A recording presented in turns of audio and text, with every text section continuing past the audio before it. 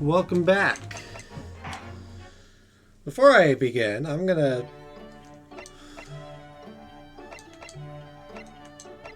check in here just to see. The escapades are in fact here. Fantastic. We'll be doing those after the main game.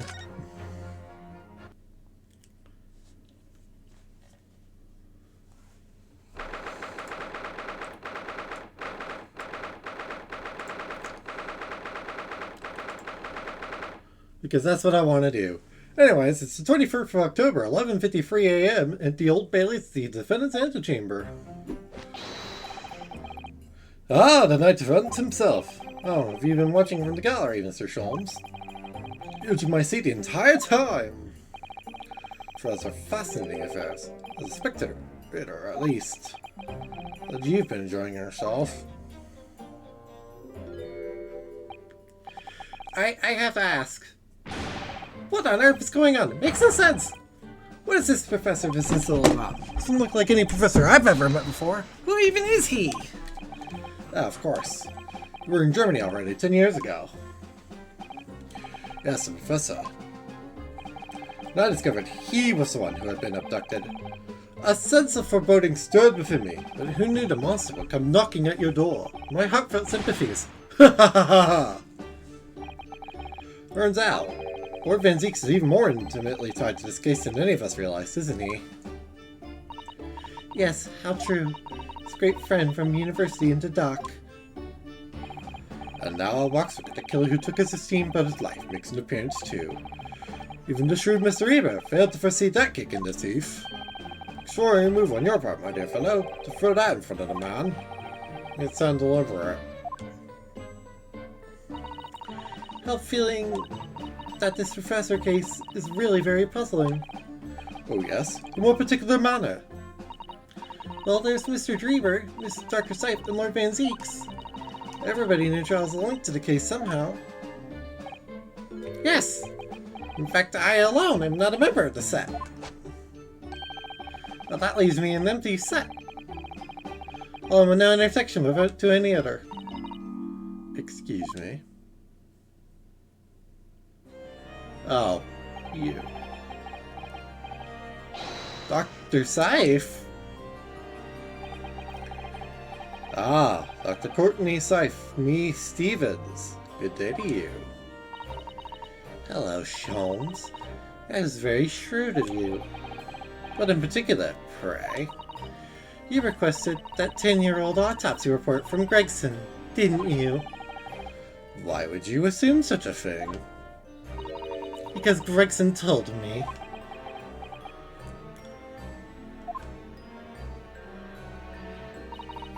I think it's been 10 years. 10 years in the laboratory, wielding my scalpel. Well, nothing but corpses and disinfectant. Now, the jury had a lot to say about you as it happens, Dr. Seif. I accuse you of being complicit in what happened.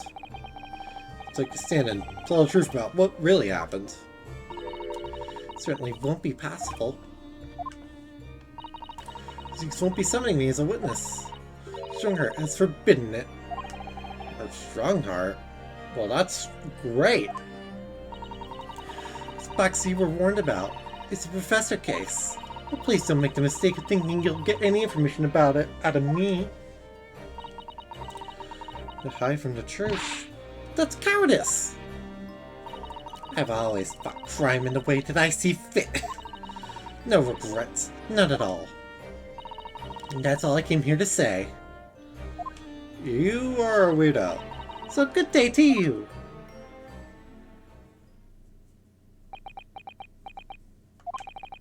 She mentioned it too. This Pandora's box.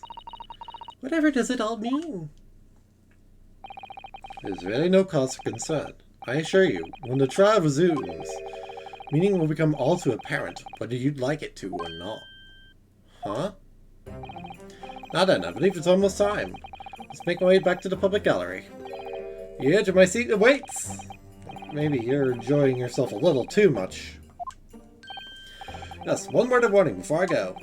If, in the course of the trial this afternoon, you perceive even a shadow of doubt about the truth, don't let it out of your sight. Pursue it like a dog with a bone. To the bitter end, you understand. Do not falter, whatever may come to pass. Thanks. Alright, I understand. Thank you. Good, I shall make myself scarce then. Bro Caramel, so it'll be knowing that as you know you're away at the truth. Can you use that to make keys? What did that warning from Mr. Sholmes really mean, I wonder? A bit about whatever may come to pass.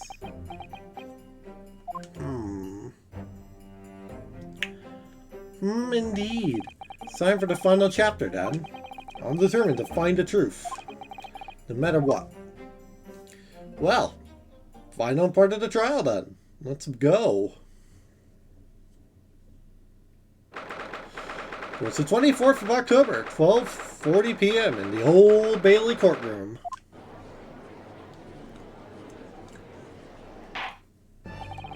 In the name of Her Majesty the Queen, I hereby reconvene the proceedings of this court. Counsels for the defense and prosecution, are you ready and able to continue? The prosecution is ready, my lord. Yes, my lord. The defense is also ready. Court is aware. The case under scrutiny began with a damaging incident at the Great Exhibition. We now find ourselves embroiled in the details of a convicted felon who was sent to the gallows a decade ago. This trial has certainly defied all expectation. It seems to be the fate of all trials in which this Nipponese is involved, my lord. So then, let us begin an explanation of the defense assertion that the waxwork is cardinally involved in this matter. Lord Van Zieks. My lord. Are we still awaiting the arrival of Madame Tusapels? Not at all. She is in the antechamber as we speak and ready to be summoned. Very well. Bring in the witness. At once, my lord. Bailiff, show Madame Tusapels to the stand. Things are about to become a lot more intense. Reaper's responsible, as I'm sure he is. It means he must have had an accomplice. And Dr. Seif. What connects the pair of them is the waxwork. That's the model of the professor. That's the key to the link between these otherwise unrelated individuals. It's the link, admittedly, but at present it's all we have to go on. Well, I did ask the question. State your name and occupation for the court, please. My name is Madame Esmeralda Tusapels. I am a waxwork artisan. Proprietress of Madame Tusapels' Museum of Waxwork. Pardon me for working as I testify. The new exhibit must open very soon. Is that Sholmes? That's Sholmes. Oh, so he finally gets a statue, does he? Now there are two of them in the world. Oh my, what expression is she carving onto that face? A number of days ago, a particular waxwork model was stolen from your museum. Can you confirm this? Oi, that is true. At first we believed it had been kidnapped. A waxwork model? Kidnapped? Yes, my lord. There was a demand for ransom money left behind by the culprit. However, according to what I have just been told outside this courtroom, that's not the true reason. And it was utilized as a substitute for the body of a murder victim? At present, there's no more than conjecture proposed by the defense. This is the victim of the case in question, Mr. Odie Aslan. But of course, I know him well. He's a part of my odious personages exhibit. Just to say what is evident, but Mr. Aspen does not resemble the professor at all. Perhaps the surfaces are very similar. Suggesting that we should see now the demasked visage of the professor? Here the key, but it's strictly forbidden to open the lock. This is absurd. Pardon? Note what face you carved onto your fancy figure beneath that mask. But clearly, it won't be that of the actual killer. Indeed. The man's identity was never made public after all. The trial took place in a closed court. Things were strictly confidential. The man was summarily executed. His identity remains a closely guarded national secret.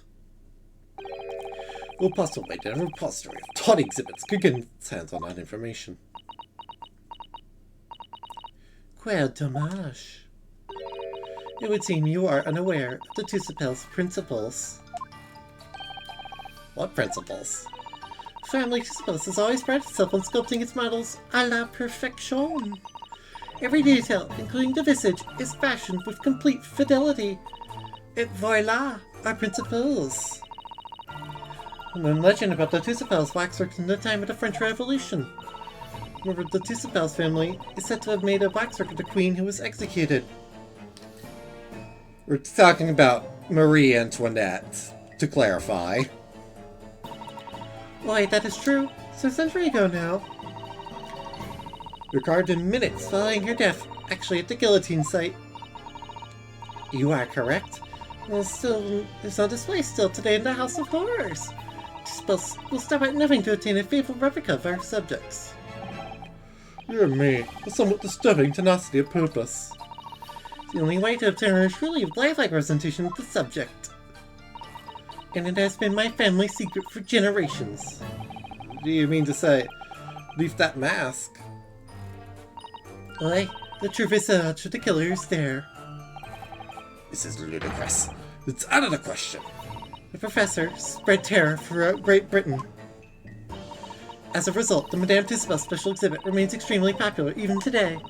The killer emerging from his own grave. It's a sight to behold. You should come. I think, Madame, it would be beneficial to hear your formal testimony on this matter. You will explain every detail of this macabre model, and your personal involvement in its creation. With pleasure. Oh boy. We're up to a flying start. The special exhibit in the House of Horrors is based on a rumor that shocked society in London. Chenin de Visage was taken directly from the corpse in accordance with TGAAC's family principles. The aid of the gravedigger and created a mold from the head of the cemetery just before the interment. And so until he gave me a signal, I was there for a very long time that night. So on approach, I was very worried that I could be discovered. A gravedigger? A gravedigger? The man sanctioned this. Why, I will do all that is necessary to achieve the true resemblance my family is celebrated for. What else new? Only the gravedigger. What harm did it do, huh? So you truly saw it? The face of that monster! Naturally, I was aware at the time that his identity was a secret. Spells would not be spells if we did not insist on absolute fidelity in our sculptures. I don't believe this. Still have seen the special exhibit at your museum, Madame. A truly blood-curdling scene in which the murderer is emerging from his own grave. It affects the society of many rumors in London 10 years ago. I have here a newspaper from the time. The exhibit was based upon the picture in this article. The most detailed account of what happened, as reported by the eyewitness who saw it. Yoink. Man rises from the grave. It's too absurd for words.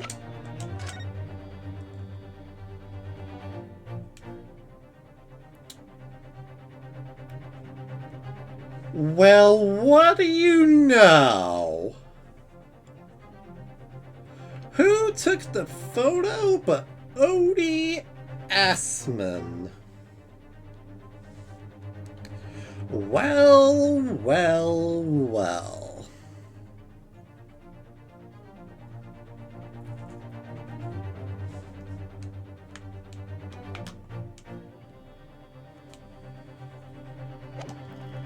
What an interesting thing to see. The public enjoys absurdity, Monsieur. That's why I've reproduced the scene as carefully as possible in my museum. And it's a waxwork from that exhibit that was stolen some days before the incident of the Great Exhibition, wasn't it? That is correct. Professor, you see before you here. Most puzzling. Well, for the defense, proceed with that cross-examination. Links Dreber to Dr. Seif, and there has to be some reason for that, which hasn't yet come to light. I'll find it. I'll get to the bottom of what really happened. Prove that Dr. Seif and Dreber were in on this crime together. Because otherwise we've got nothing to summon Dr. Siphon at the moment.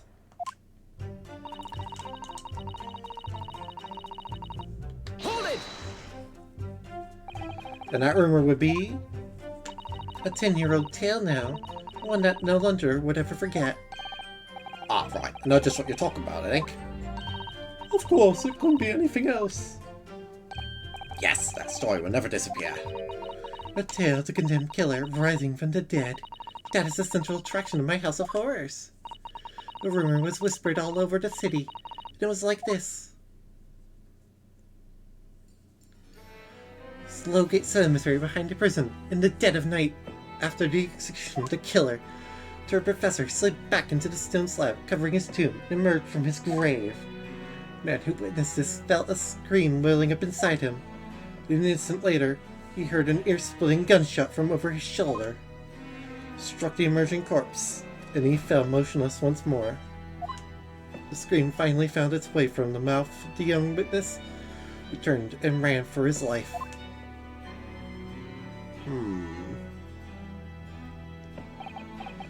The corpse climbed out of his own grave.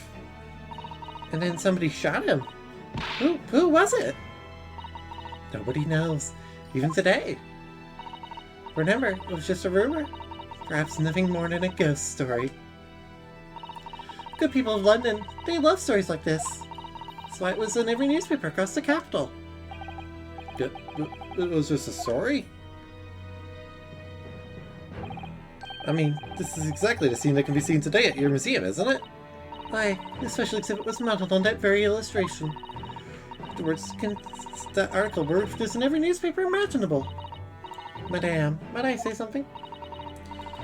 Please, go ahead, Madame Moussoel. The rumor doesn't necessarily mean that it's entirely made up.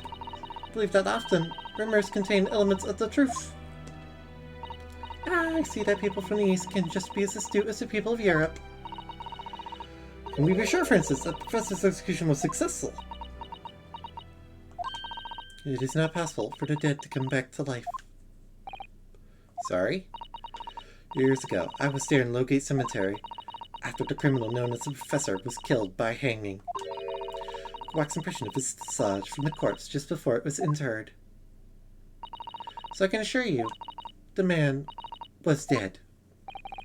I see. Certainly appear that the condemned man suffered the intended fate.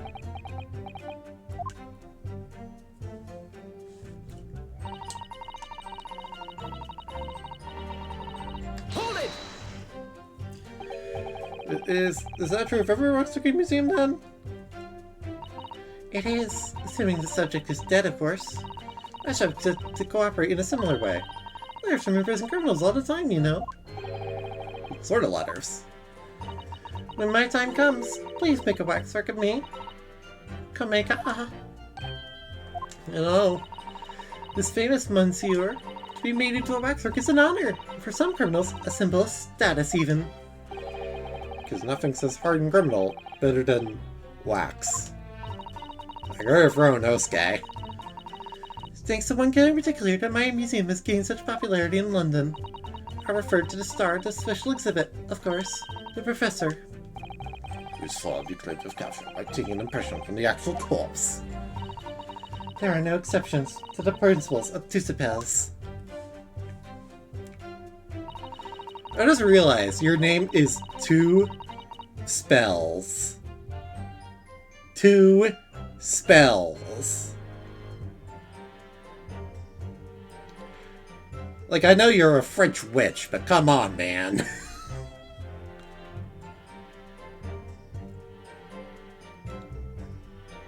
Hold it!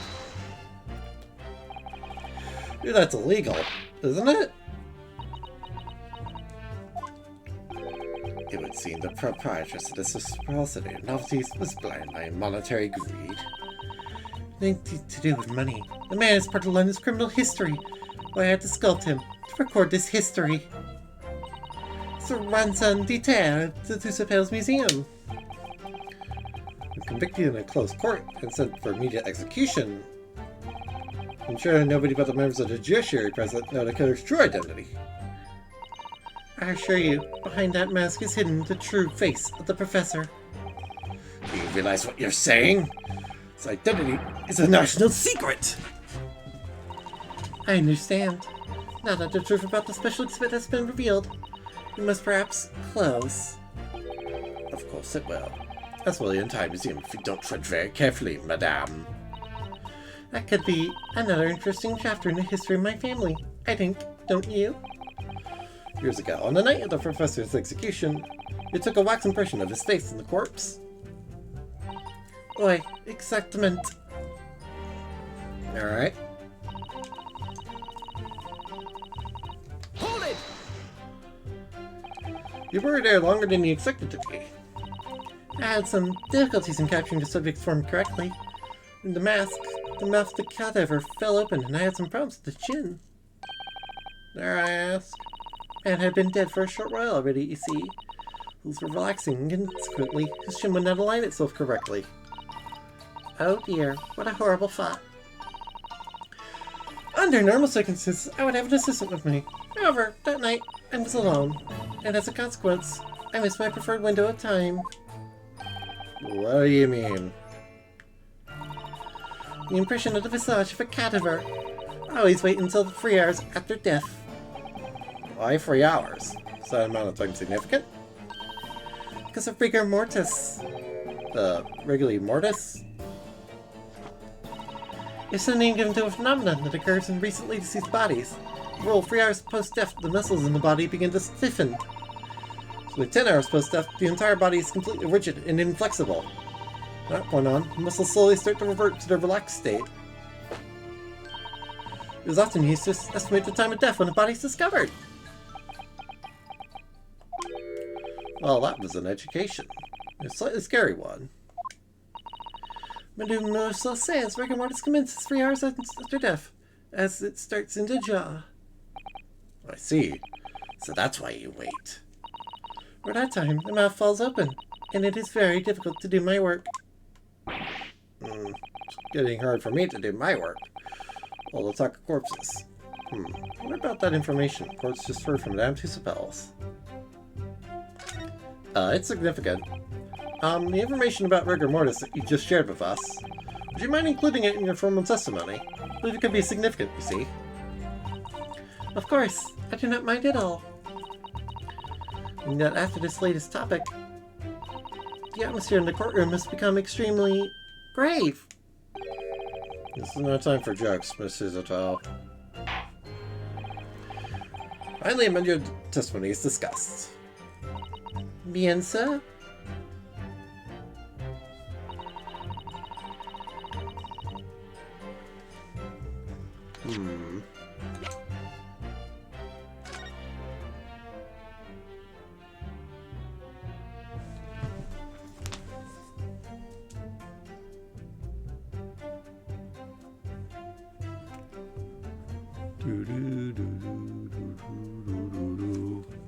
Check. Midnight.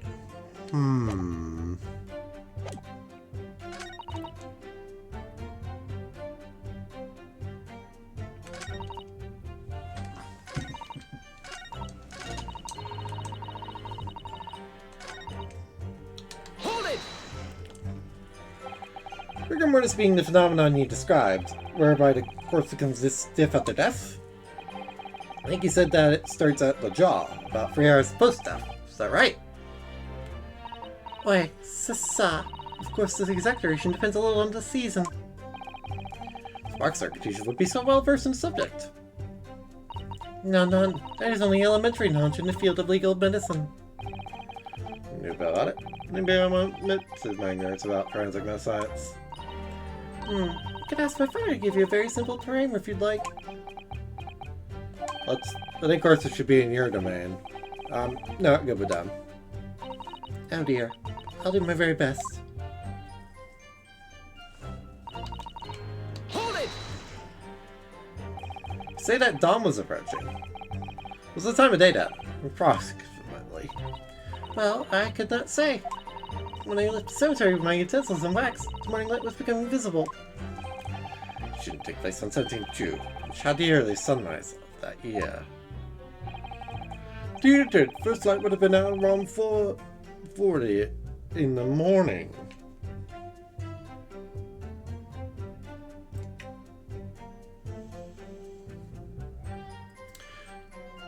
Okay. Thank you. That really is early. Fact is, I had very little time, so I finished my work in a half hour. Really? You complete the impression and bury the body before daybreak, of course. Discovering me there, it would have been a catastrophe, so I had to hurry. Is it me, or does Mr. Shum seem to be taking shape more quickly now, too? So I better go to extraordinary lengths for your work, madame. Wonder, is what she's just said particularly significant?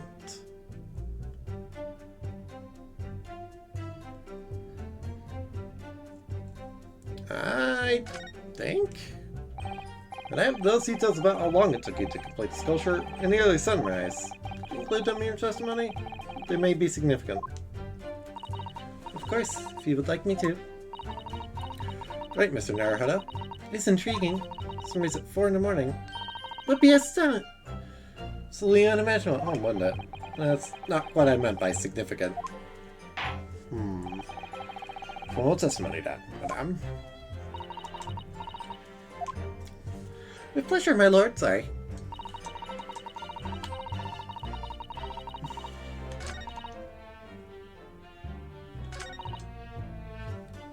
Hold it!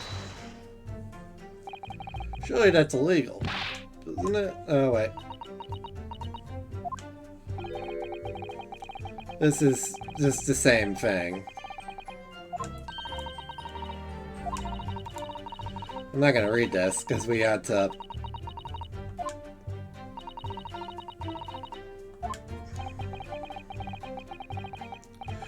And sent for immediate execution.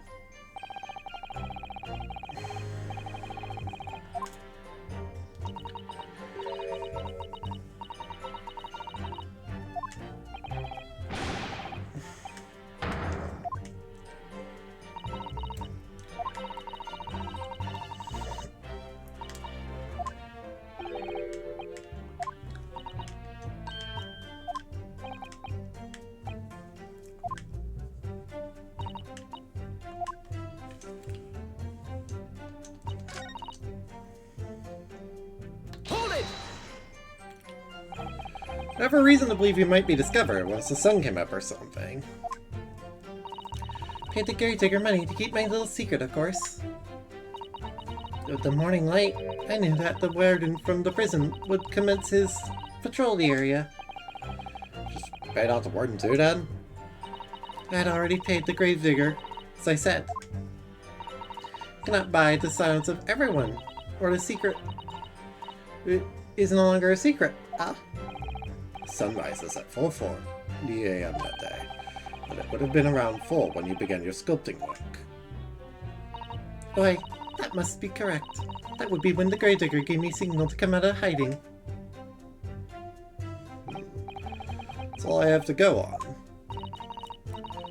Mr. Naruhodo? For some reason, Dr. Scythe went along with Reaver's plan. Now that's really true. The professor is the only other thing we know of that links a pair of them. Sure, that waxwork must be a clue to this mystery somehow. In case, we must use this craft examination to uncover exactly what it means. Jurors are sure to revert their leanings, and the trial will be over. Agreed, but interestingly, the professor has to do with all of us. It means more to Lord Van Zieks than anyone. It's the impression I'm getting anyway. Yes, as do I. After all, he has a profound connection to the professor as well.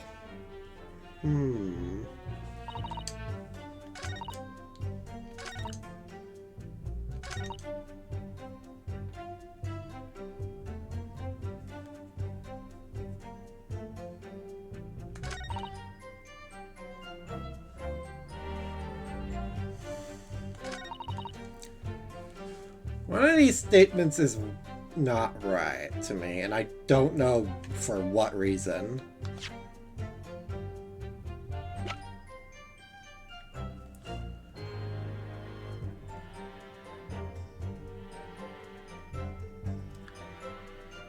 Wait.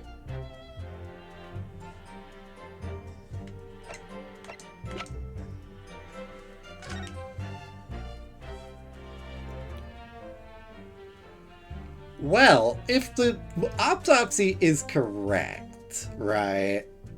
Listen to my logic here. Here. She began her work at 4. Supposedly. That means that rigor mortis, which occurs 3 hours after death, could not have been happening. Could not have happened. That she could not have been experiencing pre-rigor mortis, as she described.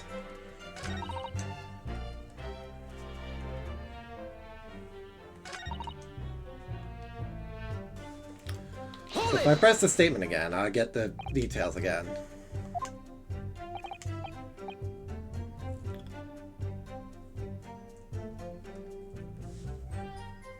I just need to remember. So, about 3 hours. And she began at 4, correct?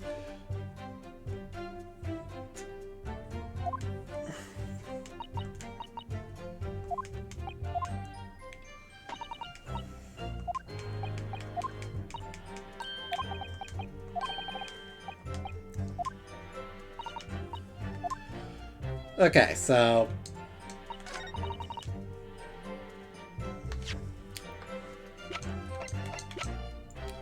my objection, therefore, is the following. Rigor mortis should have absolutely 100% set in to Zappels.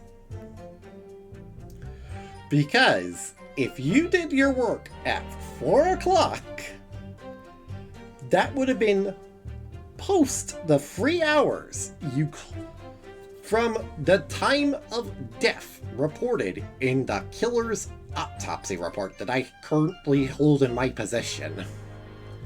I just don't know which one of these is the right place to put this. I've got 5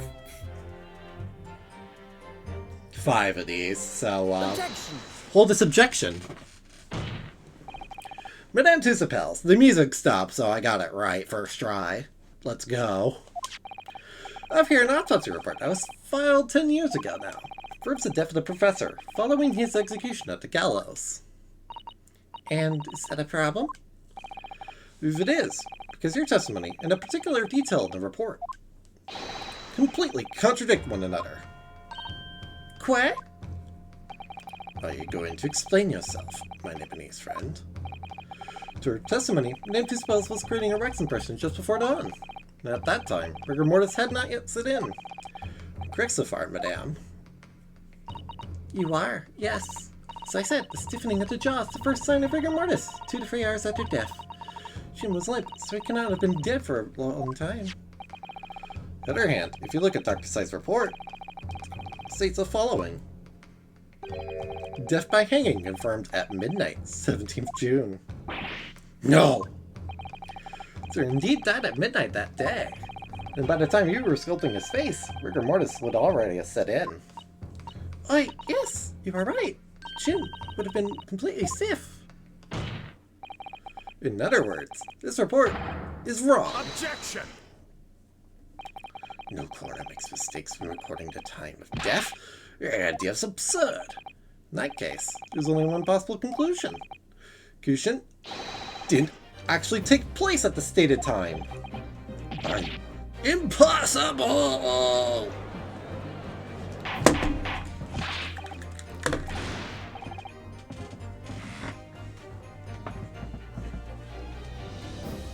We are going to open this damn box. Order! Order! Counsel, this is beyond folly. You offered to report Dr. Seif. You implicate most of the staff at Barclay Prison where the execution took place. By heck! Extraordinary! Not my day! Objection!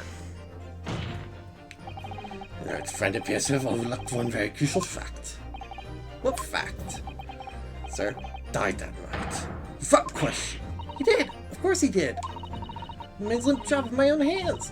There was no... Objection! The professor died that night. What if he didn't die at the gallows? Didn't die at... Are you insane? What exactly are you suggesting did happen in that case? It's impossible to believe. It would explain the link between Dr. Seif, Professor, and that one other person of interest. That will explain exactly what existence happened that night. Oh, I see where we're going. Council, prevent the evidence at once. The evidence that allegedly explains what really happened on the night of the Professor's execution. And you want to know what I'm presenting? Presenting for the court's consideration this 10-year-old article. What happened that night is written very plainly in this newspaper article. A criminal returns in the dead of night at local cemetery. You're suggesting it was a corpse coming back from the dead now? Well, this article is to be believed, yes.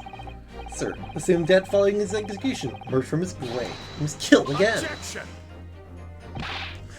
Fool, that's simply a rumor, published by the brother press. You're certain of that? Are you serious? It is, as the article says, there was a witness to what happened. My what? Yes, indeed. That's why. The young man is stolen into the cemetery by chance that night. Objection! The story didn't write itself, so obviously. The man made it all up. Grace, this was 10 years ago now. There'd surely be no hope of finding him. Objection! Oh, you have no idea. To the contrary, my lord. We all know this witness well. What?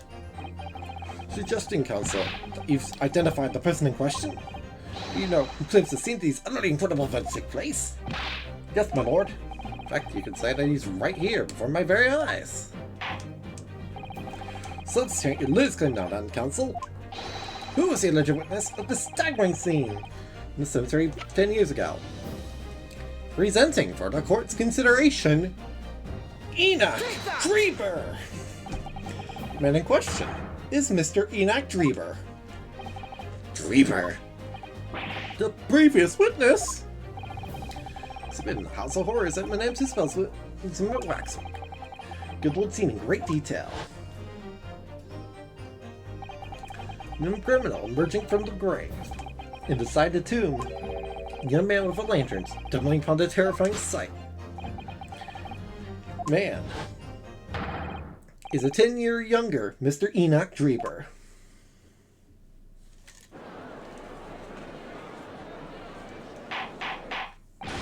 Order! Order! Order! Surely not, counsel? Dreber was there? In Logate Cemetery. What is all this talk about Mr. Dreber? Significant? Well, of course. Nancy Spells doesn't know, does she?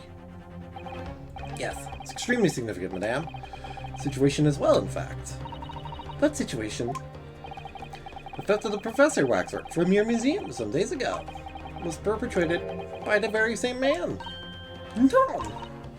But that would mean... We'd have to suppose. It would appear you know the name Enoch Dreber. Why, yes, I know it. But from long ago in the past. What? Oh my! Good gracious! Explain yourself. Tell us everything you know. Yes, yes, of course.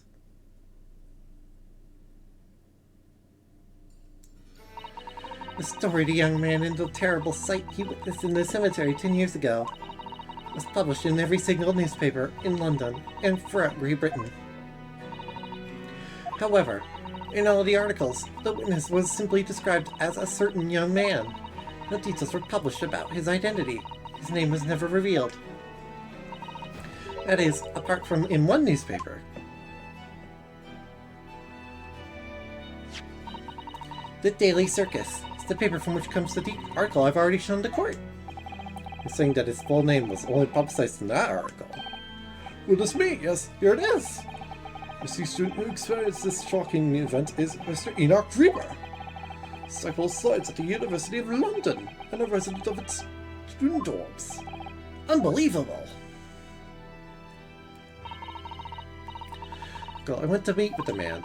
Discovered a condemned criminal coming back to life in the cemetery at the dead of night would make a perfect exhibit for my house of horrors, whether it was the truth or not. I see, so you went to meet Mr. Dreamer in order to sculpt a wax at the man, did you? Exactamente. Studying science at the University of London in those days. Just a poor student. £5 to model for the waxwork. And since that time, it's been in my museum to recreate the scene of the terror from the cemetery.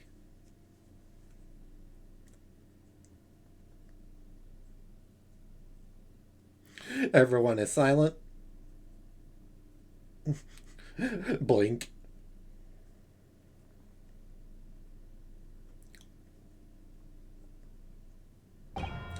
So 10 years ago, a young man appealed to the public about an extraordinary event he witnessed. A criminal who had been put to death, re-emerging from his grave in the middle of the night. The public treated his claim as nothing more than an amusing anecdote that was soon forgotten. 10 years later, the same man is used as a wax technology to execute a criminal, but he uses a body double for the victim in the case we're discussing here today, even though the waxwork is billed as a poor match for the victim, and its face is obscured by a mask. Question is, why would the man do such a thing?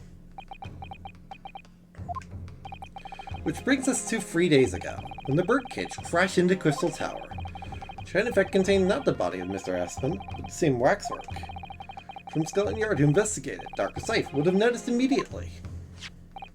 And yet, she submitted this autopsy report for the victim, which the court has seen earlier. Why? Because the waxwork was set up to the professor. Is that what you're saying? So a document confirming the death of a condemned criminal who was still alive. A criminal whose apparent resurrection was witnessed by Mr. Dreamer. His conduct was a deadly secret the coroner would do anything to protect. It's precisely why Mr. Dreamer used that particular waxwork as the body double. Urgh. My lord, this court must summon Dr. Seif to the stand. It's determined to find out exactly how the coroner and Mr. Dreamer are connected. The missive I received this morning from the prosecutor's office. Seif is unable to participate in these proceedings. Is that not the case? So herself, didn't she? Lord Van Zieks won't be summoning me as a witness. These voices. Who has forbidden it? What's wrong, Art? The part endorsed box you were warned about. It's the professor case. But please don't make the mistake of thinking you'll get any information about it out of me. On the night of that killer's execution 10 years ago, sure nobody would want to get to the bottom of that more. The Lord Van Zieks. Execution calls for the instructions in that missive to be scrapped. But Lord Van Zieks was issued from the Lord Chief Justice's office. Objection! Yes, I, prosecutor. The final say on policy in any particular trial. In other words, me. Van Zieks just made a mistake, by the way. We're gonna see how that mistake goes for him in the future. Let Enoch Dreamer and Dr. Seif both take the stand together. Order, order, order! Very well, I've upheld your request. Bailiff, send a subpoena with immediate effect, addressed to Dr. Seif, the forensic investigation team. Built to attend on Her Majesty's orders! Alright then, Enoch Dreamer and Dr. Seif. Pleading one another, this crime could never have been committed. Stones throw away. Feel it. The truth behind all of this is about to come out. So, Tussipels is still here? Why are you still here? Thank you for your attendance at such short notice, Dr. Seif. I'm disappointed in you, Lord Van Zieks. Completely betrayed the agreed policy of both Scotland Yard and the prosecutor's office. Betrayal's not in my nature, so long as the truth isn't compromised. If it is, if there's even a hint of wrongdoing, then no matter whom it concerns or disgruntles, I'll pursue the matter to the bitter end, so would any prosecutor worth his salt. Mr. Dreamer, You took the victim's life by means of a machine that you constructed in your workshop. Through Scythe. In the investigating coroner, you were the first on the scene to examine the victim's body. The belief in the defense, you collaborated with each other. You were both complicit in this crime. And where's your evidence? Present, you have no definitive evidence. But you do have a very significant clue. What are you talking about? Talking, of course, about the waxwork. Metal, the killer known as the Professor, was sentenced to death 10 years ago. You don't need to tell me. It's the man's execution from my own eyes. Officially pronounced him dead. That remains to be seen. Is that so? When the newspaper reports from the time following his execution, the killer came back to life. Tisk, don't waste my time! That mysterious event was you, Mr. Dreamer, wasn't it?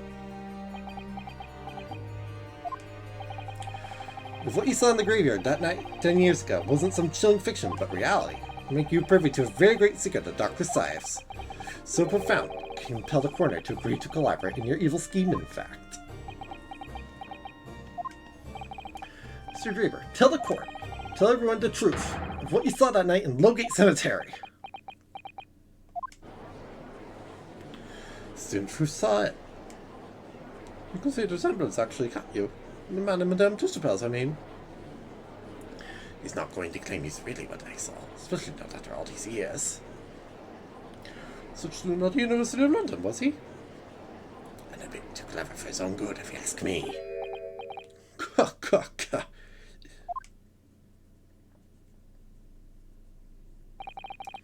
What an interesting twist. When at the time, not one person would take me seriously. Yet now, here we are, 10 years later. My story matters, and in a court of law, too. This guy's a robot. Very well then.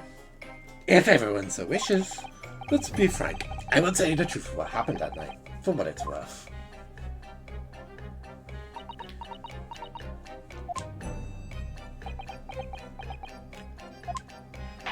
These two are... So, Mr. Dreamer, your testimony, please, about the events of that night 10 years ago. Tell the court exactly what you stumbled across in Lowgate Cemetery. Yes, of course. As you wish. Sorry, Dreamer's voice is really weird because I keep changing it. I mean, he's kind of a clockwork man anyway, so it doesn't really matter. The reason I was in Lowgate Cemetery all 10 years ago was for a splendid moonlighting, shall we say? You see the illustration in newspaper articles based on what I witnessed that night. Thinking back now, I realized that I never actually saw the professor. In other words, I was visited by a young woman who sculpted a model for me of wax. My dream to become a scientist. It's all because of that newspaper article. Wait a minute. You're claiming you didn't actually see the professor now? You'd have to screw it loose if you believe a corpse can come back from the dead. So, saying this article is not worth the paper it's printed on? I think that would be describe it perfectly. Yes. Or true. No further argument for why Dreamer and Dr. Scythe would have been working together. He's just skirting himself to cripple my argument. Tell me what this seems to have been in the cemetery on some auxiliary business. Can you elaborate? That's right, grave robbing to be precise. No, Lowgate Cemetery is at the rear of Barclay Prison, among students at the university, at a rotation for being haunted by the ghosts of condemned convicts. Grave robbing, you say? Examining fresh corpses to sell is reasonably lucrative. Of course, I never laid a finger on any valuables buried with the dead. So you're one of the so-called resurrectionists, particularly unpleasant scourges in society. Prefers in white but another name. They'll repurpose us. That is quite beyond the pale. You would invite divine retribution, sir. Yes, well, think I suffered retribution enough. Circus, vigilant of my name, put it in print. Me a great many headaches. In the end, I had to leave the university. It's the only people with a backface to identify me unambiguously, I might add. See. Out of interest, what were the illustration for this article? That was a reporter who exposed me. Sketched out right in front of me as I described the scene.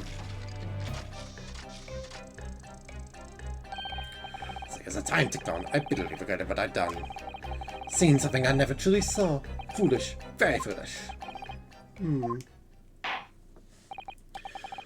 for the defense, may I proceed with the cross-examination now? Thanks, my lord. Alright, press. Step 1. Press everything. See if I get reactions out of either of these two.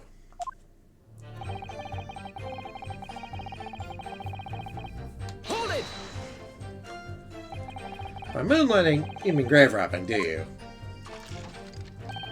Surely you only need to look at the graveyard scene in my appearance to gauge the answer to that.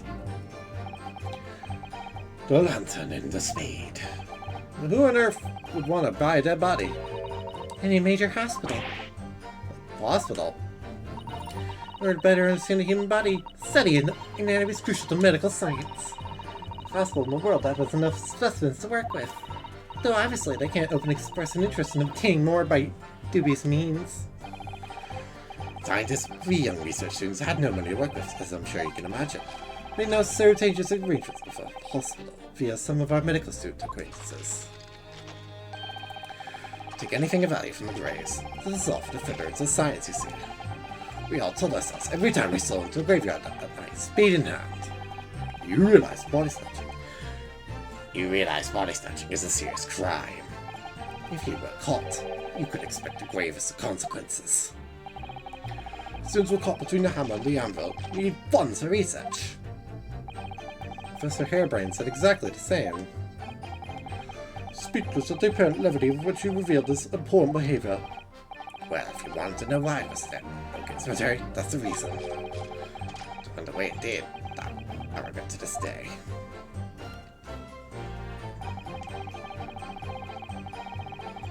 Hold it! Locate Cemetery, which you now deny. Not entirely. And I fetched the police at the time, you know. Like a leaf. They didn't believe a word of it. In fact, I was very near the arrested myself. Instead, big London news. And surprisingly, they didn't want to know either. No, it was a report from the gossip racks, the gutter press, that came to get my story. The plague through the capital, as gossip hung along those lapped up the tail. War was in every single paper at the time, with the exception of some broadsheets. 2 or 3 of them interviewed me personally. Most of the accounts turned out to be very interpretive ghost stories. Article in the Daily Circus. That particular journalist found me at my dormitory. How, but he discovered my name. So I recounted to him exactly what happened that night. Description: he drew this illustration. Precisely, that's how I learned the condemned man was the infamous professor. But it told me so. No idea myself, you see. Newspaper reporters are one to snoop around in matters that don't concern them. Showing the illustration is accurate, then? Well...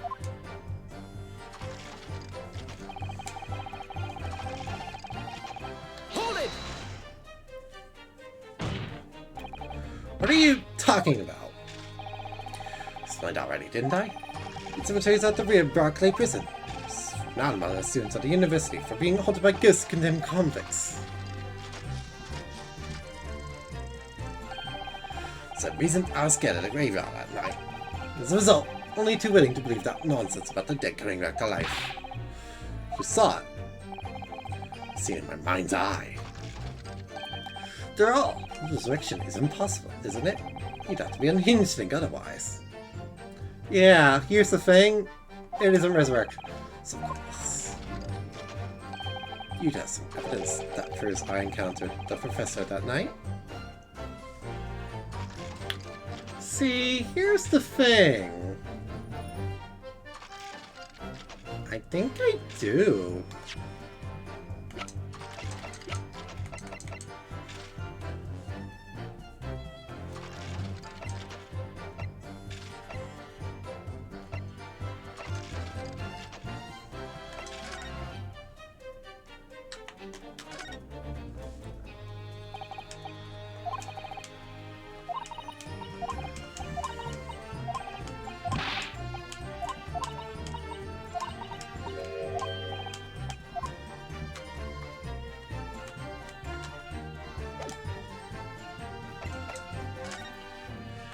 Because when we remove the camera lens,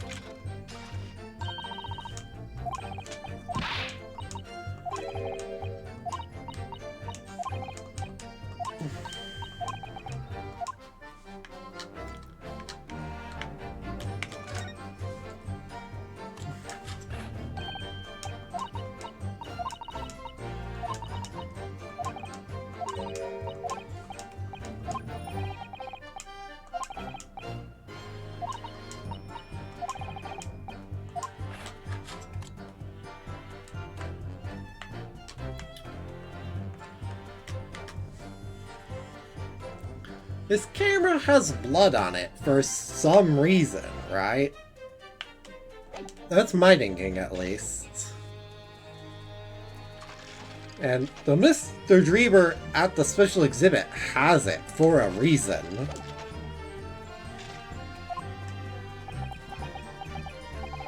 I don't know. Is there any material evidence that could show you really did see it, Professor? Anything at all, Mr. Naruto? I know, I need to see it present again and rotatingly backtrack it. Okay. Point is, that night was a pivotal moment in my life. Okay, so present at third statement. That statement. Hold it! Being Madame Tussauds, of course. Precisely, I must say, I didn't expect to run into her again at this, like this 10 years later. So I explained, went by the name published in the article, and to my car I found the man. The article in the Daily Circus, I think he said. Of course, it would barely any penny to my name all of the time. £5 in front of me. But he consented to having a waxwork of yourself made, and gave permission for it to be put on display. Said what little I had to sell, I concluded. Oh, I remember now. Just something else from you that day, n'est-ce pas?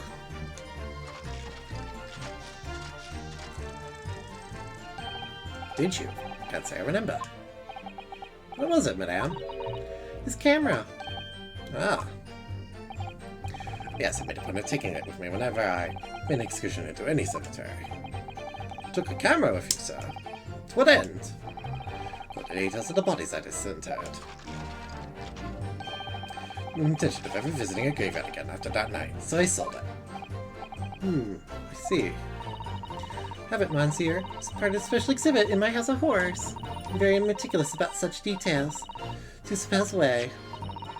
Then. Very camera Mr. Dreamer took with him to locate cemetery on the night in question.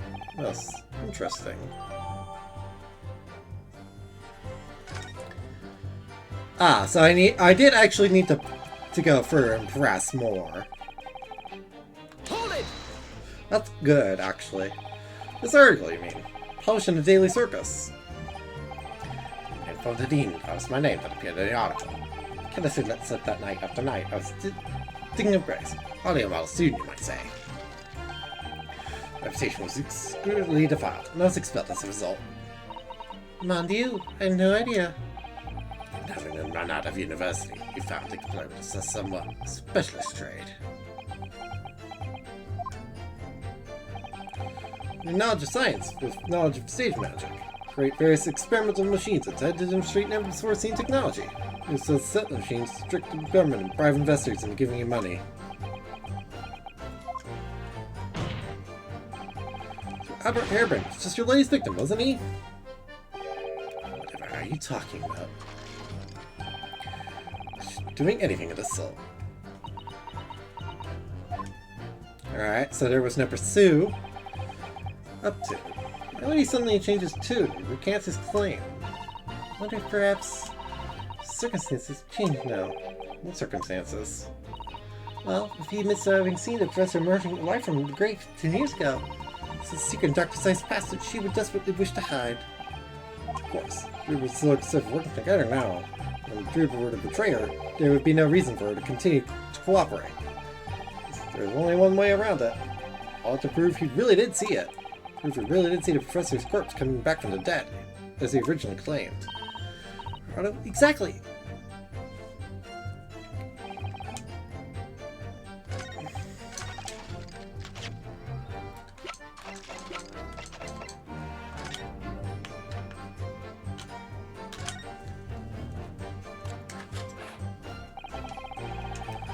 Ghost, I think, isn't it? Yes, that's right. Isn't it incredible to think that this is the actual camera Mr. Ruri used that night? One piece of evidence would be on display in Madame Fizzlepals. Very keen on everything being as true to life as possible, though, isn't she?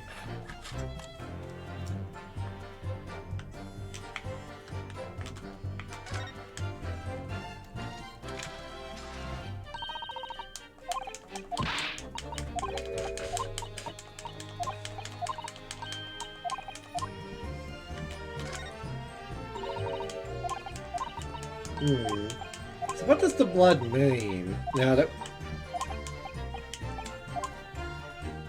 that we know that he saw it. Hold this objection! Well, that didn't... Nope. That didn't work. The camera didn't work.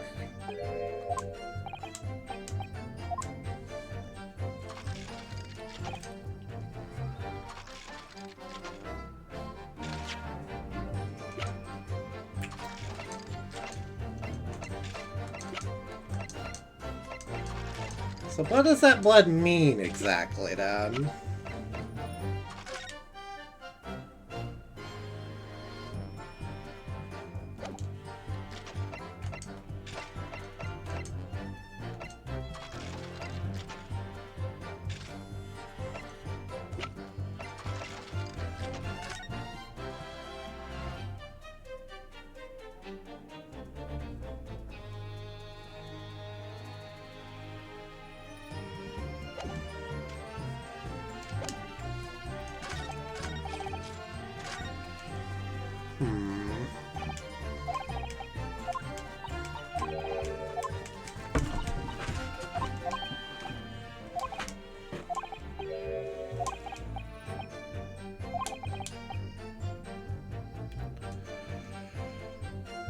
So, what do I have exactly?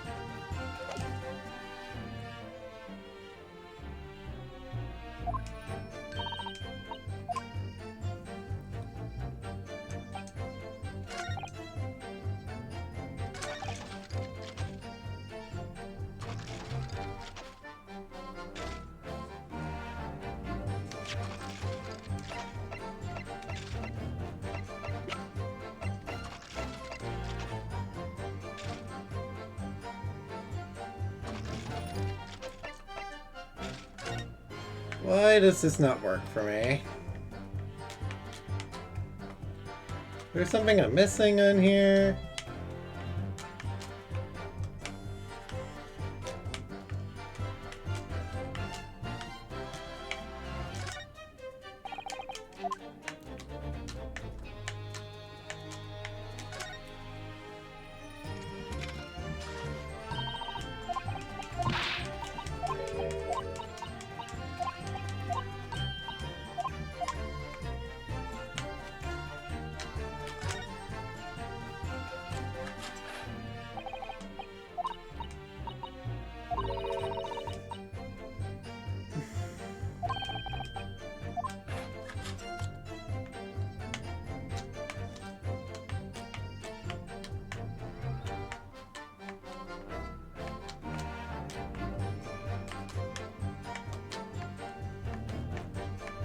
What does the camera actually mean, then?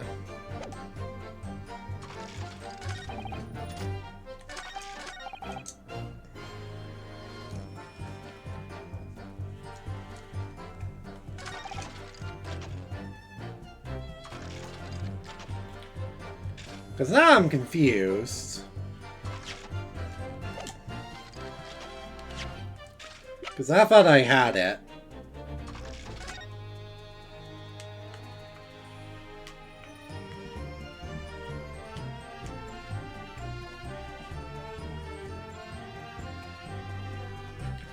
Obviously, he took out whatever photo he decided to take.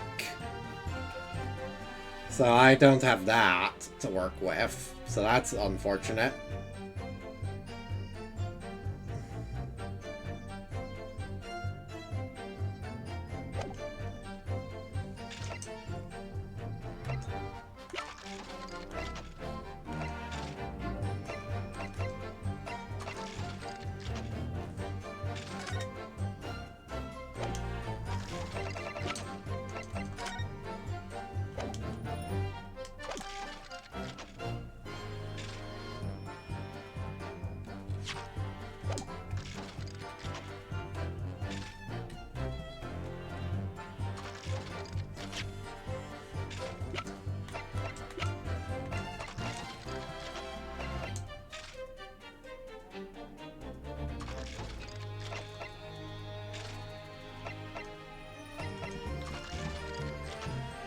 The only evidence we have that showed that he was there that night is the camera. Well, in the 10-year-old article. Both of these are bad pieces of evidence, I'll be honest.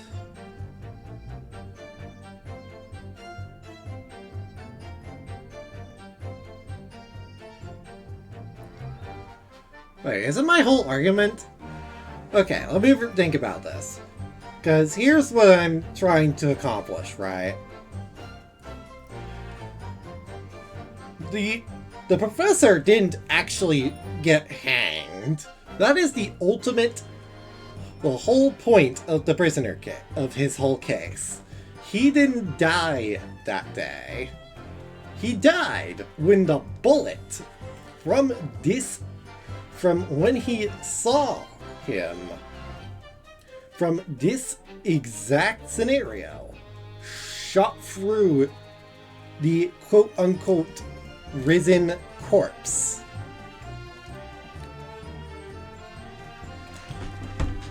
And that is the truth.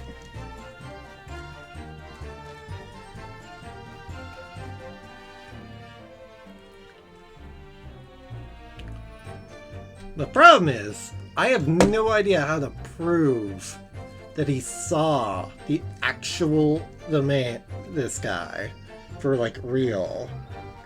I have two pieces of evidence that show that he was there that night. One of which he's discounting intensely. One of which the game was like, nope.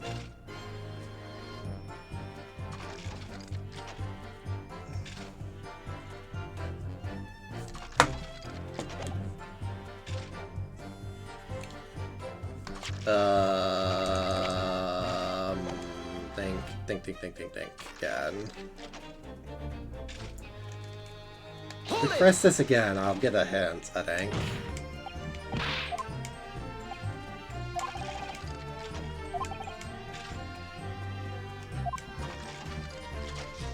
Scared.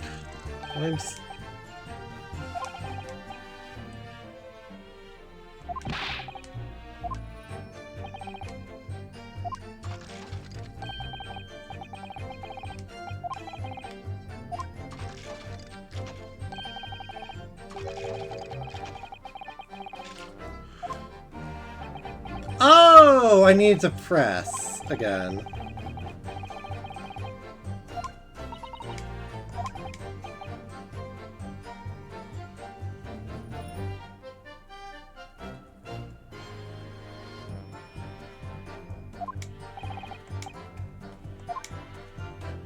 No?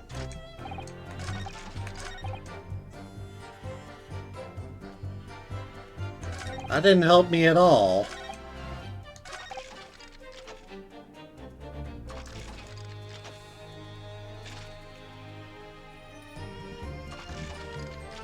This is a stumper. The camera wasn't accepted. The only other piece of freaking evidence is not helpful.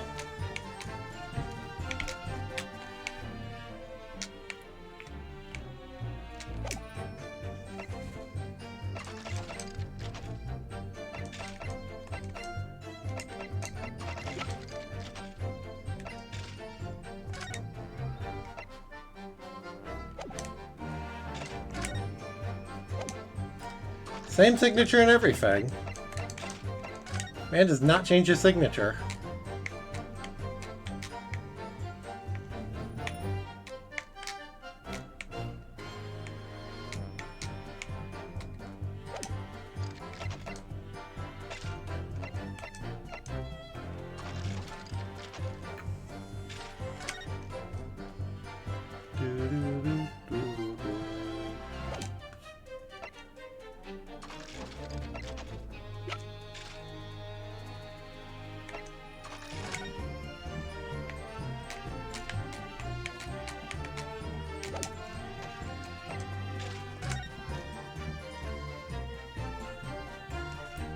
This doesn't help me at all.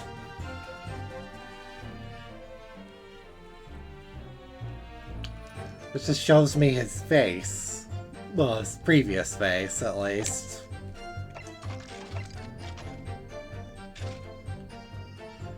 And I tried the camera, but, that wasn't helpful.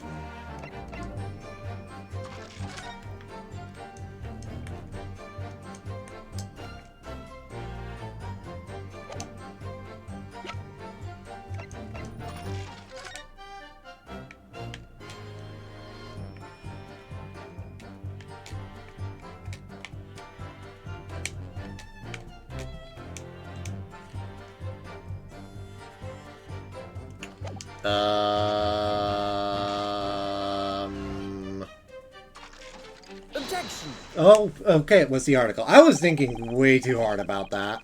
Sorry, Mr. Dreamer, but I don't believe that. Don't believe what? Your latest claim. You did see the professor on that night 10 years ago. The airs seem to be at odds. But I was there, and you were not. I know what I didn't see. This article was drawn based upon what you told the journalist, what you witnessed.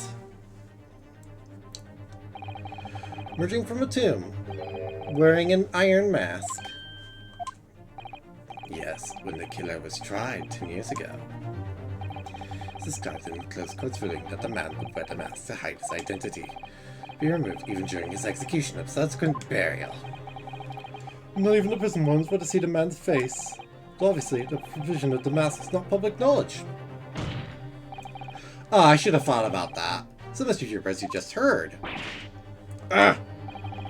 Student of the University of London certainly wouldn't have known about the man's mask, so unless you actually seen the professor that night. It's conceivable that the artist would have included the mask in that illustration.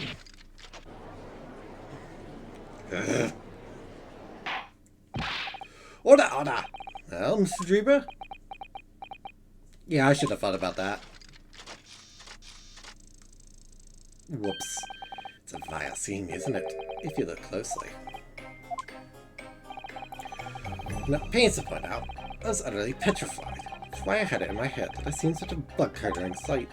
So I came to my senses and realized that I'd been mistaken. You're still saying you did see it. If you're stubbornly sticking to that story, witness, then your testimony to explain exactly how you think your eyes deceived you. Of course, only too happy to oblige. So I'm not going to concede the point. Very well. What's your latest plan?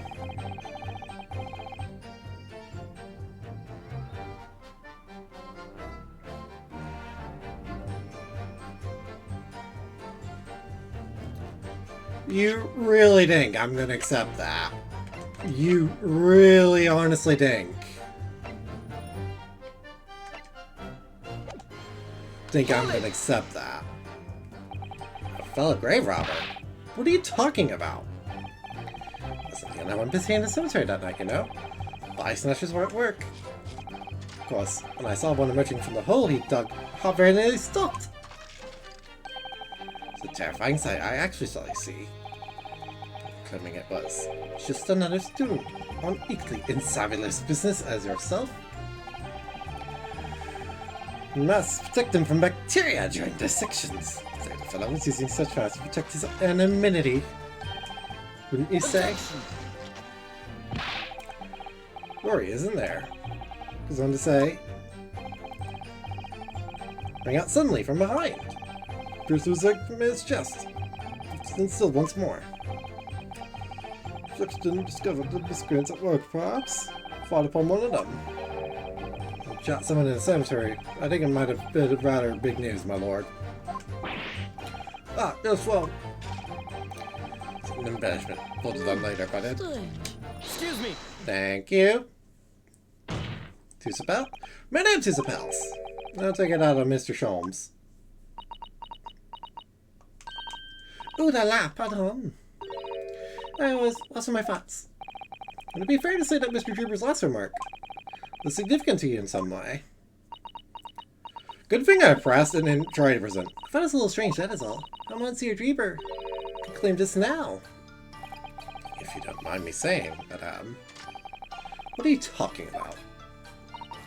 Well, when I met you 10 years ago at your university dormitory, come to me about your adventures in the cemetery, non? Including the gunshot. Stop! You might want to watch your tongue, you know. Dreamer doesn't want this? Ooh. Objection! Have a care, Dreamer. That's no way to speak to a lady. Good. Please, Madame Tusapels, carry on. Of course. According to what Monsieur Dreamer told me at the time, he did hear a gunshot from behind him, and the bullet hit the condemned man. Said nothing of the sort. None. You were very explicit about the details. The mask that the figure was wearing. And the blood that splattered over you when he was shot. Enough! Shut up, woman! You're making all this up. Will do! Mr. Dreamer? Yes? Refute the account that just given by Madame Tusapels. Oh, so that's where the camera's for. I have no recollection of ever saying those things. Do you really expect us to believe you? Self-counsel, will not permit baseless accusations in my courtroom. Right. Circumstances? You supplement your testimony with a statement to clarify your position on this witness. Very well. Thank you. You just made your biggest mistake. Objection. Thank you. Hold this objection. Mr. Dreamer, do you remember this camera? But that is the camera from that fateful night. Yes, we borrowed it from the House of Horrors. It's the camera you took with you to the cemetery that night, Mr. Dreamer. And is that supposed to be significant? This kind of camera is rarely seen in our homeland, so my colleague and I were keen to examine it closely. The lens extends forward on the end of some bellows. Like this. Hold it! What's that? There, just on the bellows. It looks like a dark red stain. Ah. That's right. It's a rather conspicuous mark here on the bellows, in fact. But Lord, are you suggesting... Yes, my lord, it would appear to be a spatter of blood. Something that could be confirmed with a simple chemical test. Isn't that right, Dr. Seif? It would be difficult to determine if it was human blood, the blood of some animal. Yes, to test whether or not it's blood at all is simple enough.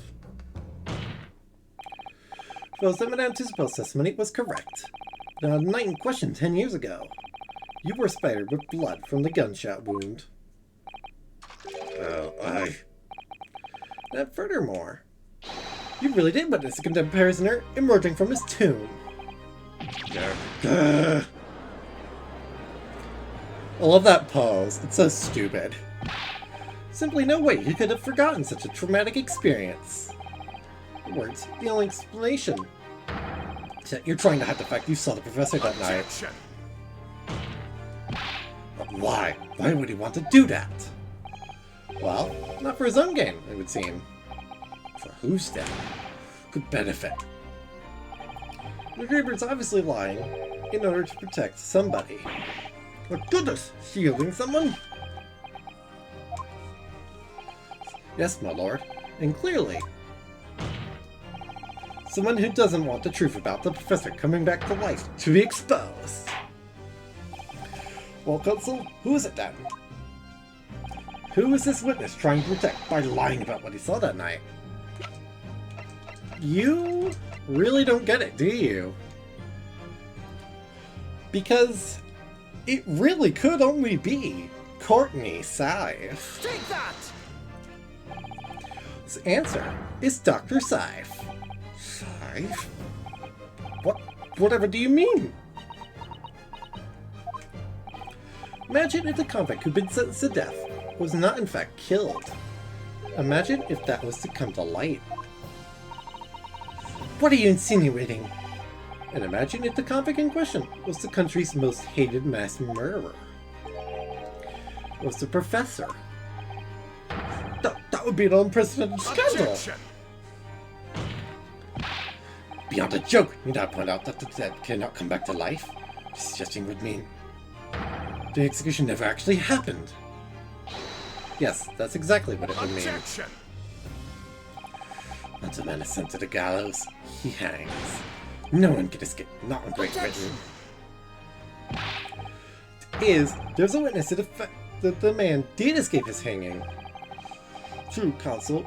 The implications of the mass conduct will not stop at the supervising coroner. Take the honor of the entire judiciary from the ground up. Exactly because of those monumental repercussions. Consent to any demand made of her by someone who threatened to expose the secret, even if that meant being complicit in a crime.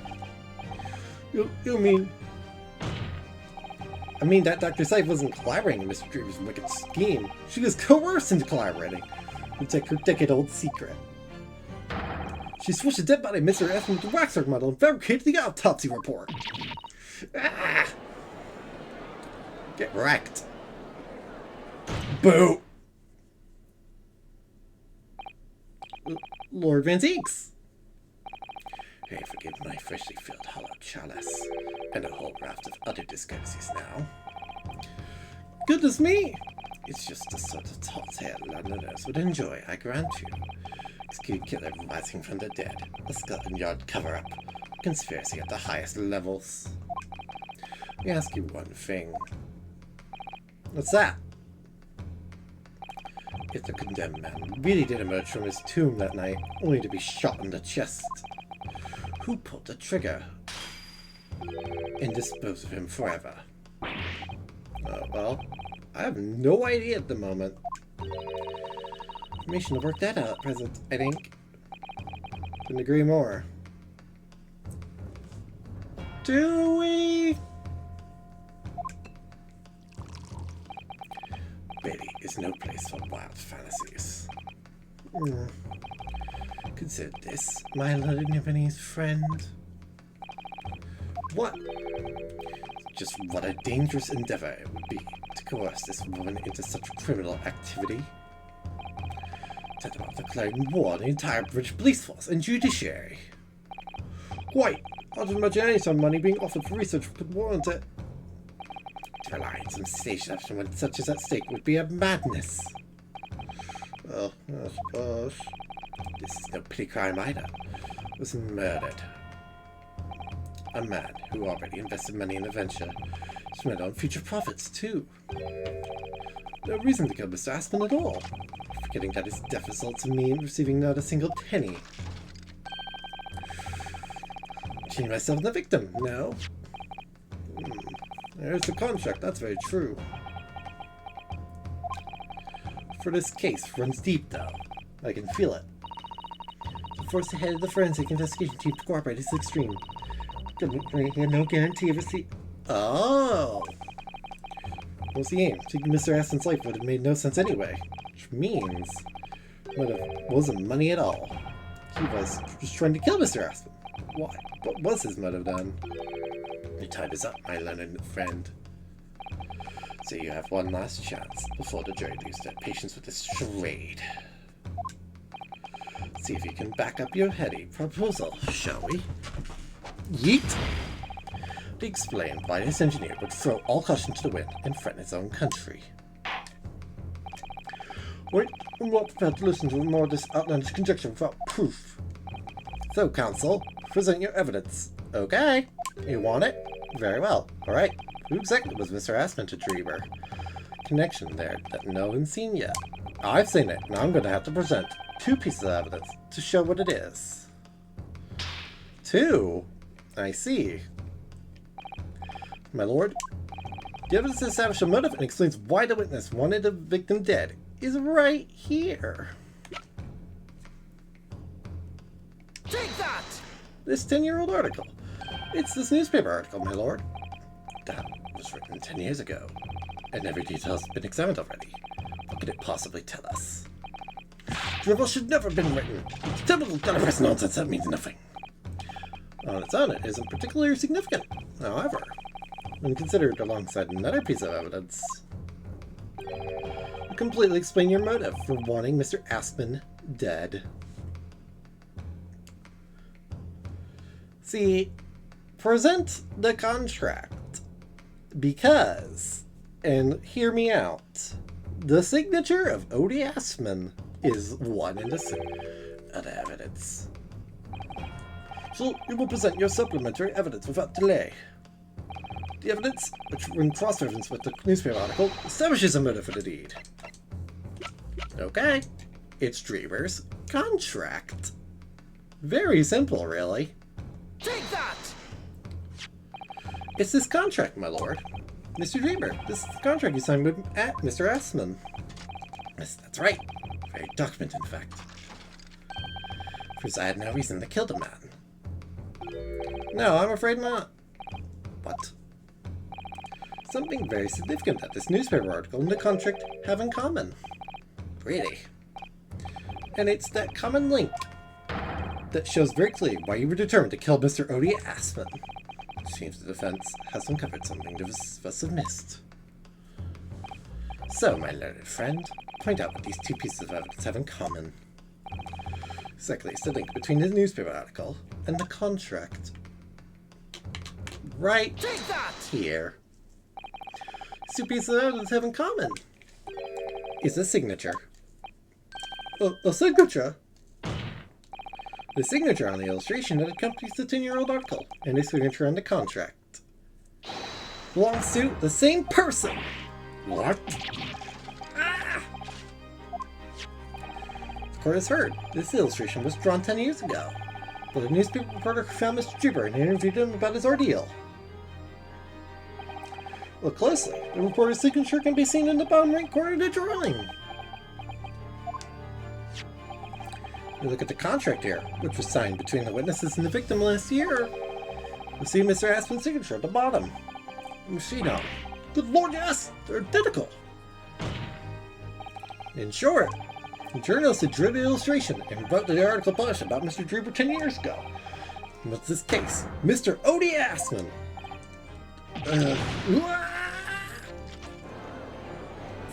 The man just flopped. Objection! To explain to the court why. That constitutes a motive for the witness to murder Aspen. Well, if you think back, you'll remember that Mr. Dreamer talked about that article in his testimony. Grave robbing, you say? Yes, exhuming fresh corpses sounds reasonably lucrative. That is quite beyond the pale. Right divine retribution, sir. Well, I think I suffered retribution enough. Circus. Eventually I left my name and put it in print. Be a great many headaches. In the end, I had to leave the university. On a paper with a back race identified me unambiguously, I might add. all my dream of becoming a scientist, and it was all because of that newspaper article.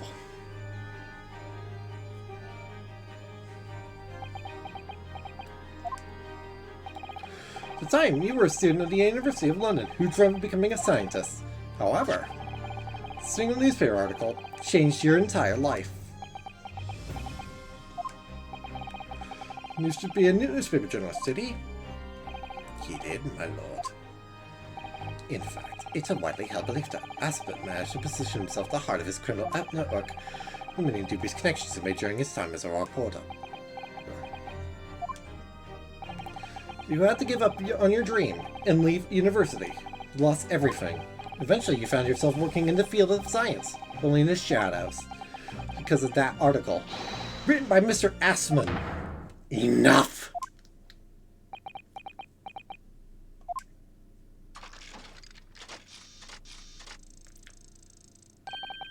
This end is drivel about my life. What? Explain yourself, Mr. Dreber. True, I had to leave the university as a result of that article. Blood, I broke the camel's back. What do you mean? Science in the facility was too poor to actually conduct any research. The hypothesis anyways. We all did. We'd have them taken by vultures. Later, you knew your ideas would be stolen and implanted by some rich or other after all. Good gracious. Yourself a scientist in a climate like that was a miracle only a select few geniuses could ever hope to achieve. So one of those geniuses still was hardly a wrench. Look, it was the best thing that could have happened to me.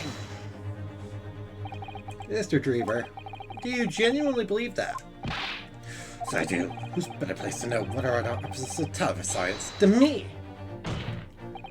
I'm sorry to say that your words don't ring true at all. How dare you? Evidence to prove it. Hey, you want to know what I have?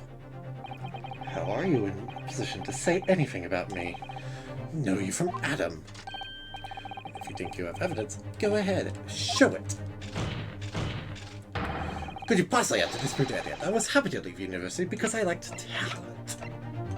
Presenting for the court's consideration this trophy I found in Mr. Dreber's workshop. Take that! Do you remember this, Mr. Dreber? We found it at your workshop. Is that a Royal Society trophy for excellence in science? What exactly is this trophy, Counsel? Greatest honor that can be bestowed on a young scientist, my lord. No higher accolade. It recognizes emerging talent and promises a bright future. Good gracious! Your prospects for the future are excellent, aren't they, Mr. Drever? Even then, you're a genius in your field. But you lost everything. You had no more future. Your talents would go to waste. As a result, is one newspaper article. Now, when you realized who Mr. Aspen was, when it dawned on you, he was the same journalist who 10 years ago ruined your life. It's abundantly clear you had no intention of forgiving the man.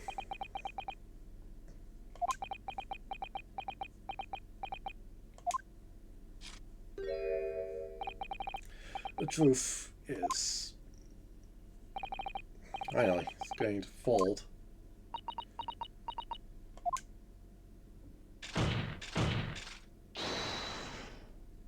Oh, Scythe.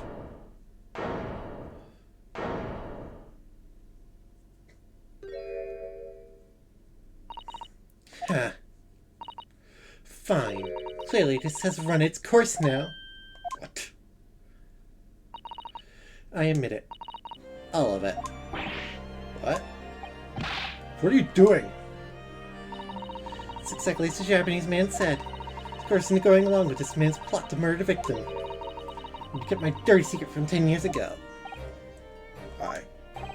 No. Good lord! Dr. Scythe, do you realize what you're saying, woman? It's all true. That day, I arrived at this crystal tower and saw a birdcage. My heart nearly stopped beating.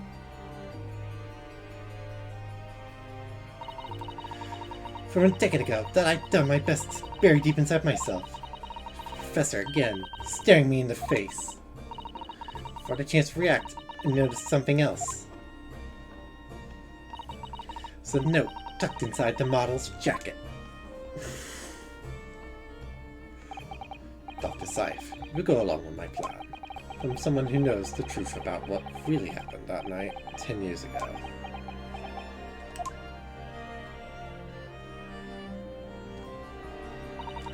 Instructions were there in the note. Every detail was meticulously written out.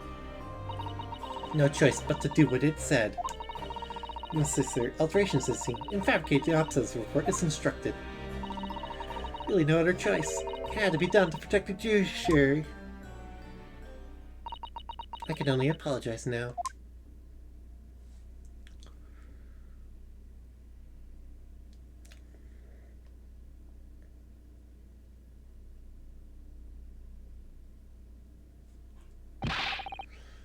Why on earth would you buckle now? No point trying to hide it anymore, is there? Done anything to stop it coming out. In a murder, the great lie about that execution 10 years ago has been exposed. Whatever happens, I'm finished. So then, Mr. Drever, what do you say to that? Your accomplice has admitted everything.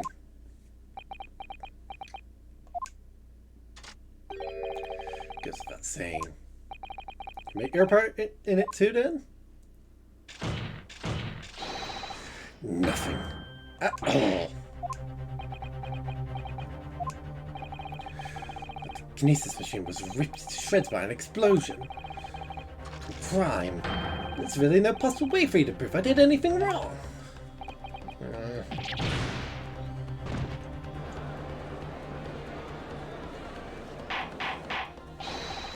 Order! Order! Whatever this man says, I threatened to expose my secret, so I went along with his plan. Zeeks? Yes? I hope you'll accept my apologies. What happens next is in your hands, of course. More than enough now. The final findings of this court now. Reform which pursued the alleged wrongdoings of Mr. Drever. Harebrain. Very true. It's in my mind. He one of your closest friends? Seif is admitted to the allegations brought by the defense, thereby absolving the defendant of any possible guilt. You mean... At the present time, it is the conclusion of this court was not involved in any wrongdoing. Does the prosecution have any objection?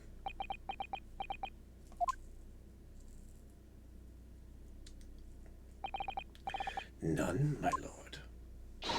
Oh, congratulations, Mr. Naruhodo. You proved Professor Harebrain's innocence. Without further ado then, adjudication. What defense have any other matters to discuss?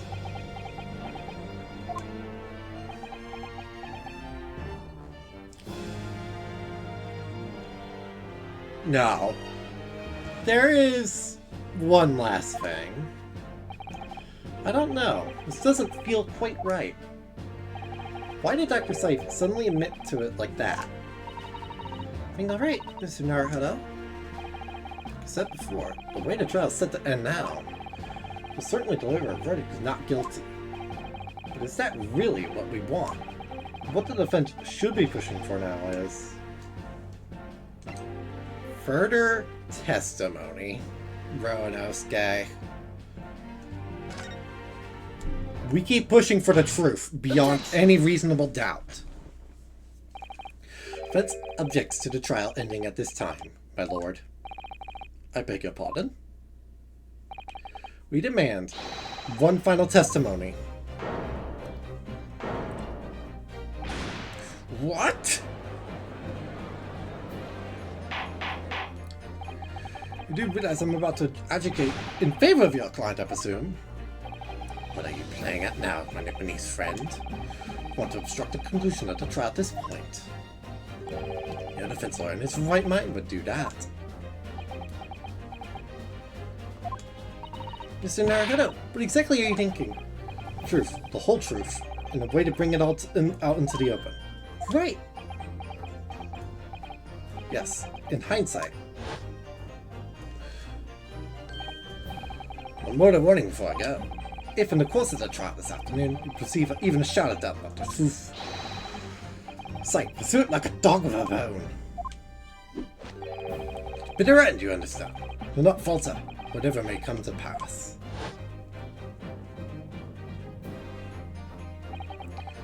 Mr. Shums knew. He must have deduced that this would happen. I'm here in court to advocate for my client and secure an acquittal. Obviously. But that's not all. I believe that I have a duty to the court to pursue the whole truth of the case, until every last detail is laid bare. And that is why the defense calls for further testimony from Dr. Seif. Testimony from me? About what? About the nature of your collaboration with Mr. Enoch Driba. Ha! Guess to escape your attention. I've already admitted to everything I did. Truth has already been revealed. Wasting everyone's time. Very plain, your client will get the acquittal you wanted for him. Quite protracting this business further with another tedious cross-examination. Yeet! Forgive my careless handling of that hallowed bottle. I slipped. That's what you call it? Objection, Lord Van Zeeks. The prosecution also calls for a supplementary testimony from the witness. Don't be stupid! No more to this case than has yet to come to light. Then I will join my learned friend in pursuing the facts until the bitter end. You'll what? Lord Van Zeeks. This is the most irregular, to say the least. But this prosecution also calls for it. I will uphold their requests. Seif, you will testify for the court. Showing full involvement in the murder apparently committed by Mr. Drever. Very well. You'll forget something. You will forget something. You know, see when I saw the waxwork and the note tucked in its jacket. The actual body of the victim, as indicated in the note's instructions, was beneath the experimentation stage. To be arranged in certain ways to implicate the defendant, which was my job. The entire forensic investigation team to address the scene appropriately. About the execution 10 years ago is a state secret at the highest level. Protect it. Press everything! That's right. The stage and the machine were all specially designed for the deception. So it seems, no one particularly prepared. You did well to see through it. Very shrewd boy. It's kind of you to say. About this autopsy report then. Record the location of the body as being in the Crystal Tower instead of under the stage. That's all. It's a terrible corruption. My team were aware of the deceit, and only under my explicit instructions. Nobody else at Scotland Yard knew anything about it, I assure you. I'm thankful for what small mercies, I suppose. I believe that testimony has clarified everything. No particular need for a cross-examination, I would say. No, I disagree. Can't shake the feeling that something's wrong. Expression on Dr. Seif's face. It's his right to cross-examine any witness following the testimony. Tisk! What is it about you Japanese that makes you all so doggedly persistent? Very well. If you so desire, counsel, proceed with the cross-examination. Yes, my lord.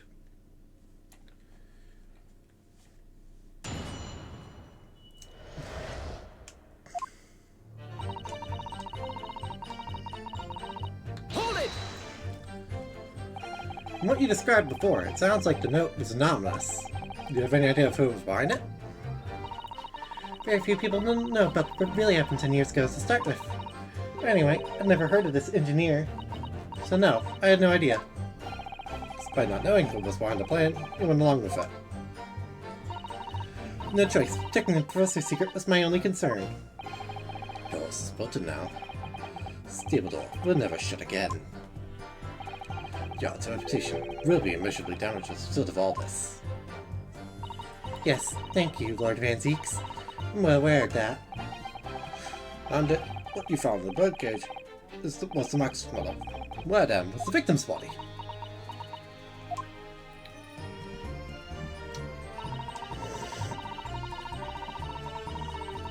Hold it! Special construction of the stage used to carry out the trick then? Quite obvious what had happened with the victim in the waxwork. You switched the two over, didn't you? In other words, the victim's body is having been discovered in the Crystal Tower. The waxwork. It sent it in a carriage to a specified address at a specified time. Are we given such directions? So it could be recovered by Dreamer and returned to Madame Tussauds. I see. Now you put the birdcage back on the experimentation stage. Yes, although someone obviously made a mistake about which cage to go where. But I made it perfectly clear to the team, but still. I suppose you were focused on the victim's body, that being a more important detail.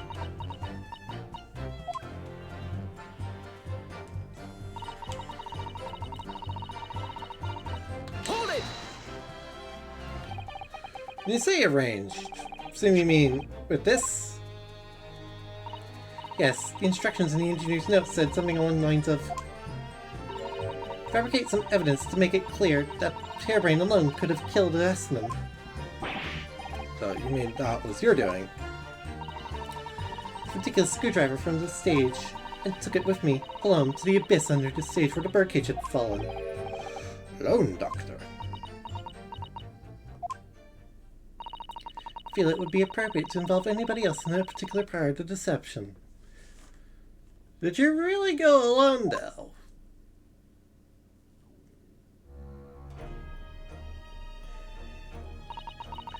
Void underneath the stage where I found a birdcage lying in the dirt.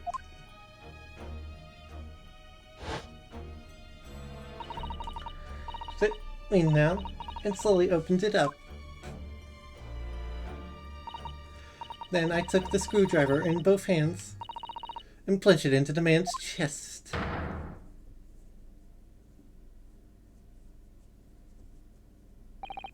And you noted that in your fake autopsy report. Fictitious cause of death. Exactly. So the actual cause of death was the trauma resulting from the 30-foot drop. My word. Was it Miss Isabel? Something about Dr. Scythe's last statement. It's playing on my mind, that's all. Yes, mine too. Dr. Scythe! There's really no need to shout. I can hear you perfectly well. Calls for you to add what you just said to your formal testimony. Oh? Which part? What I want her to supplement her testimony with is a real cause of death, if you would kindly.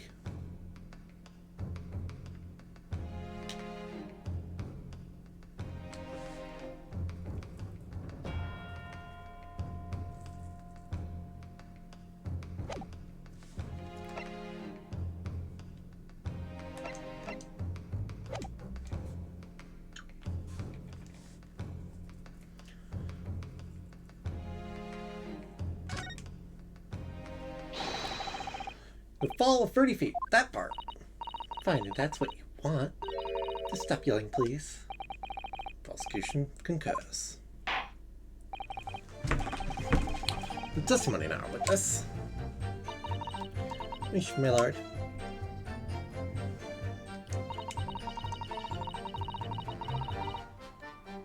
Hold it! Quite sure of that. It was all the broken neck. Yes, as a professional, that was more than apparent. Looking at the photograph of the victim, though, would you? No, that's very true. Not precisely what coroners need to determine the actual facts. Yes, assuming they can be trusted. Let's look at this autopsy report again.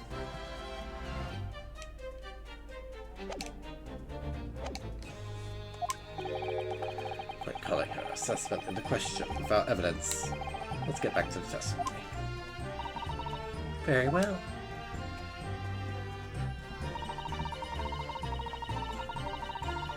Hold it!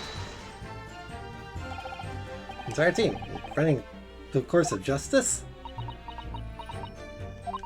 The team consists of the very best investigators there are. Loyalty from all members. We operate on a code of chivalry of sorts. A bit of murder, a bit perjury. Dare talk of chivalry? It was a matter of priorities. Your priorities are weird, lady.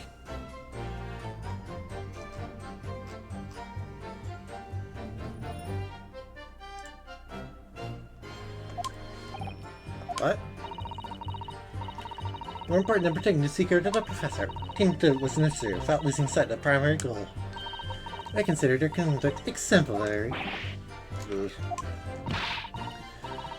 Mustn't let her win. Lawyer. Science's tactic acceptance. Now, can we move on?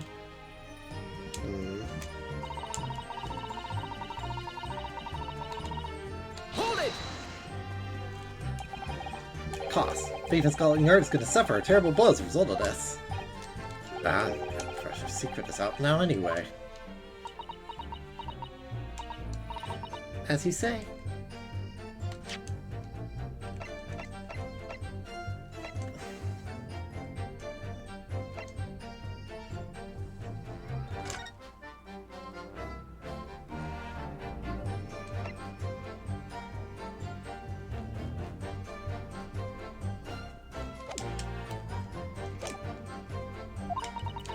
Full responsibility.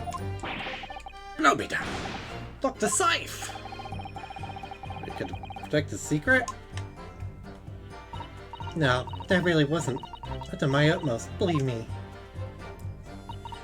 In many ways, I respect your determination.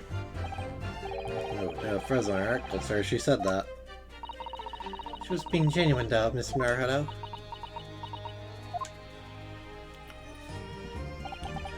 It's her story.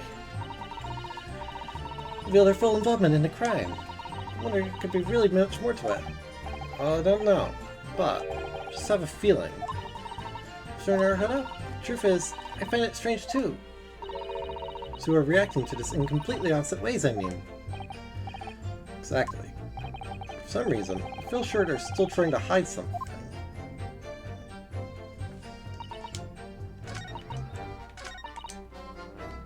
Hold it!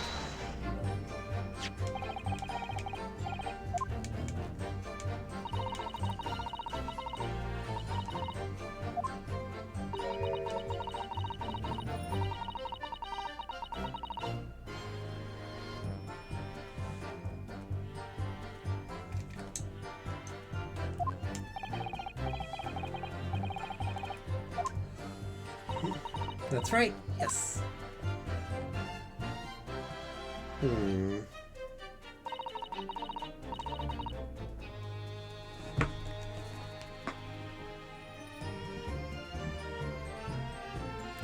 Wait, that man is awake!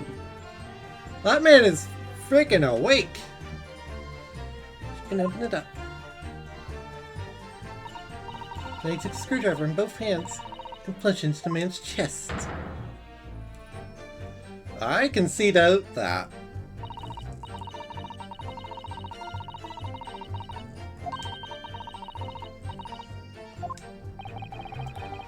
There's testimony.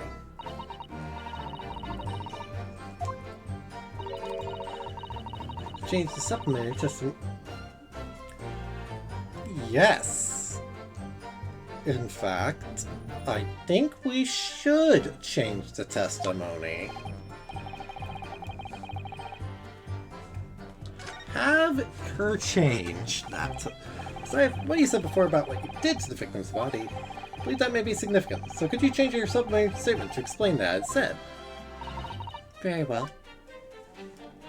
I think I'm gonna get something now. Hold it! Do so, Mr. Ascendus.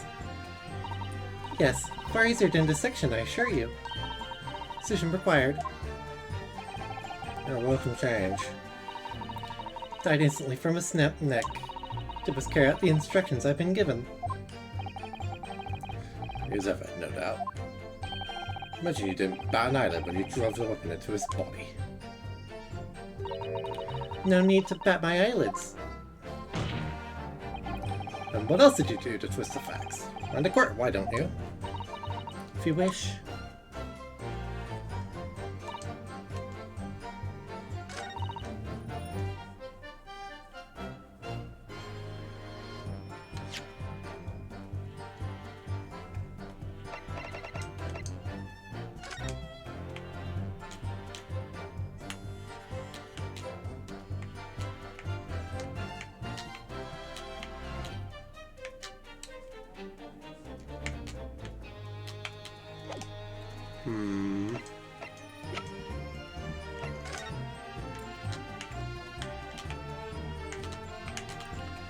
Well, we have the birdcage here, don't we?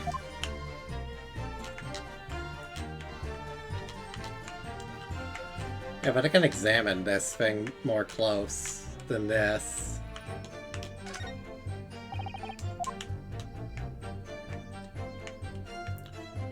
Not that there's blood in here anyways.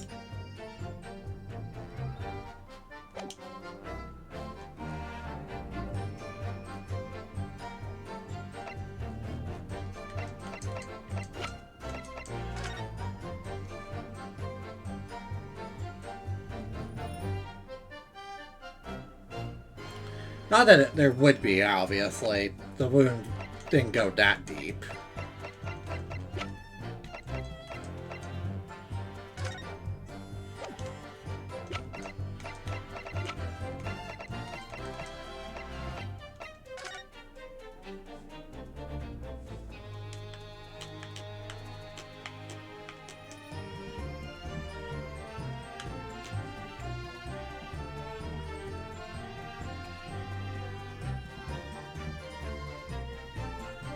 Oh, I get it. I get it. I get it. I get it. I get it.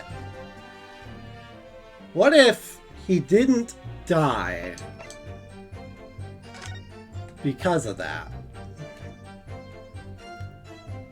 A broken vertebra doesn't kill you immediately if it isn't in the neck, but...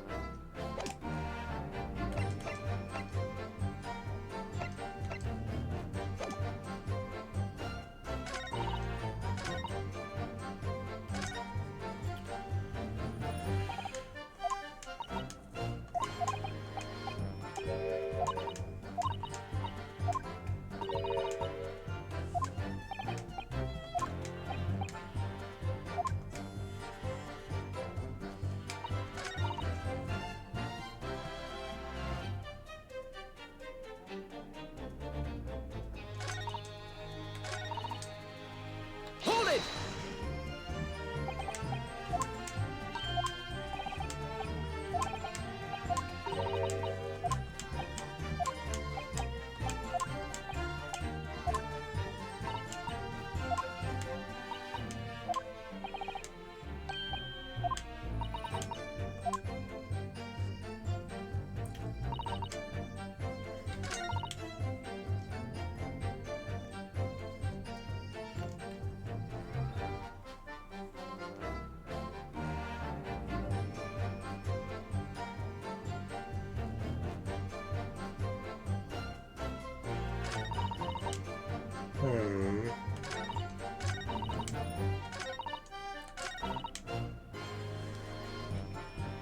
I'm trying to think about how I'm supposed to get around this, right? Because, like, I'm certain that cutscene made it pretty clear that Dr. Scythe straight up murdered him.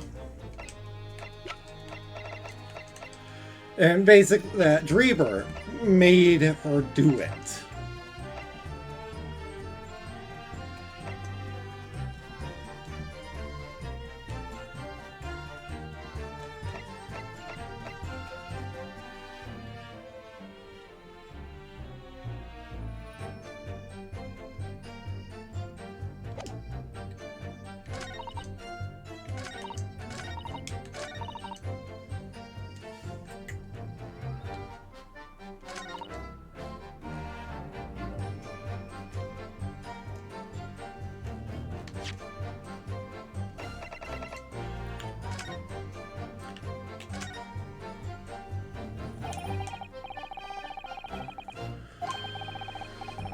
Looking for the floor. Around you, I suppose.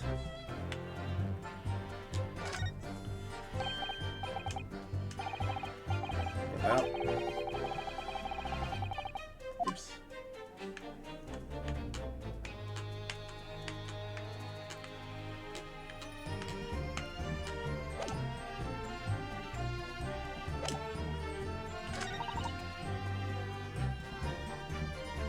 Hold it!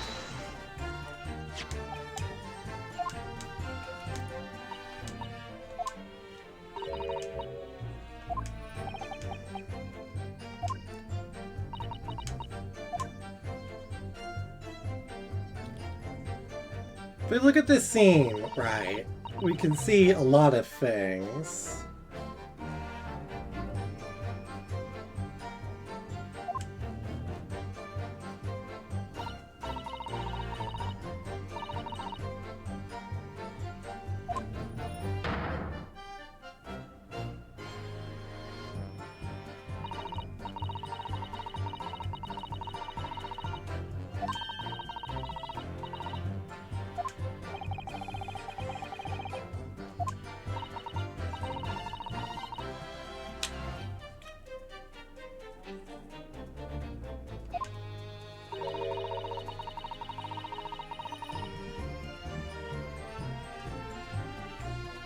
We've not really established where this void room is.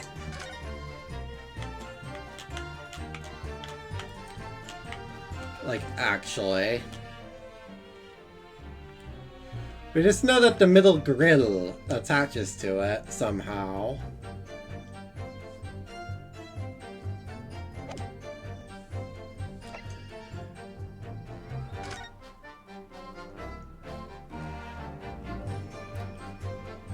Like, look at this photograph, right? Does this look like a man who's broken a neck? Not really.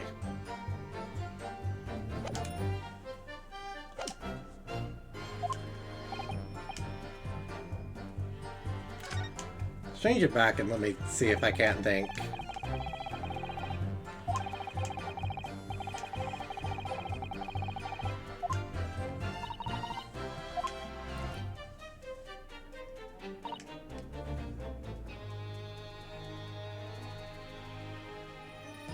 Hold it!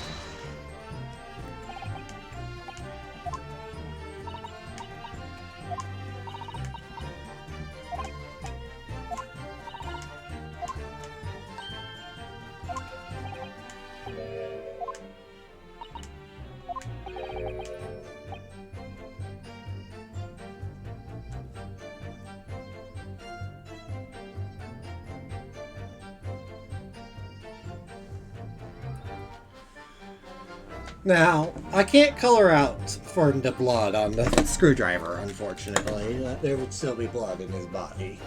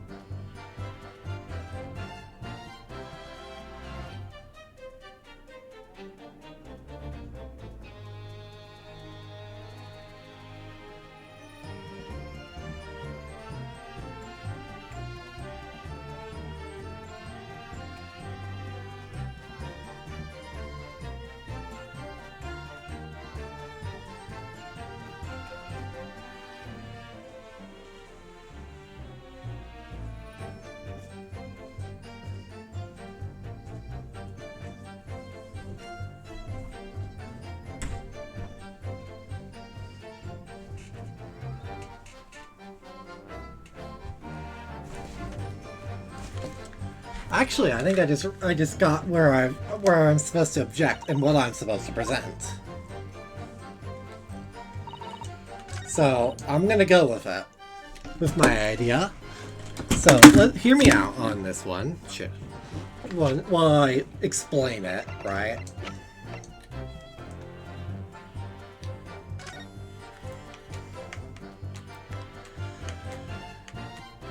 So, This bird cage, right, crashes down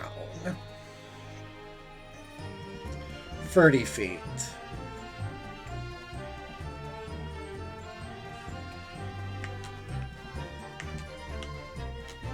And smashes.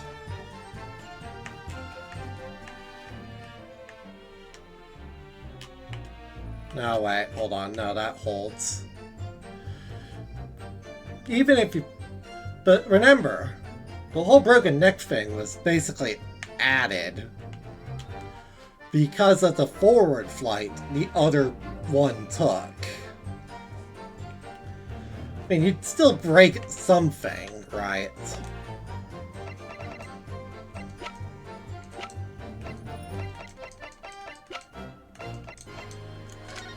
See, the only thing she notes in her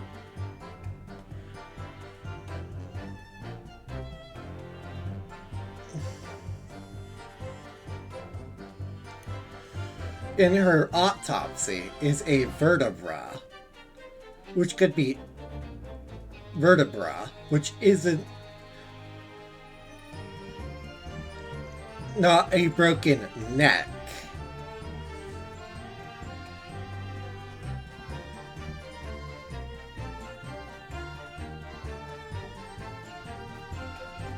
Oh, wait. She didn't know. I'm overcomplicating this, aren't I? She wrote down a broken vertebra, not a broken neck. Now, yes, I know there are vertebrae in your neck. Actually, are there vertebrae in your neck? Great, now I have to do research.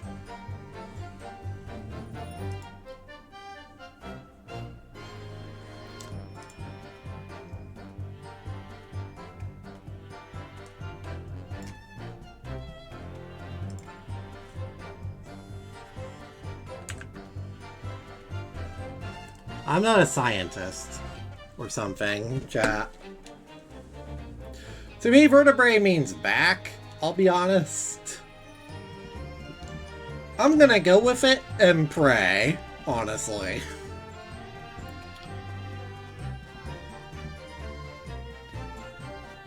Just pray to the Lord, so, Objection!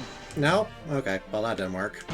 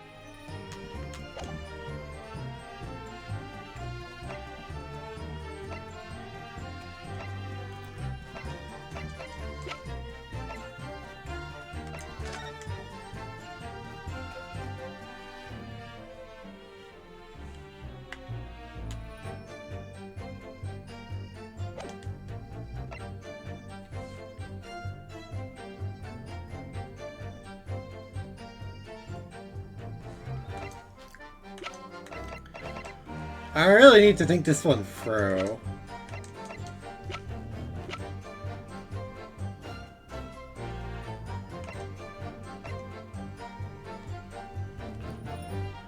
Because the screwdriver was important for a reason. Oh, I should have thought about that.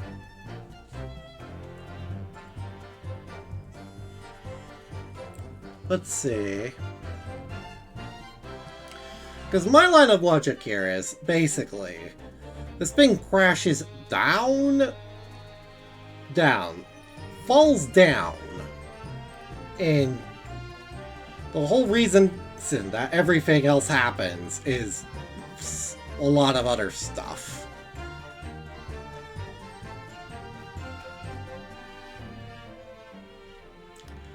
Also, I saw that Aspen was alive in those photos.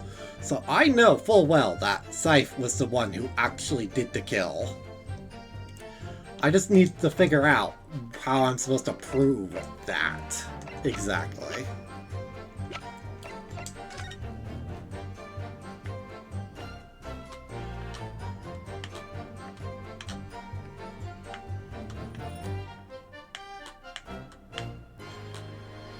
What and where?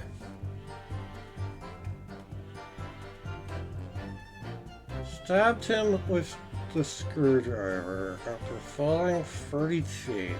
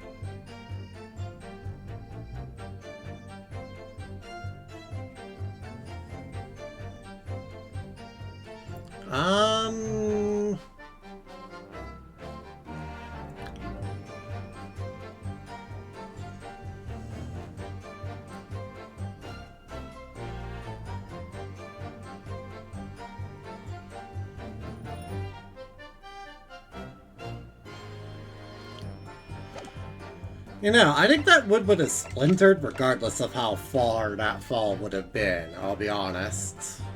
Because it's wood.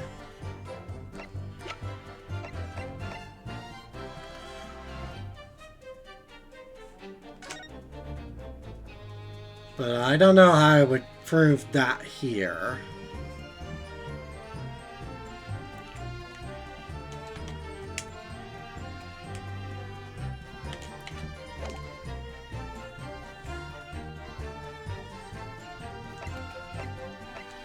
We've all been assuming he fell 30 plus feet.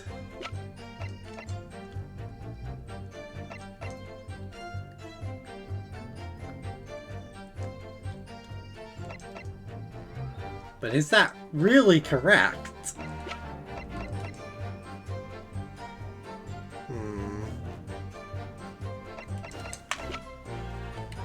How do I prove that it wasn't 30 feet?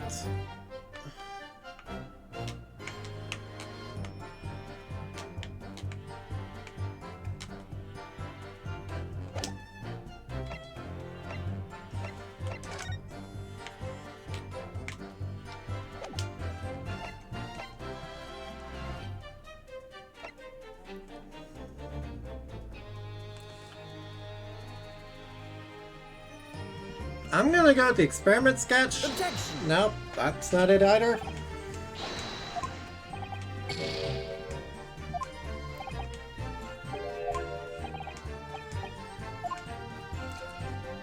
I'm really just thinking here.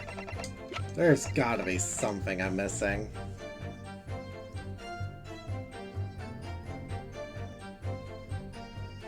"30-foot fall." What am I missing?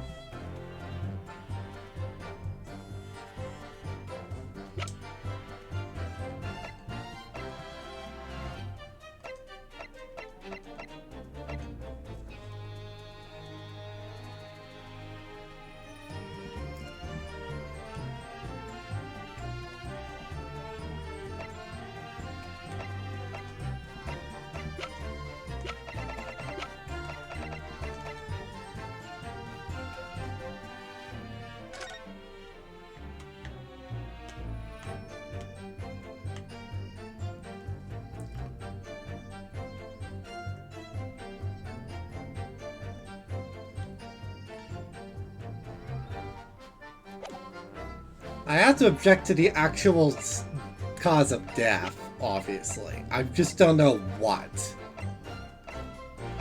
What with what?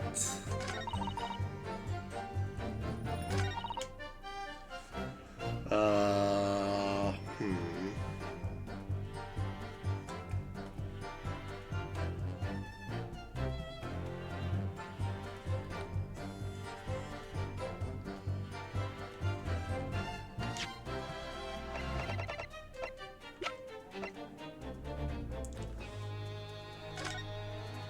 My objections are just throwing out ideals as I figure out what I need to do here.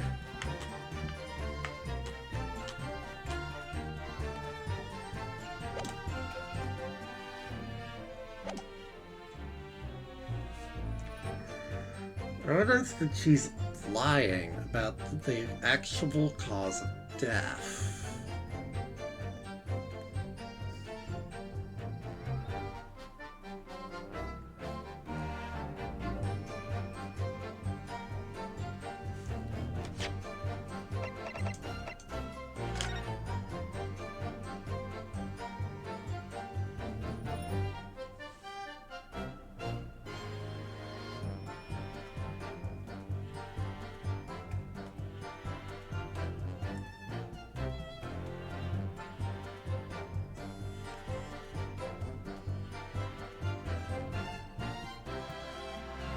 Actually, wait. I've... A line of logic kind of just sprung to mind, right? So he dies of a fall, right?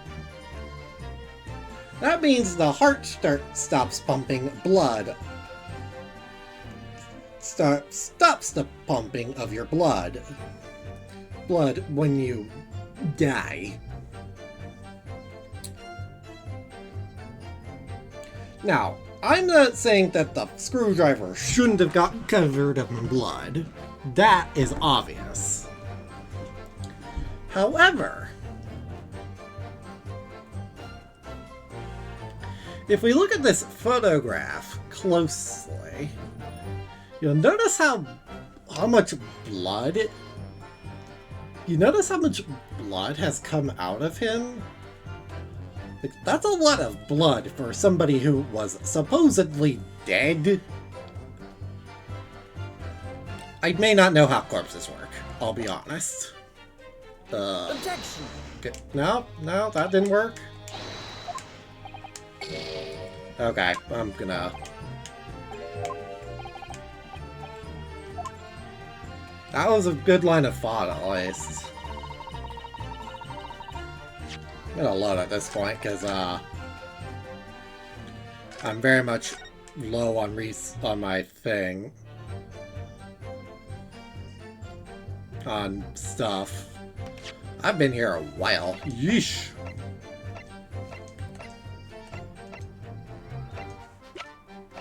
What am I looking for? Exactly.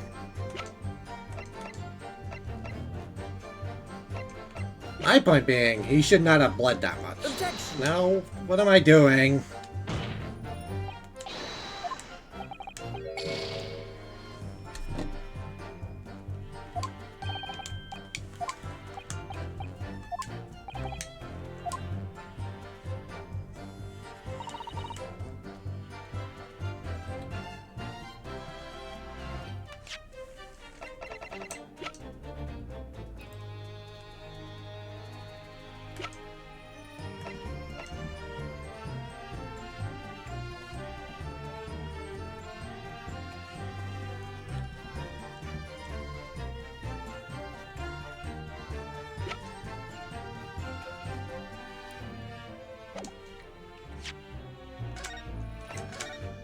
I will reload in this scenario because, like, I'm, like, at the point where I have 2 penalties left. And if I lose all of them, I lose.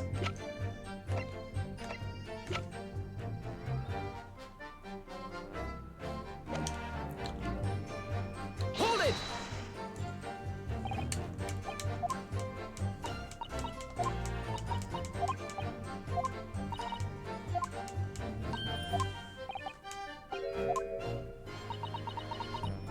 They can be Oh!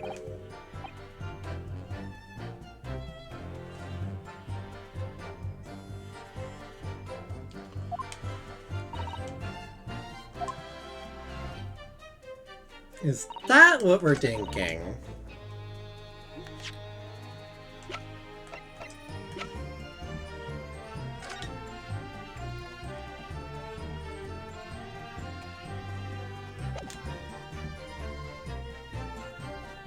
That's a dumb... Objection! No, that's it. Not it either.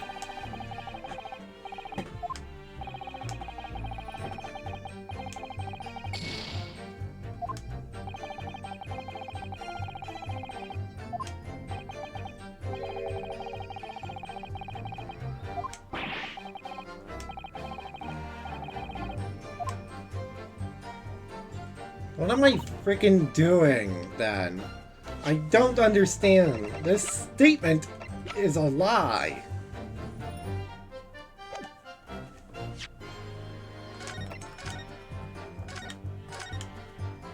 I don't know how to prove this statement is a lie.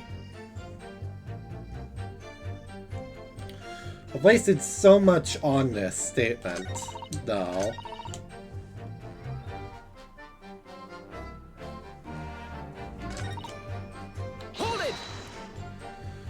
Let's switch again and maybe I'll see something in the other statement.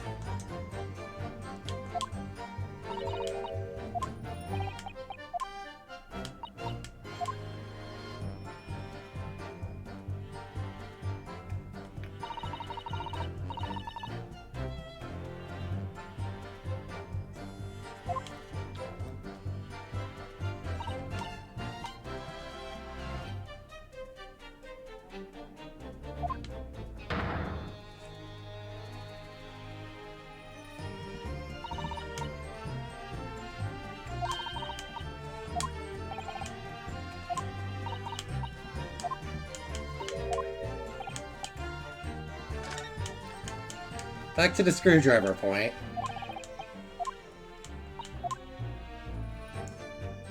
Screwdriver.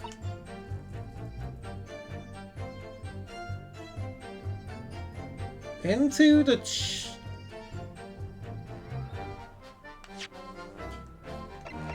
take a look at this again.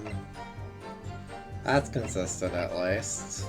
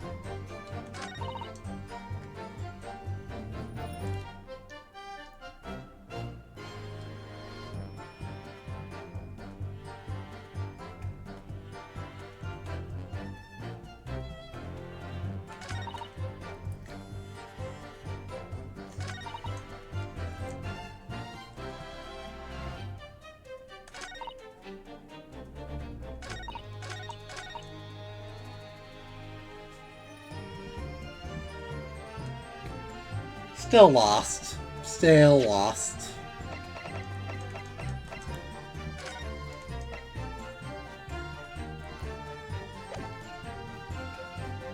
Wait, pierce the heart.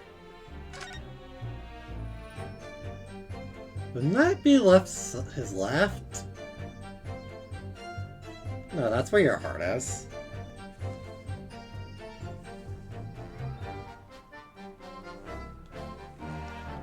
You put your right hand over your heart when you're...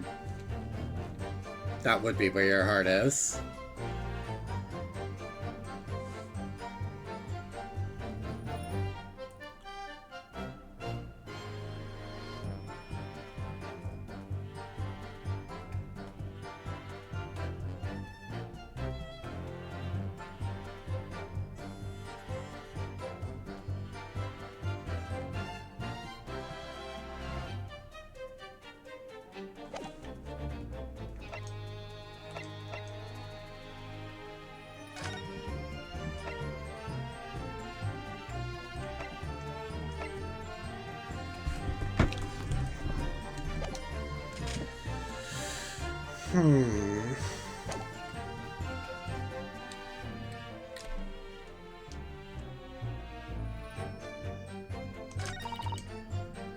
Okay, I'm gonna switch your testimony here again.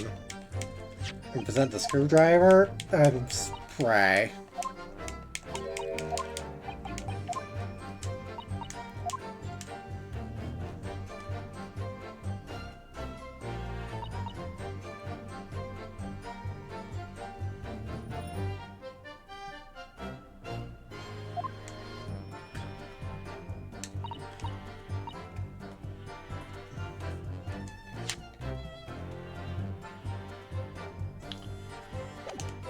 Over the bird cage.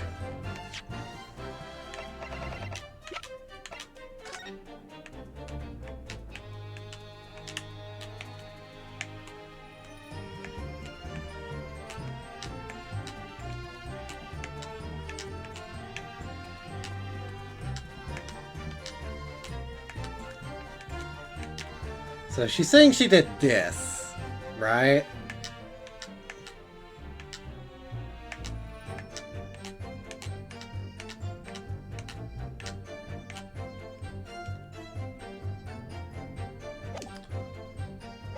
Quite the reach, I'll be honest.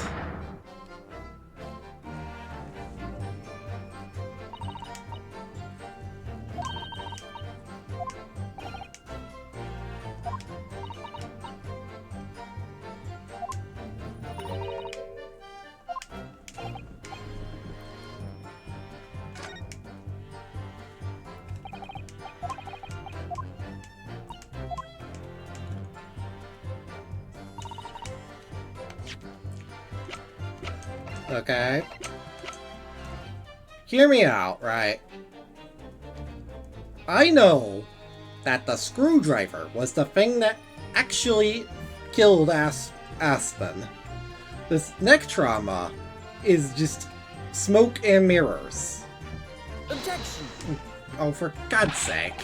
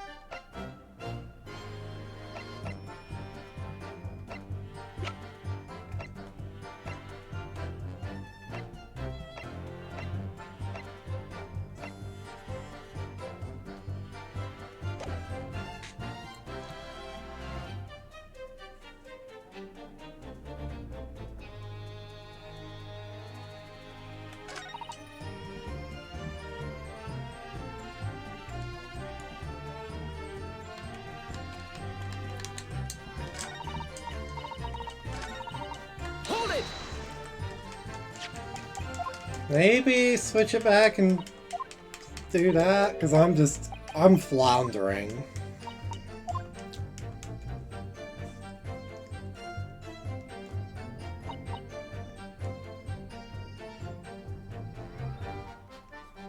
Like, look at this scenario from my point of view. This looks ridiculous, right?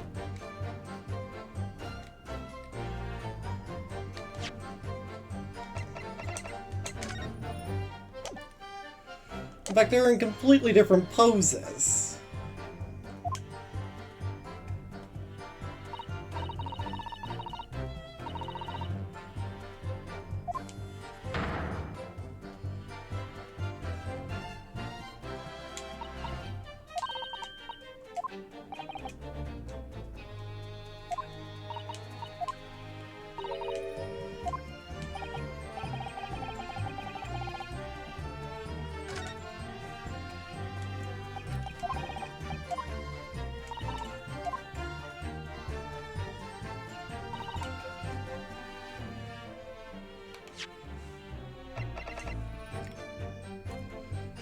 Oh, wait, yeah, no.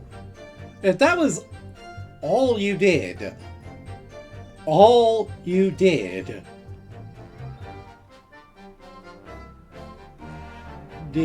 now, he shouldn't be in this pose, right?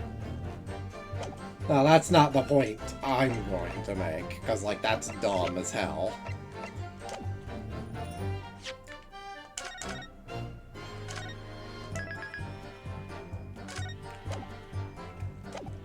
Wow, my saving skills have fallen off.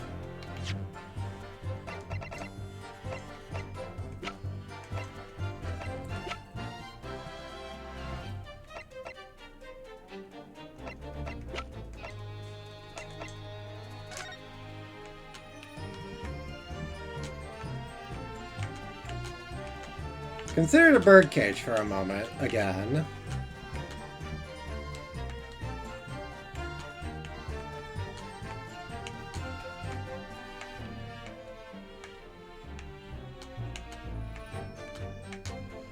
Sliding down like this, she opens it to stab him.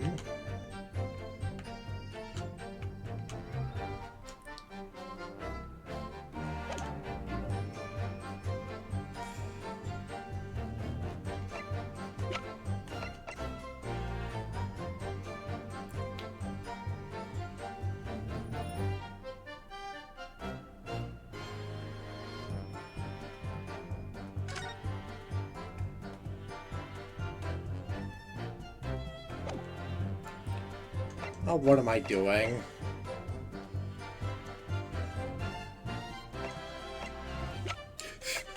At this point, I'm just trying anything that vaguely makes sense.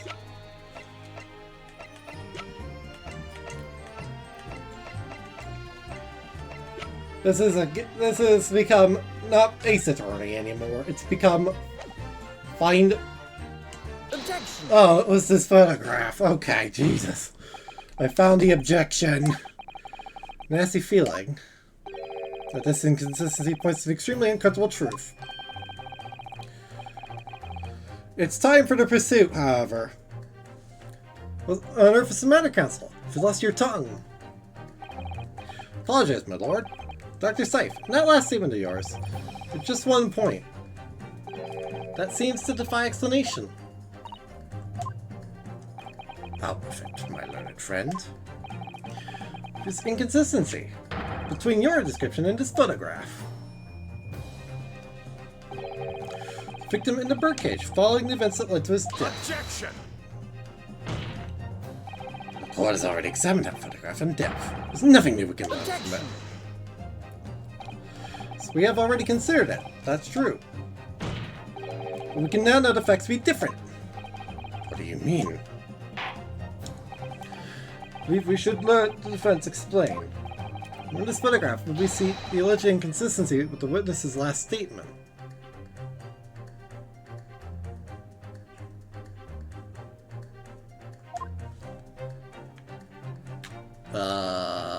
I'm gonna go with the blood. Look at this mark. This is not...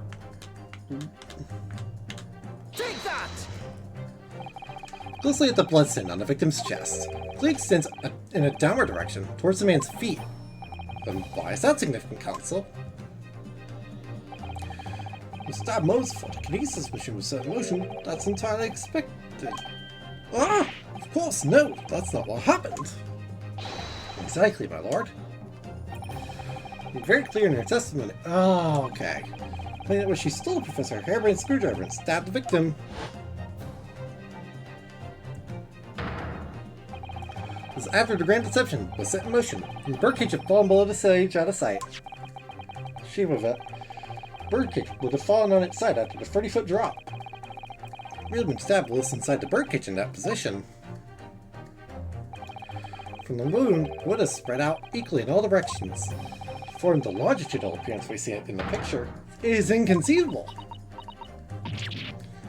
Ah! Given that the victim's blood seeps vertically downwards from the wound, must be the case that when he stabbed Mr. Aspen, he was standing up. In short, Dr. Seif, testimony was a total fabrication. The pursuit is on! Knew it. That's right. Now I've identified that contradiction. There's only one way to explain the facts. Been under a great misapprehension here. What? Sort of misapprehension. Dr. Seif. You claim you were coerced into helping Mr. Dreeberg as a result of a note he left in the waxwork. You made changes to the scene of the crime to implicate the defendant. Claimed that you offered a fake autopsy report to cover your tracks. One of those claims is an out-and-out lie. This question of what the blood stain really tells us has one possible answer. If that's the case, what is it, man? Please took upon a revelation. Now tell the court what it is. Which part of Dr. Seif's story is shown to be a lie by the contradiction in her testimony?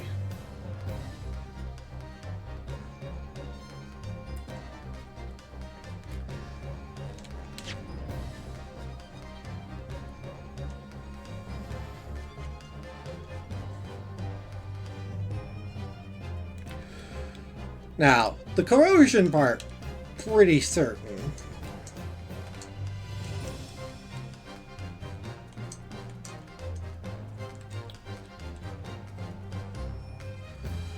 Changes to the scene of the crime? Yes. Fake autopsy report to cover your tracks. Oh. Now that's the lie, me thinketh. Now here's my logic, right? Let's follow my line of reasoning. If the autopsy is the lie itself, what does it reveal exactly? Well, no, the autopsy isn't really. Yes, the autopsy.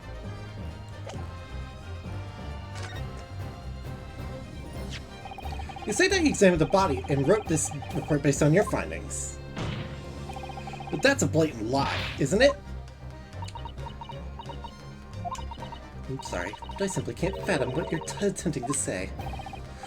You had your subordinates do the work for you, and they offered a report. So... Bronosuke, what the hell? Bronosuke, what the frick are you saying? Oh, good. Bronosuke, that was... Okay, end.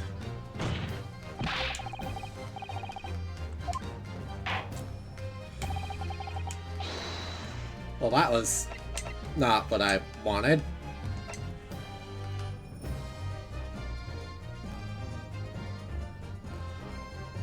Oh, the stabbing itself? Oh yeah, the stabbing itself. Duh. What am I thinking? Very simple, if you consider the sequence of events. If when the victim was stabbed, the blood from the victim seeped downwards, as it did, sure, the victim must have been either sitting or standing upright at the time. As you rightly pointed out, the birdcage would have fallen on its side when it fell beneath the stage. What? Which tells us the victim must have been in that position of his own accord. Objection! It's impossible. The man was dead, remember? No, that is a misapprehension.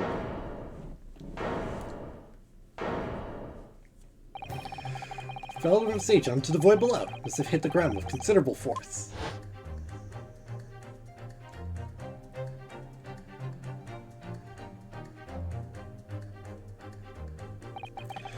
Usman didn't die in the fall.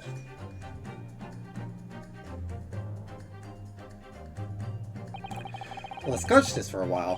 When he came round, he got to his feet to climb out of the burnt cage.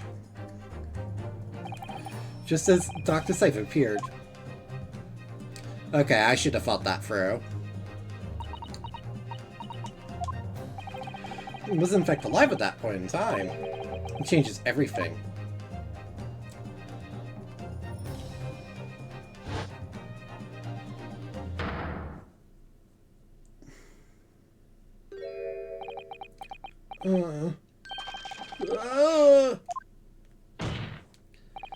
Mr. Eddie Aspen's killer wasn't the defendant, Professor Albert Harebrain. Nor was it the mastermind about the stage trickery, Mr. Enoch Dreber. It was you, Dr. Courtney Scythe!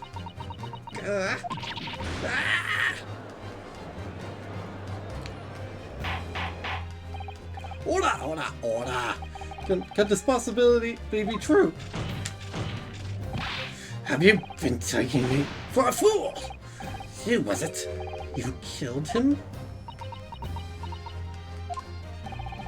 That by admitting to being an accomplice in Mr. Dreber's scheme, the trial would end. Before you were accused of a far worse crime. Cold-blooded murder! Oh, do shut up! Now you're making all this up, as if I would do something like that. Objection! I assure you defense is not desperate, Doctor. The facts, using evidence and logic alone. Ha! Logic? You laugh. So keeping hold of it. What do you mean? It's obvious. A motive, boy. Lacking a motive. Plus the reason would I have to kill Mr. Aspen. Oh, Scythe. Scythe. You haven't been involved in any number of criminal activities, from coercion to theft and murder. No known connection to Dr. Scythe there. Manzeeks! But I would leave to say it does seem somewhat far-fetched. There's no obvious motive. There's still something in the back of my mind. Sure, I've seen something somewhere that hints at why the coroner might have done this. So I might have tampered with the crime scene and concocted a fake report. But murdering someone for no reason is a very different story!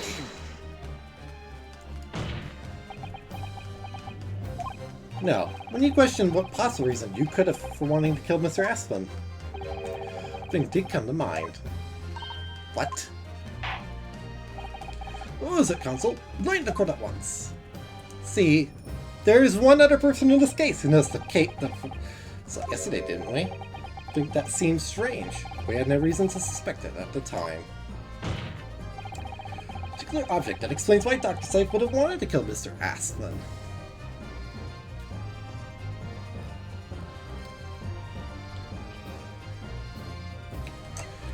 Oh!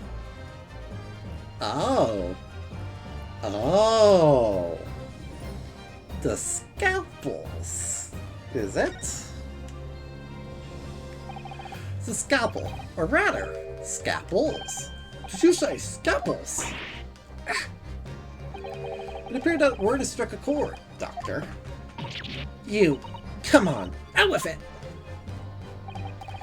Today, when we visited your laboratory, this big thick book here, it had appears to be an accounting ledger. It's record of the forensic investigation team spinning, I think. Oh? What is it? It's clear that the team purchases various equipment and supplies on a monthly basis, but, well, one entry seems rather strange. Really? In what way? Buying 500 scalpels every month!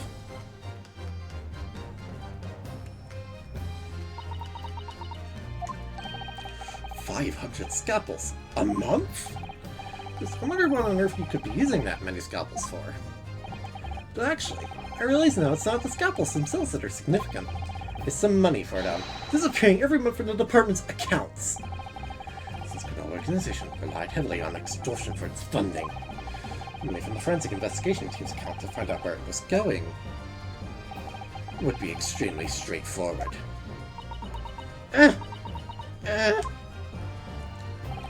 Years ago, when Mr. Aspen was still a journalist and wrote this article about Mr. Dreamer, and was stumbled upon information as he was researching the story. She was relating to Dr. Scythe's darkest secret that he would use to rack money from her for the next decade. Her darkest secret? Good lord! You mean... I don't know what happened on the night of that execution 10 years ago. So you need to rid yourself of that menace was too tempting to pass up. So in the end, you weren't cursed at all, were you? You did it entirely of your own free will. Mr. Aspen in the heart with all your might. To science of Black Mirror, Community's darkest secret forever! You'll never understand. None of you! But we've had to keep covered up all these long years. I think the case is over. Or at least the main case. It was down to the wire. Mamma mia, pizza spaghetti. No breakdown? Very little of the machine remains after it was ripped apart by the bomb. The truth of this case can never be properly established unless you speak out. And if you decide not to, it's very possible that Courtney Scythe will escape punishment for her crimes. Please, sir, own up to what you've done, and tell the court the truth about what happened. 10 years ago, you told the truth, and you were robbed of a bright and successful future as a result. I can certainly understand your bitterness and your consternation now. However, this is surely the chance you've been waiting for, to sever the hold that fate's held over you all these years. High voltage instantaneous kinesis? I mean, really.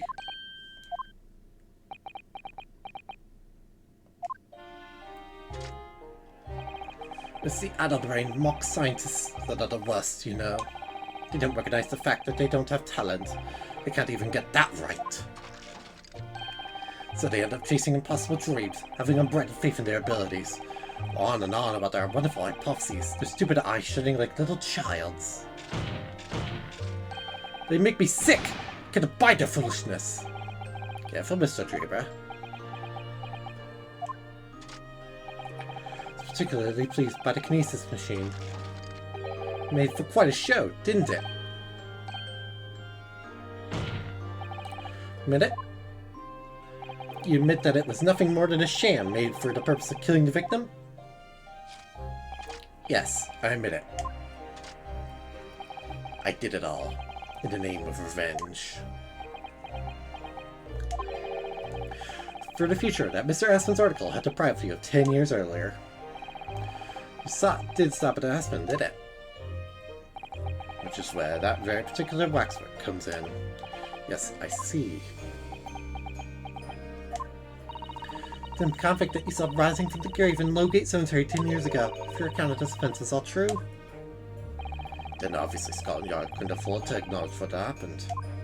Even if it meant discrediting a bright young man and crushing any future career he might have had.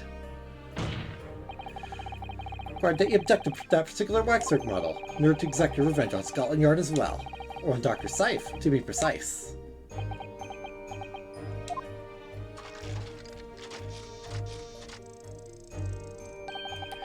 A year ago, by some extraordinary twist of fate, Aspen turned up at my workshop. Remember who I was, of course. Just wanted to employ my services as an engineer. So I have a paper with him. An article on the front page caught my eye. I handled that bogus autopsy being appointed head of a new forensic team. Not that news. My cognitive processes started to devise the plan. What a horrid tale. He robbed me of my future, so I wanted to use the man's own wiles against him for revenge, and have that rotten Scotland Yard eating out of my hand at the same time. Wanted them all to suffer the same humiliation I had to suffer. What a... This guy is kind of a weird...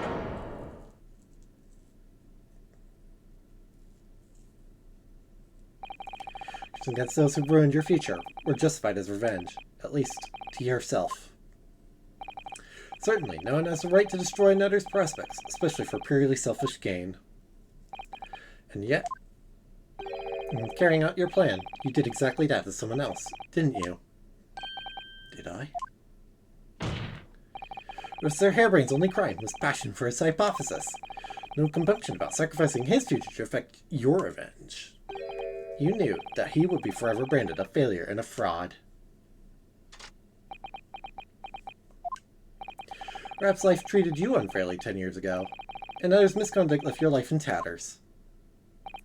But remember this. Your own actions resulted in exactly the same thing for another perfectly innocent young man.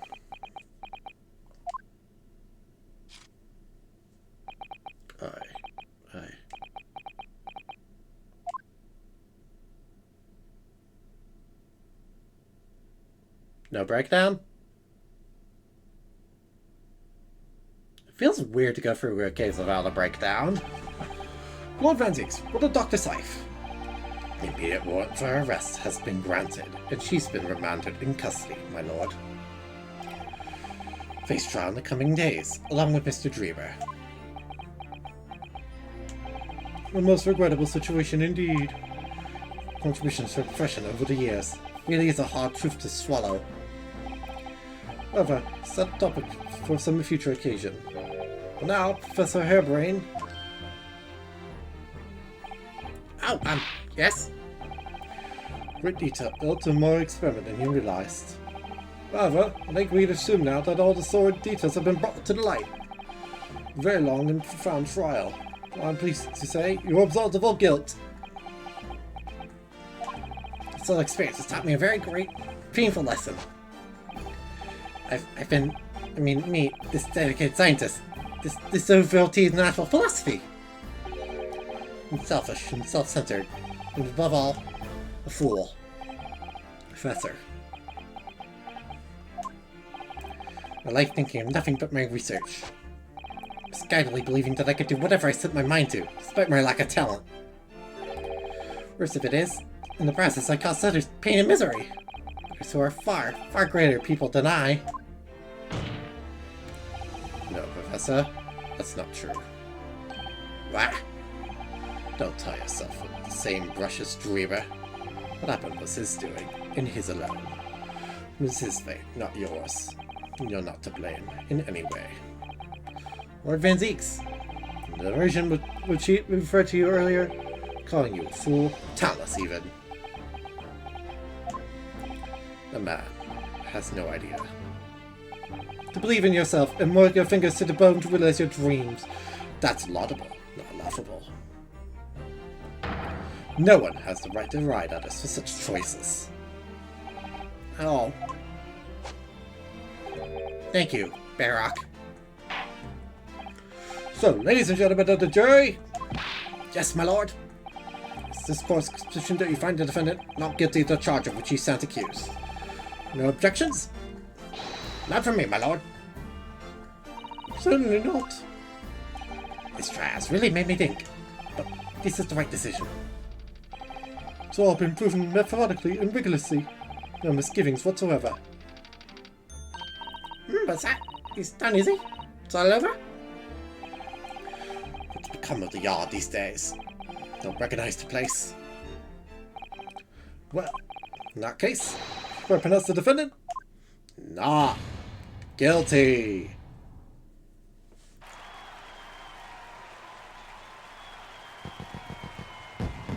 Like that magician guy.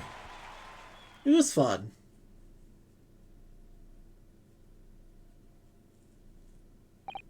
Court is adjourned. And that is it. It's over. That was some trial.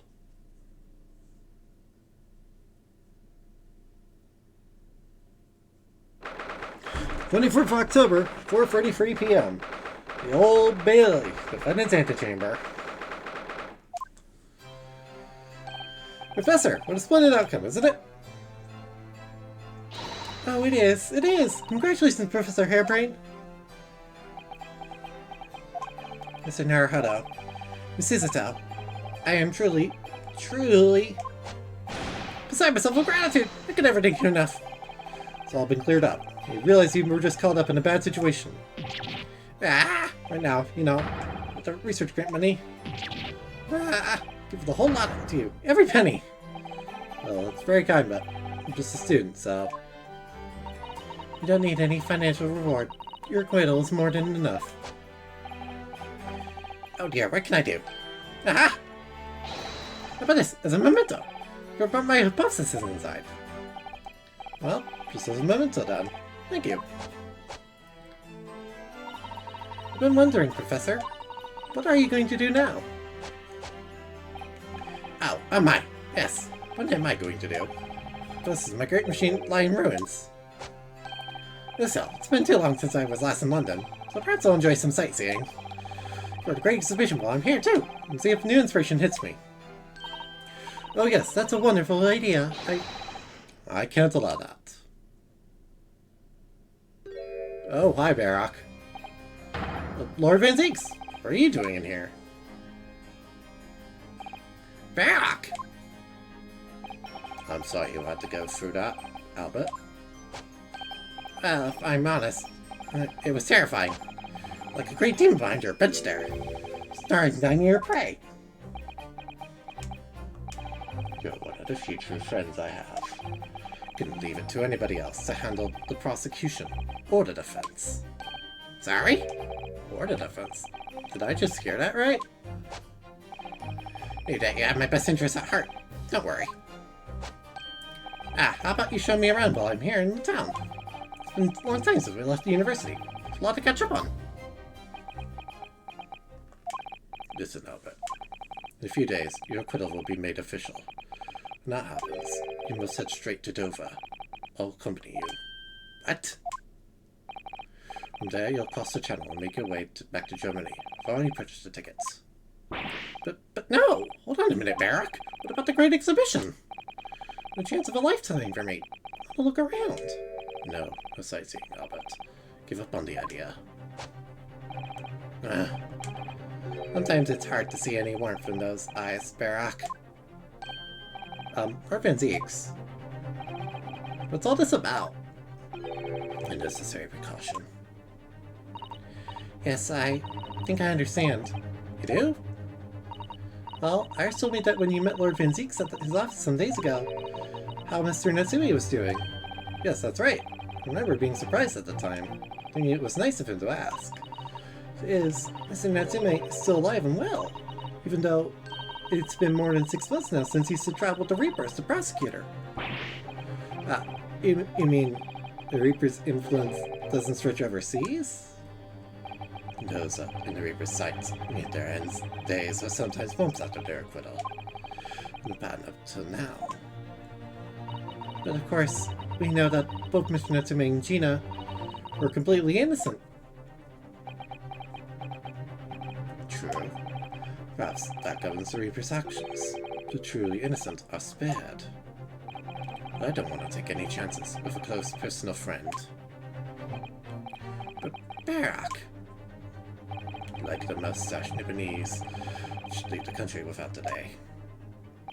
That's why I'm packing him off to Germany at once. Right.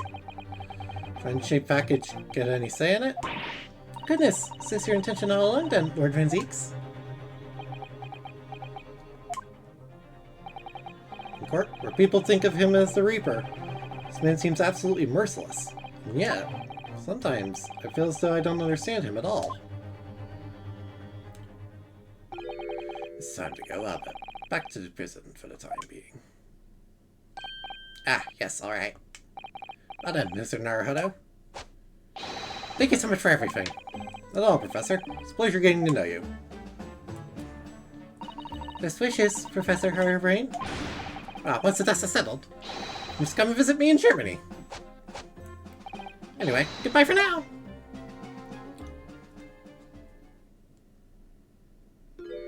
You're still here. Now, my Nibbanese friend. Oh, yes? But you're gone too. We have matters to discuss. Can you spare me some time? You want to talk with me? We're waiting in the courtroom in 10 minutes. Okay. Well, that was strange. For some reason, I didn't get that sense of impending doom as he walked away this time. The Enigma, Barrack von Zeeks. What does he want to discuss, I wonder? So waits in the courtroom, I suppose. Here goes Sun.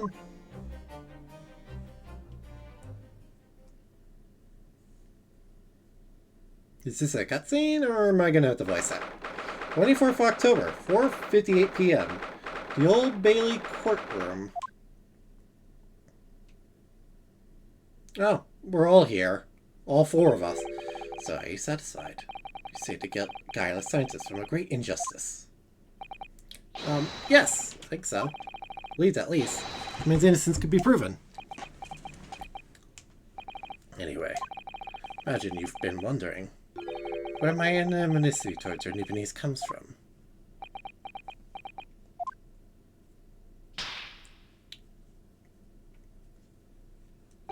Well, at first I thought you just didn't like me. Imagine you saw me as a pretentious child from an unimportant land, with no business being here. But now I think differently. Clearly know our ways, so I would guess that some specific incident led you to dislike of my race. Will you tell me what happened, please? Good Professor. I thought I'd never hear that name in this courtroom again, to be honest. He took your brother's life. Clint. My brother was Clint Van Zeeks. 16 years ago, when I was still just in my teens. He was already director of prosecutions and a key member of the judiciary. Up to him. He was everything I aspired to be. Was he as much of a vampire as you are? Involved in the establishment of justice systems in foreign countries as well. Exchange programs between Britain and other nations then too, to share knowledge and ideas. One of those programs... Free judiciary students came to Britain from your homeland, the Empire of Japan. Oh! 16 years ago. Then one of them could have been my father. Of course. I remember Dr. Mikotoba well. No idea. I was a minor at the time, training at the prosecutor's office. One day, Clint introduced me to the free visiting Nipponese. So, you've actually met my father. He and his colleagues were polite and amicable, adept at their work and exacting in their standards. It was my first encounter with the Nipponese spirit, and it made a very great impression upon me. 6 years later, that's when it happened. The investigation was going nowhere. There were no suspects even, just an ever-growing list of victims. In the end, my brother became one of them. The last, in fact, before the case was finally resolved. I'm so sorry, Lord Van Veeks, truly. Clint was always ready to put his life on the line for justice anyway. Wouldn't have wanted it any other way. He lost his life to the killer. It was his victory in the end. For me personally, though, it was a great loss. I found myself in a very dark place indeed. I finally found out the killer's identity. The reason why no one had been able to catch the man sooner ceased to be a mystery. He'd been hiding in plain sight all the time. In plain sight? Are you aware of political events even 10 years ago? Heard of extremely sensitive diplomacy between the British and Japanese empires. Treaty was being forged, I think. Correct. The Anglo-Japanese Treaty of Friendship and Navigation was being concluded. Both countries were deep in extensive political discussions. Which is why this particular killer's appearance in court was conducted as a closed trial. The public had known the identity of the killer. Not only would the treaty have been in jeopardy, but our two nations could very well have ended up at war. What? A war? Between Britain and Japan? That would mean... Oh my! You mean to say the professor was...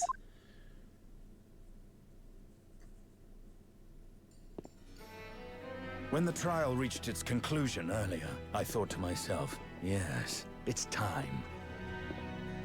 Time for you to come face to face with this hideous monster. I borrowed the key for the mask from the proprietress of the Waxwork Museum. So see for yourselves now. Confirm it with your own eyes. The truth that's been hidden this past decade. Key?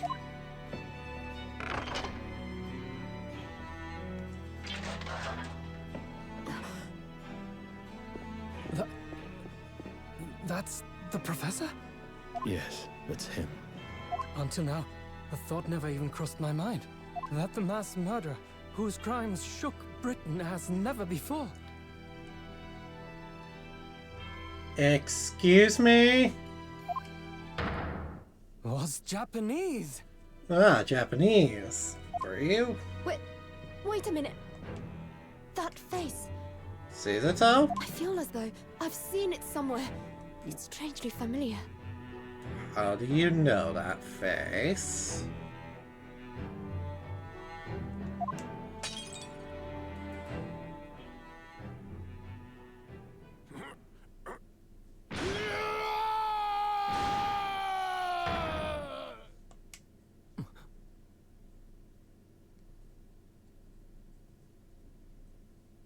I think he just woke up.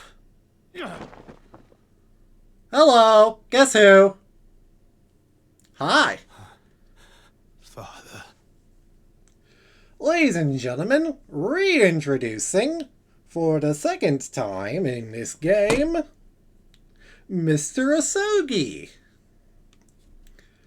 And the professor's real identity, Asogi. As said Asogi.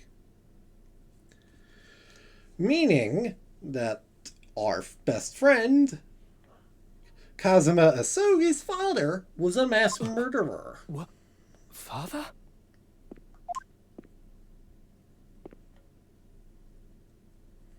Also, Kazuma, you look freaking sick in that getup, by the way, bro.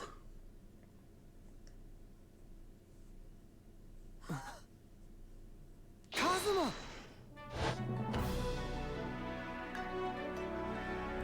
I honestly didn't expect My him. best friend, Kazuma Asogi.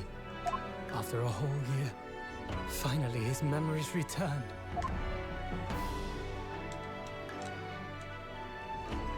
Hey, Kazuma. As he stood there before me.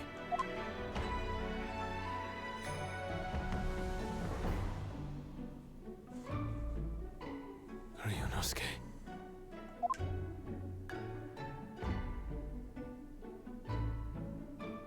Hello again. My friend. Kazuma-sama!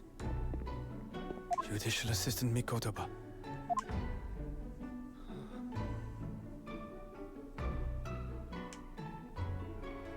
It's been a very long road. Thank you. Thank you for guiding my friend here when I could not. It was an honor.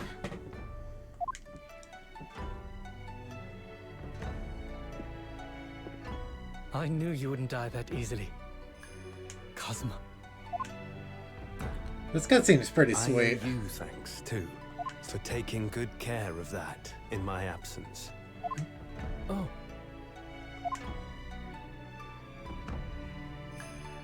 Karuma. The great blade of the Asogi clan. Passed down through the generations.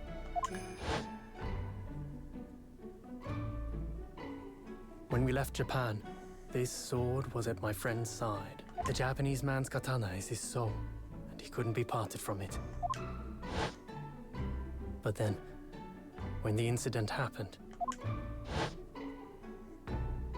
it was Susato-san's wish that I inherit the sword, and I've kept it with me ever since, along with my memories of the friendship we shared.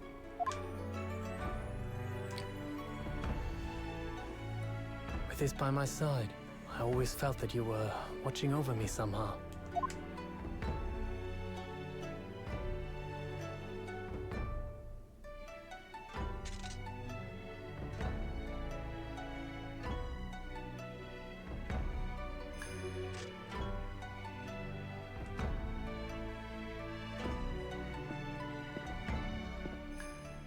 I've made it. At last. Father. Are you saying... Surely not. You mean... you knew all this time? I'm looking at it. But... I still can't believe it. This mass murderer is Kazuma's father.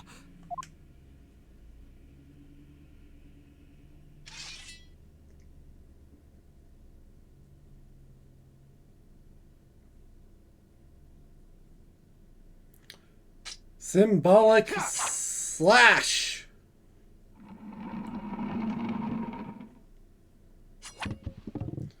Not the real deal. He kind of doesn't care. He just wanted to do that. Kazuma-sama.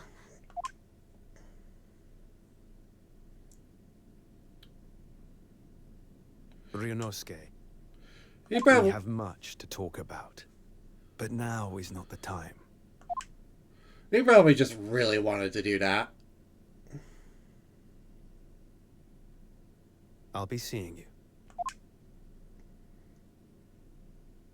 Where the hell did Barrock go, by the way?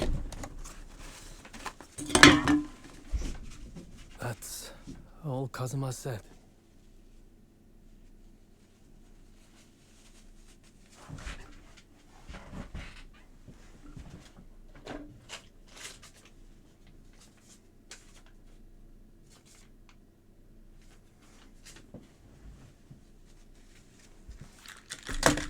Sorry about this. Bathroom, real quick.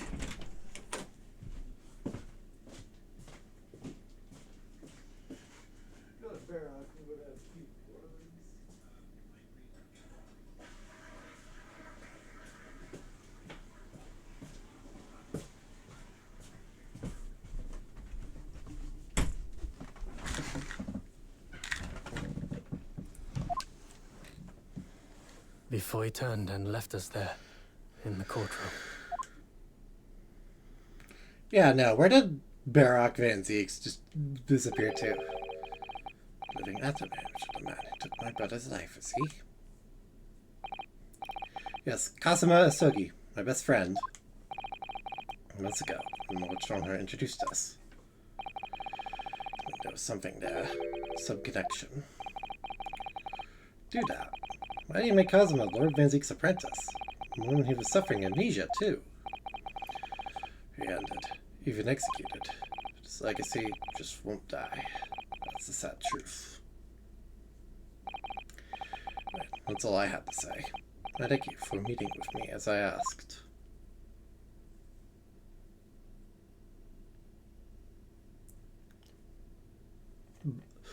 We just had a conversation after all of that, just to say, 10 years ago, my grandmother took me to the railway station there to meet my father from the train. For me, it was the first time I'd ever seen him. Of course, isn't, son. Signed up painful memories for her, too. She's never talked about this with me before, though. Having father around, just when I was starting to get used to it, called me into his study one day. Told me that a great friend of his had passed away in London. The friend had left behind a son, a boy 7 years my senior. Father told me the boy had made a promise to his late father, studying to become a defense lawyer. To help, so studied to become a qualified judicial assistant.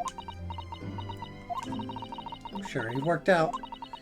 The young man's name was Kazuma Asugi.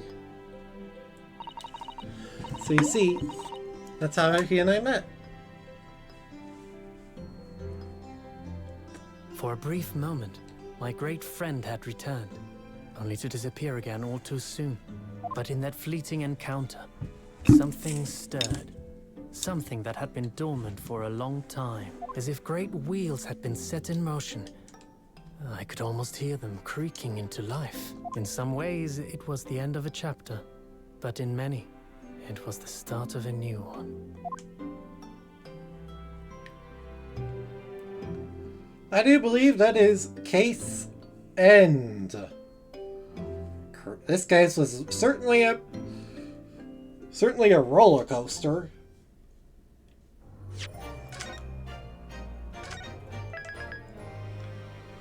Next time on the next time, Twisted Karma in his last bow.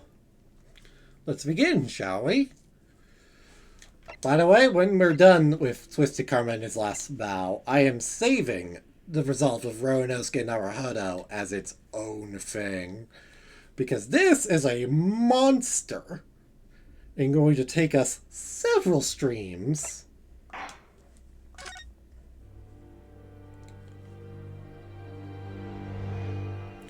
Twisted Karma in his last bow.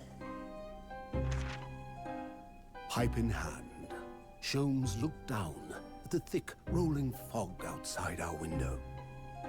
I wonder exactly how many mysteries are out there, hidden within this bed of fog, he said. Indeed, a most bizarre incident, born of a curious advertisement. A hellhound's mad gallop through the shadows of a serial murder. An executed man's graveyard resurrection in the dead of night. And a commonplace killing in a small, forgotten room at the edge of town.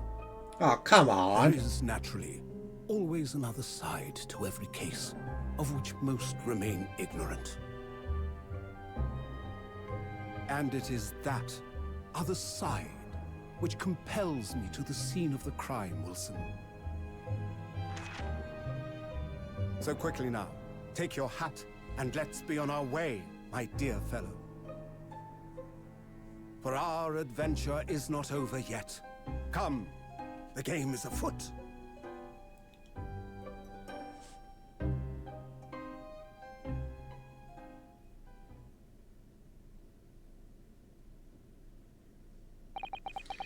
It is after that earth-shattering trial, Cosimo regaining his memory. We were in the foyer of one of London's most luxurious hotels, the Great Waterloo Hotel. Well, foyer, but... 1st of November, 10:24 a.m. Great Waterloo Hotel foyer. Tim was due to arrive at any moment. Yes, I'm so glad we got here in time. So it hasn't been the same since what happened. Not that I'm surprised. Cosmo's almost father. You suppose my father knew? For the mass murder, the professor, you mean? I mean, that's what she was thinking about. Chance, I'd say. I mean, they did come here to London together 16 years ago, didn't they? That's true. Come to think of it, didn't you say that Professor Mikotoba knew about Cosmo going missing in Hong Kong as well? For some reason, he wasn't at liberty to talk to me about it. Probably means he knew he was showing up here in London with amnesia, and that he's regained his memory now. Ah, there she is. Who'd up? Hey, it's Judge and Mikotoba! Wow, you look really nice in that suit, Judge. Hello, Susato. How are you? I'm very well, thank you. Report you've arrived safe and sound. Hello, Mr. Naruhodo. Very kind to take the trouble to meet us here. Oh, no, not at all. It's my pleasure. We've heard all about your extraordinary exploits here in London, you know. Across the seas. Yes? Forward to reading the monthly reports that arrive at the steamships from Britain. Oh, I see. Well, thank you very much. Who is this man? Why do I feel so I've seen him before? Such that you can't quite place me. With a little reminder. Sure, Shiro. Firm tap should do it. Yes. A firm tap? What? Here we go, then. Hello, it's a defendant. Ronosuke Naruhodo. Guilty! Ah, ooh! We're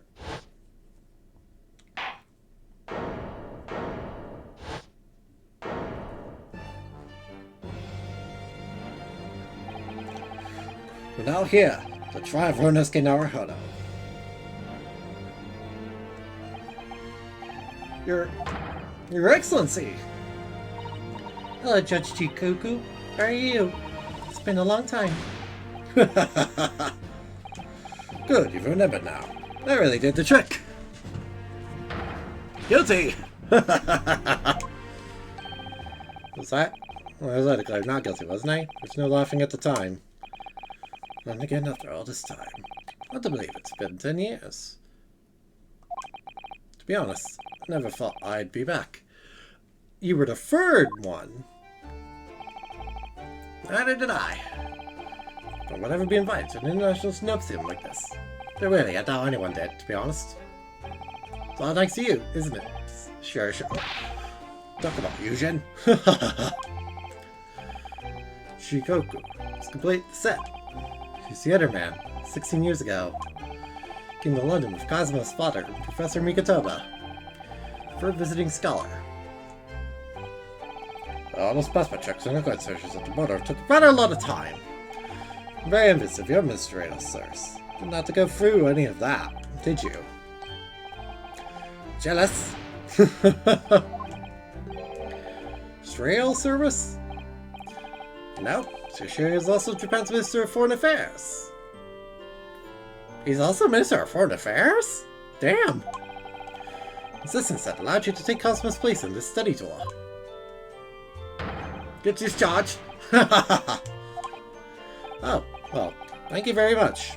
It's really every bit as important as he looks. Naruhodo. It's a telegram from Lord Strongheart yesterday. Oh, you did? That some things came to light in a trial you were involved with 8 days ago. About what happened 10 years ago. That tragedy.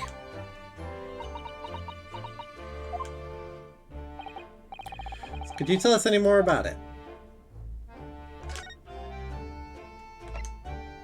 I'm just gonna get straight to the point. Professor, the killer who took the lives of 5 members of the British aristocracy was actually Kazuma's father, wasn't he? That's correct. Genshin Asogi. Genshin. You knew, I presume, father? Yes, he was a close friend at the time. Genshin came to Britain as a police detective, studying investigating at Scotland Yard. Never understood what drove the man to commit such heinous acts. Close trial, so the public never knew the truth. Without little ado. Today, very few people knew what really happened, even in our homeland. Kazuma, did he know? Know the truth about his father? No, of course not. He was told his father passed from sickness. However, he may have had his doubts. Well, why?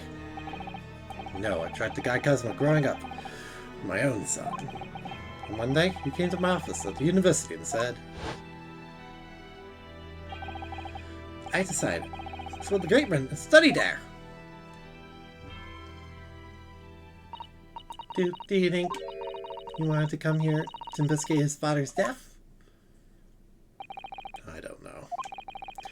Into his eyes, I did note that there was no way I'd be able to stop him.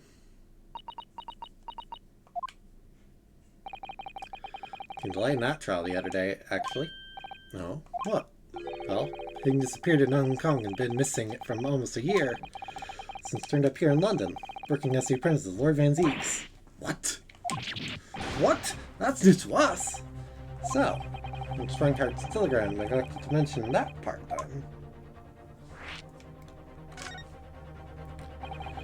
As you know, we both thought Kazuma had died on the steamship during our voyage to Great Britain in January. He didn't die. He's alive. As you knew, didn't you, father? In actual fact, no. I did know.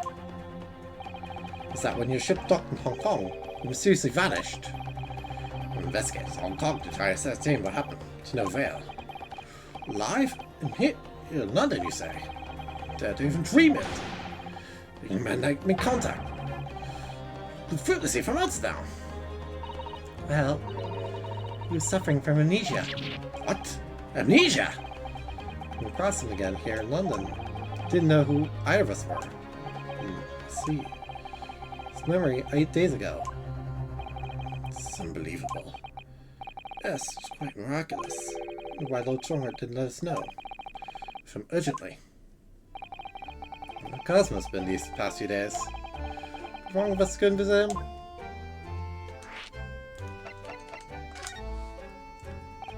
So, how was the voyage here?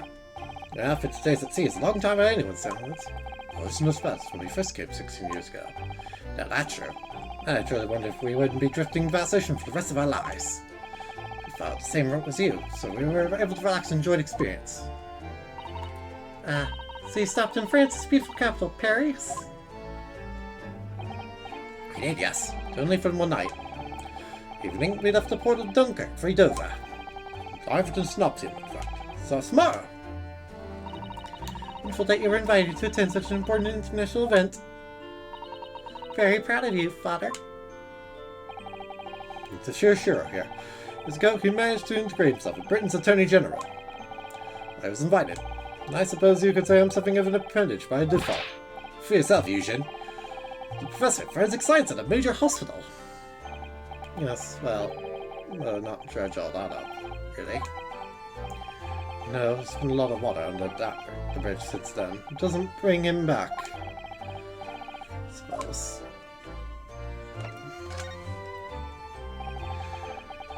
Let's go now. This is a memory, really. Eugen here, Jin Shinosugi and myself.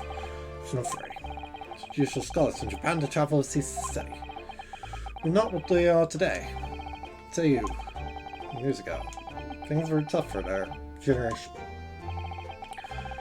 Only 5 medical student at Yume University at the time, you know, young lady. Yes, grandmother told me. But to do research at Great London Hospital to study autopsy. Heard of in Japan. Every place so much between the back of a prison and a burial ground. Not more talk of graves. There's no one willing to do bodies following autopsy work. So that's something of an unavoidable relationship with graveyards and prisons. Look up to you at all. Shut up, Roanoske. From Governor? Caldwell, his name was. He was a good man.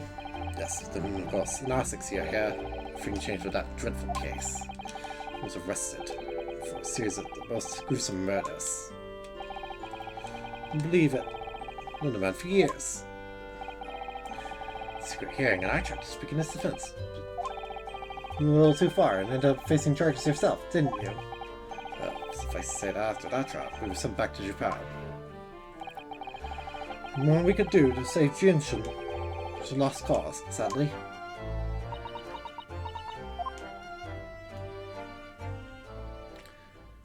I truly wonder if Genshin Asogi is really the mastermind behind the professor. Well, if you'll excuse us now. Yes, I'd like to get this trunk up to my room as soon as possible. Oh, I'm sorry. I shouldn't have held you up here for so long. For the porter, then. Just wait here. But I even have it just at my armband. Don't know if I'd run. Say it took more, but I do have various preparations to make for tomorrow. It's to be a big responsibility representing our entire country. I wish you the best of luck. Naruhodo. I hope you'll keep an eye on Suzuto for me. As you obviously have been. I know. I mean, if anyone's looking after anyone, it's sort of looking after me. Being there for her. After all, I'm a miserable father to her. Go down. Sorry? What do you mean? Well, it was 16 years ago that I started my long study tour in Britain. I was born. Yes, I heard. I thought it was the most joyous event of my life. But, well, sadly, it was accompanied by the most tragic event of my life, too. Oh yes, Suzuto-san hinted at something like that. It's a rather turbulent time at home. I won't bore you with the details. Point is, I became rather less dependable. That it's a grown man. I think I understand. Sir Sure offered me the opportunity to study here in Great Britain. Too worried about you to leave you behind. I also was a little heavy-handed when it came to persuading you to accompany me to London. That's what happened in a nutshell. That's also the reason why I now feel compelled to give my daughter as many opportunities as I dare. Really afford young women such things, I must say. I completely understand, Professor. Luckily that changes in the future of this universe. Ah, one other thing, Naruhodo. Since I'm bold, I have a favor to ask you. Oh, really? Of course. What can I do for you? Well, the thing is, sorry that took so long. Suzuto. Then, let's take your bags. Take your bags! 1 minute, if you please. Quarter? Of course, sir. Do I recognize you? Your neck. It's a camera, I believe. Right, sir. Just 5 shillings for a lovely photograph. It's a wonderful stay at the hotel, sir. Given the occasion, we could justify the expense. Oh, yes, of course.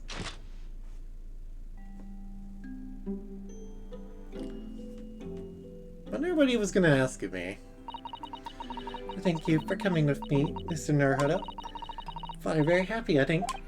Oh, well, I'm pleased that. We were interrupted before.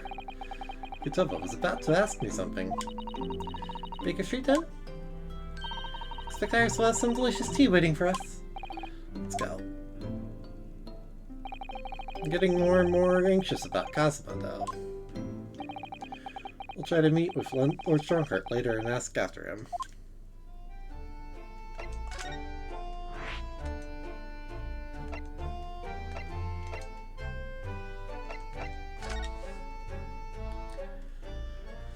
Lord Strongheart! Oh, hi, Barock. Didn't expect to see you here. Supreme Court Lord Chief Justice's office. Drafted the opening address for tomorrow's proceedings. Supplemented your original with the figures you asked for from the yard. I see. Excellent book. Thank you. You're welcome, my lord. What's Lord Van Zeke's doing here? Right, there seems to be an awful lot of tension in the air, wouldn't you say? Stifling enough as it is. Yeah, more tension.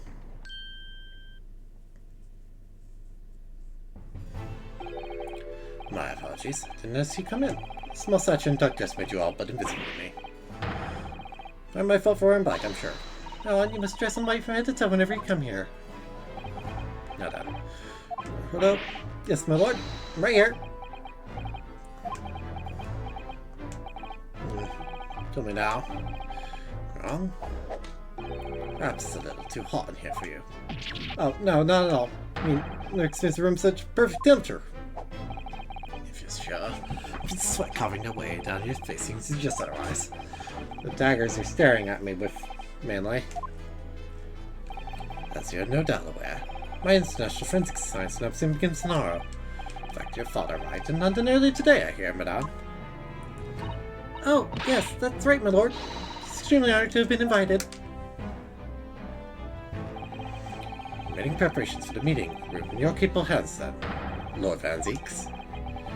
I will attend at once. Was that a smile? I think that was a slight smile. Very cold stay as he left, didn't he? No, but I haven't done anything. Have I? Days. My feet have barely touched the ground, I must say. Right hand in many years has recently put out of action. Spectacular fashion. Oh, I'm sorry to hear that. Left hand soul service. Your head is thinking about Dr. Safe. Of course. I'm terribly sorry about that. Just, you've done nothing wrong. Dr. Safe's own wrongdoing precipitated the situation. Concern yourself with it any further. That would be a lot easier to do if it weren't for the piercing stare you're giving me. Doing an admirable job folding to fort. No disturbingly, his apprentice has been missing since yesterday. Oh, missing? Must become a Kazuma Sama now. That's an interesting conversation.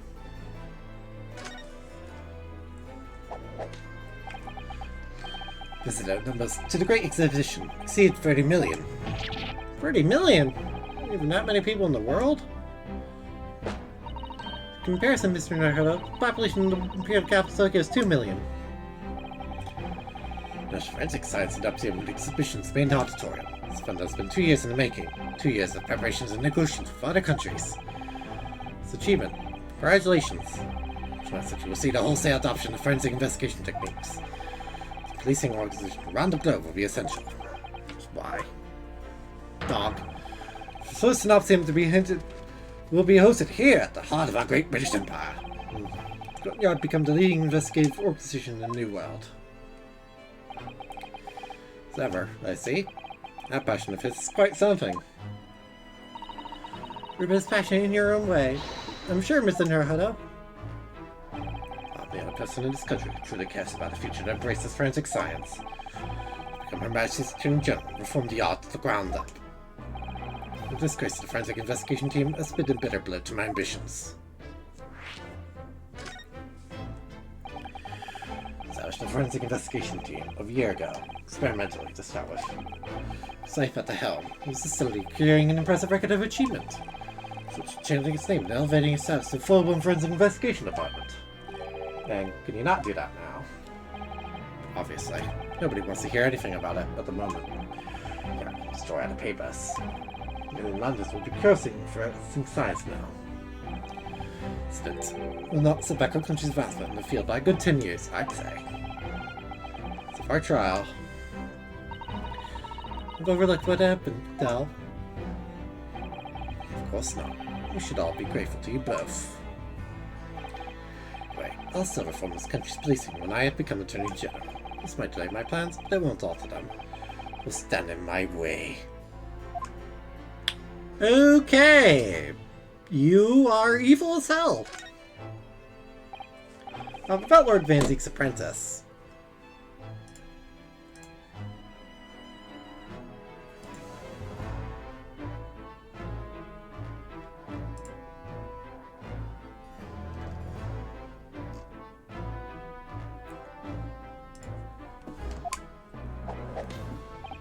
Ah yes, that came as a surprise to me, I must say. You and he are old friends. I'm an apprentice Lord Van Zeek's in the first place. About 3 months ago, Vitus Asian man was apprehended by border police. Found him hiding aboard a large goods vessel. Oh my! Still a way to get here. No papers to identify him. No passport. He was suffering from amnesia too. He's clearly of Eastern descent. There were no clues as to whom he was. Signed him to Lord Van Zeek's. That way I could keep an eye on him. And then, buy the mask. Didn't want to burden Lord Van Zeek's with tiresome explanations about why he had an Eastern apprentice. It'd be so much easier to explain why he was wearing a mask. It'd be a great help to Lord Van Zeek's. High hopes for his future. By the way, do you know where he's gone? No idea, but I believe he's left London for the time being. Oh. You also didn't know. The man's father was one of our country's most infamous criminals, I mean. In Shinasogi.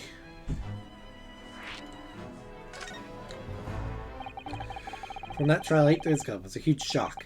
Finding out my friend's father was... oh yes, Genshin Asogi. 10 years ago caused a great stir here in Britain. Such awful murders, and unprecedented, using a ferocious dog as a murder weapon. And no one would have believed the culprit was a foreign student invited to study here by the government. It couldn't be made public then, and can't be made public now. Nobody in the country knows it was him. Neither do the citizens of London. Motivation was to avoid aggravating relations between our two nations at the time, I understand. Correct. However, it's to be noted that there were some supporters of the professor's apparent cause. What? Supporters of a mass murder? Were blight on the aristocracy of the day. Ironically, the deaths actually benefited society as a whole. So a fair few thinkers in London believed anyway. Right, I see. It's still a murder, wasn't it?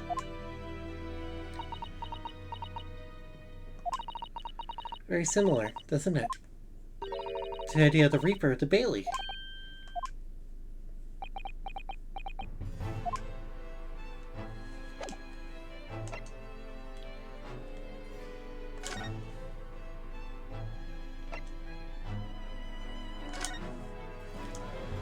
I'm gonna leave now. Bye.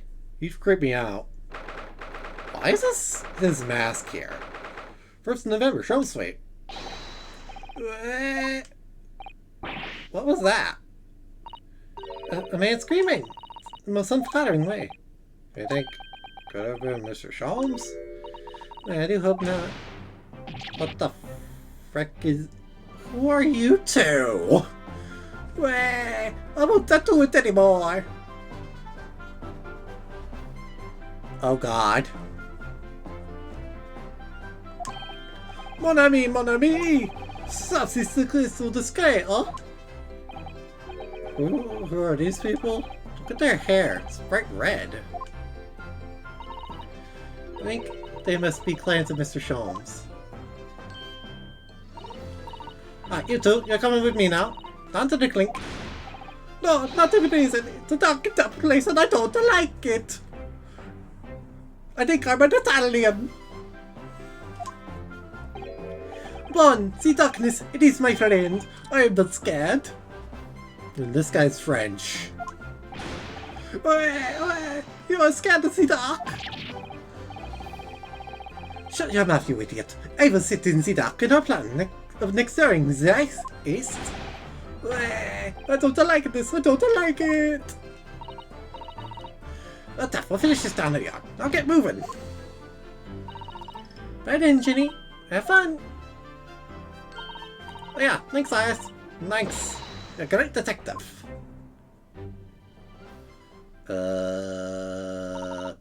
Hee. She makes a fine detective herself, doesn't she?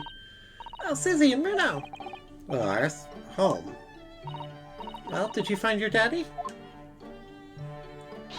Yes! We arrived at the hotel just before he and his friend. Oh, well that's great news. We'll get to see my daddy again soon. About that.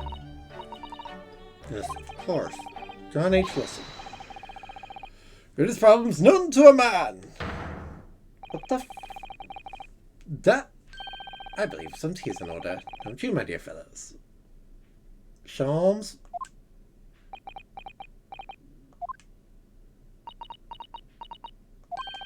There's something wrong, Mr. Naruto. God was stretched like on my face. Not so much on your face as on your head, I'd say. Come along then, everyone. I brewed a lovely special blend. Time for tea! Whatever is going on here today. In that case, let us sit and drink now. For I'm, in fact, doing a guest later today. Right. You're not going to explain a word. Last week's edition. There's an article circled on Red Ink there. Advertisement column. It says... Red-Headed League. Red-Headed League? What's that? I don't know. Heard of it before, but... Something on my face. Something to do with that. Lively hair.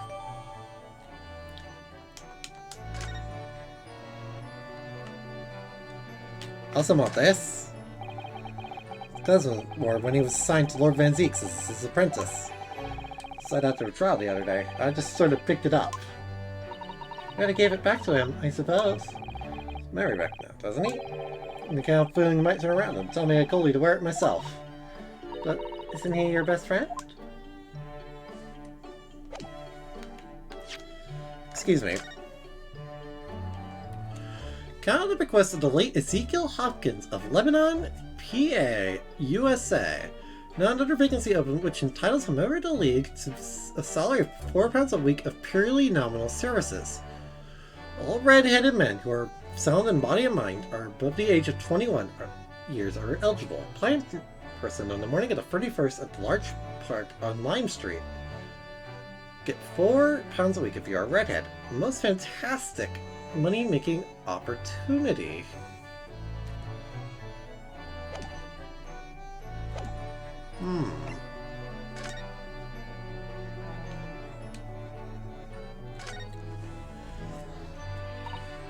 Mr. Sholmes, who were the two gentlemen that were here before?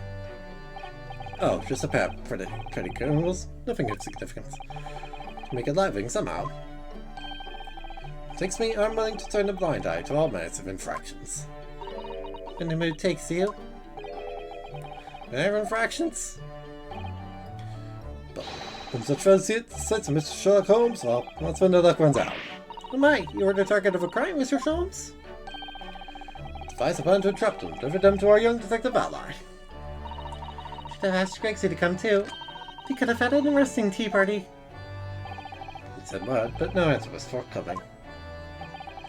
Suddenly in the wrong place at the wrong time. There's a word for it, I'm sure. Ah, I have it. A bungler, that's the word. Good job he's not here to hear you say that. Been up to no good?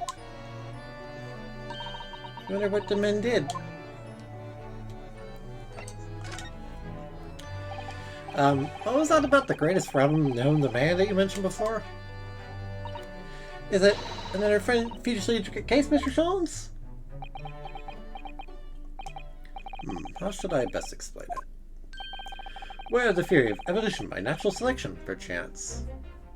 Oh boy. Well, I think I've heard talk of it somewhere. Possibly. It's a revolutionary scientific theory that was nearly proposed 40 years ago now. Are we really 40 years away after Darwin? Damn! To its offer, Mr. Darwin, we humans were once apes who lived in the treetops. Wait, what?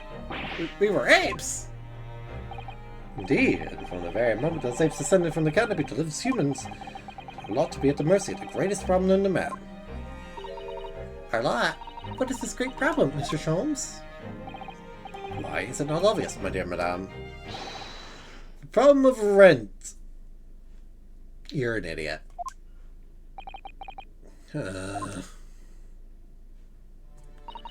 But did you not receive a rather large sum of money from Madame Tussaud's only the other day? Saw a large sum. But for Mars, and any more to car from me later. All of it has quite disappeared, I assure you. Honestly, Hurley, you know you squandered it. Well, anyway, 2 days ago, you answered the man's greatest problem. Coming moment for at least. Sir. Why, there's a substantial clue. Before your very eyes. Well, tell me, let me see. Sorry, creatures. Unable to see what is in front of their noses. Give you some assistance. Observe me closely. Some particular feature about my person does change. In the end, I think. In the end? It's been stabbing me in both eyes right from the very beginning of our conversation. Need a clip before you can cover the full answer, Mr. Naruhodo. Thanks for the hint. But tearing my hair off, this trick goes on much longer. Holmes, isn't it about time you told us the truth? Just over a week ago, you said to us something. The first importance, my dear fellow. Good detectives all want to lie. It'll serve you well to remember that.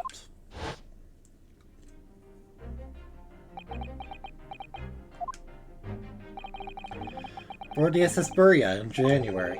Cosmo wasn't killed, and you knew he wasn't dead at the time. What was really going on? Phil was unconscious for a very long time. Being conscious when he did, his life would have been in mortal peril. Of course, the side effect of the prolonged comatose state was amnesia, as you now know. Someone left house to science the crew. But how? They carried him out of the cabin, assembled them in the lobby area. Made them swear. Leave him unconscious and have him unlaid for the ship in Hong Kong as a murdered corpse.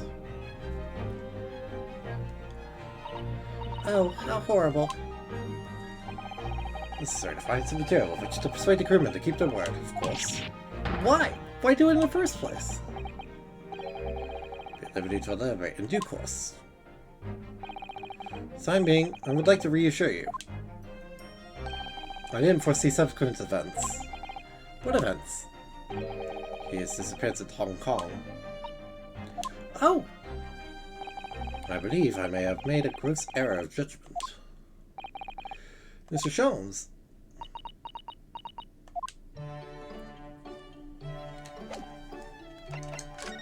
Okay. Here you go. There's some uncertain advertisement in this paper, Mr. Sholmes. The Red-Headed League? Does that strike you in some way? Maybe. Might be related. Your bright red hair.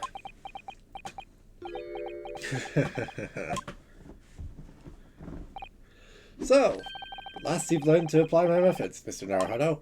Sorry. It's been quite indispensable observation. I could have seen that hair with my eyes shut. I may regale you with the details of my latest exploits. Regale or boast.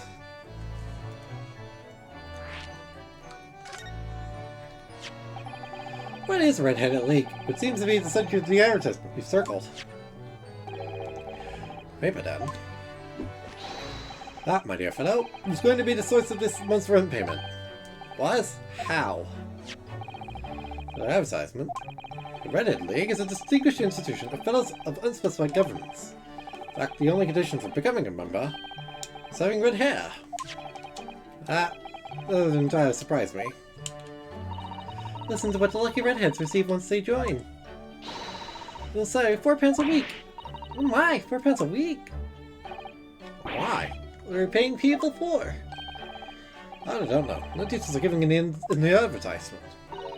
Surely every redhead person in the country would be flocking to join in that case. Right, Sissy. There's no time to lose. Put in my application at once. So will I? No chance. Searching a point, I think. Is they have a fixed number of members, you see? Oh, I see. People have joined. This can't. As luck would have it. One member recently passed away. Particularly lucky for the redhead in question, don't you feel, Mr. Sholmes? You decided to try and join this place? I mean, look at me. Seen such a red-headed fellow? No. Why? Why did that have to go so wrong? What on earth happened?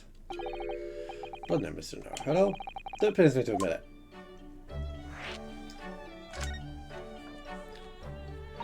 What did you actually do to your hair, Mr. Sholmes? You asked, Mrs. Stowe. You see it's on my head, it's neither dyed nor a hairpiece.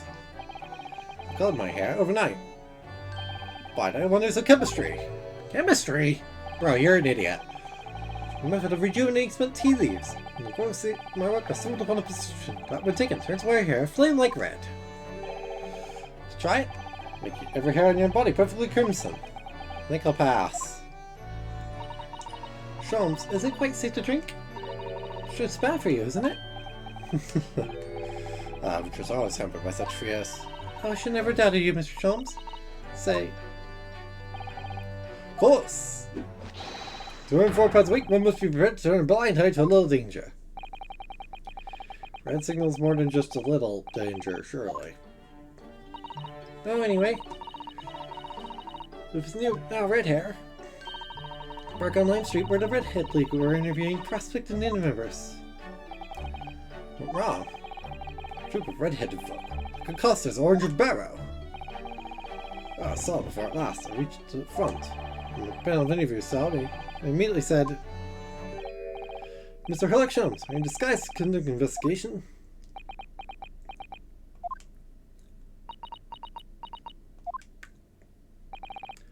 So I had no choice but to reply, don't give me away. Do little else but turn and leave. Morning, when I looked into the mirror, Trisham stood before me. Going to the police. Oh dear, what a disaster. Those two redheads.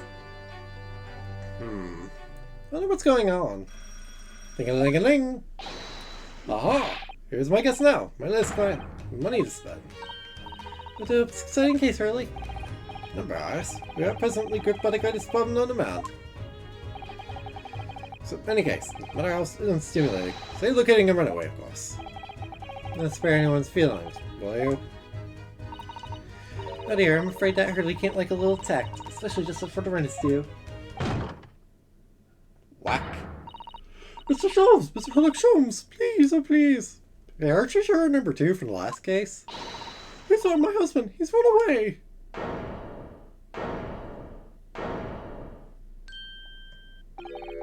Certainly. Beg your pardon? Doesn't matter. My apologies. Trying to say, Mr. Naruto, I didn't say a word. Come, my dear madame, be seated. Let's make some tea, if you please. Of course. What's the matter, Miss Cicito? No, it's just that gentlewoman. I feel sure I've seen her somewhere before. Very recently. Yes, now you're good to mention it.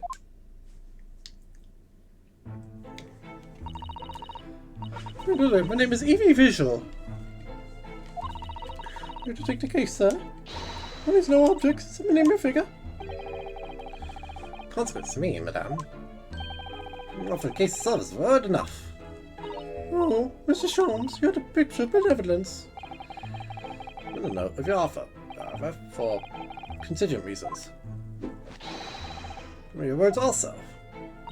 I might inquire, sir. Which gentleman and lady would be? Oh, me?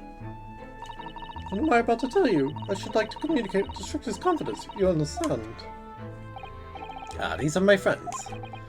Sure, you may say before this pair anything which you may say to me. Oh, I see. Gentlemen, personally, they're all. He's hard of hearing. I'm never get my hopes up.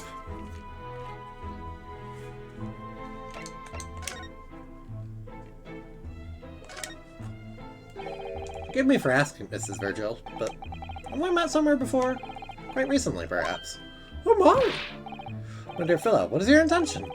You have no ability to differentiate your facial features to English. Wish to leave back to the ADC must do so in a more gentlemanly fashion. Is it possible that you're the nice young lawyer from the trial I attended last week? Ah, I knew I'd recognize her. No man's fate in the palm of one's hand. Oh gosh, oh golly, this shivers on my spine. Quite recognize her because she's acting so differently now. Must be very difficult for you to as a lawyer, being hard of hearing, I mean. Pardon? Oh dear, I'm sorry. Don't worry if you can't hear. Frequently, really, nothing more. I'm going to start it, Mr. Holmes. Thank you very much. Waiting for you to sit quietly in the corner. Yes.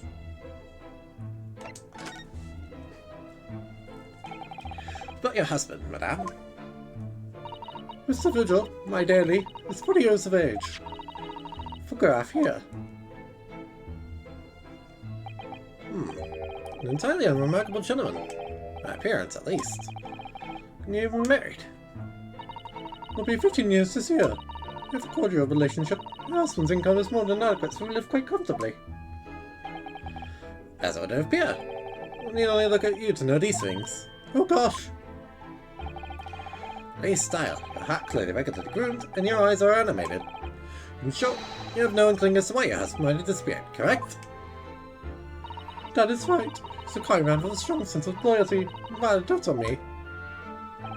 Which would point to the possibility of becoming embroiled in some incident or other.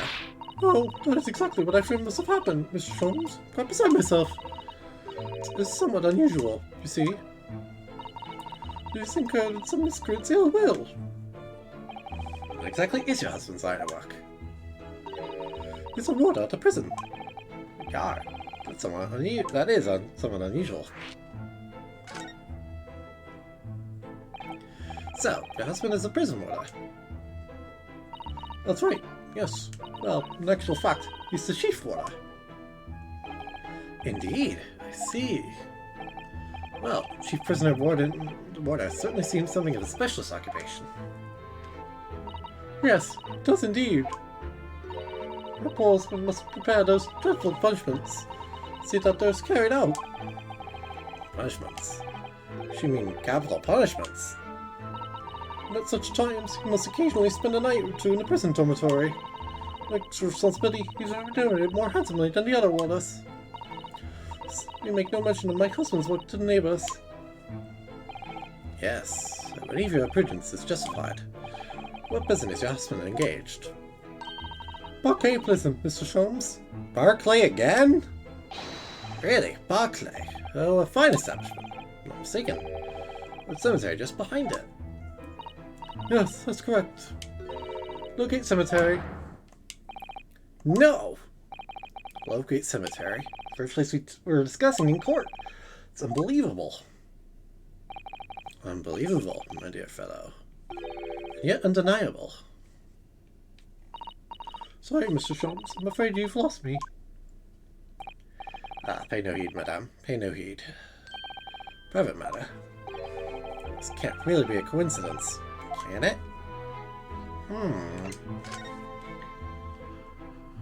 So, to the matter of your husband's disappearance. When did you realize he was missing? Please try not to laugh. It was yesterday. I'm sorry? Yesterday. Recent. Laughably so. The truth is, my husband does at times have occasion to spend the night away for his work. Well, the ordinary for him to not return at home at night. This is different. Not make any contact for a whole day. That certainly has never happened before. My dear Daily, never ever could have happened. My dear Miss Vigil, please, calm yourself.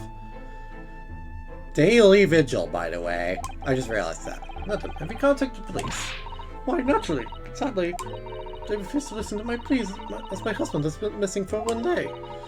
Wait patiently at home. In truth, Miss Vigil, you're the police. However, let's not be hasty. There's no reason why we should not engage my deductive powers to track your husband down anyway. Oh, thank you, Mr. Sholmes. I assure you, this is not the greatest problem known to man. For another month has no bearing on my decision. Sweet smile nodded London's face. That's really all there is to it. In my eternal gratitude, by any sum you can imagine. The sweet surrender on your lad lady's purse.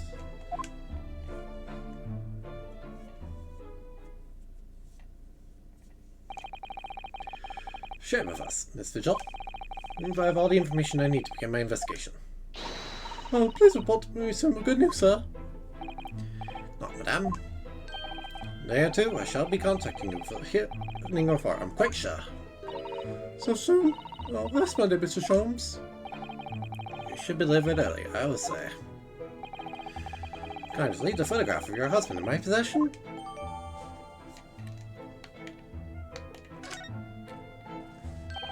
Thank you. Now allow me to show you the door.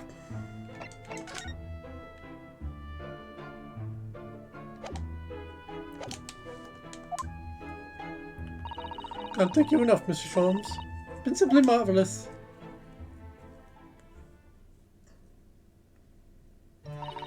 You know, I think it's every time, Hurley. How come you come up with such nonsense? Good news in a day or two? Are you sure? Can't be sure, of course. But then I didn't swear on it. Give the good woman some hope. I hope to be able to give her good news, one might say. Once we pay by the end of the day tomorrow.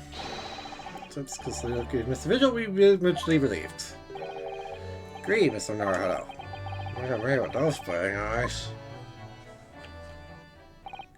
Well, my dear fellow, did you hear the details of the case? Yes, my hearing's surprisingly good, actually. Excellent. And what did you make of it? Well, surprised to learn where her husband worked. At Barclay Prison, I mean. Ah, so you noted that.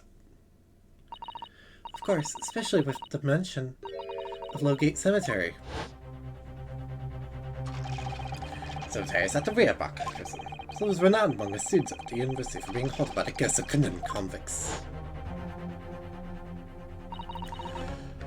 Prison is where that notorious man was incarcerated, Professor. All water from the prison has mysteriously disappeared, it would seem. Peculiar. Indeed. Nothing you can't handle. I'm quite certain, Mr. Naruto. Sorry? See what you can glean. Would you? It's prison governor you want. No doubt the man is equally worried. But are you gonna go yourself? Didn't ask. I can't possibly see him up with this hair.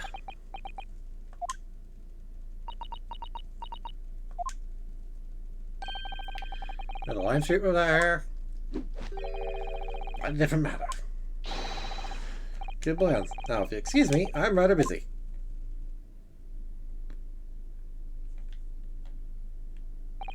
Of course you are.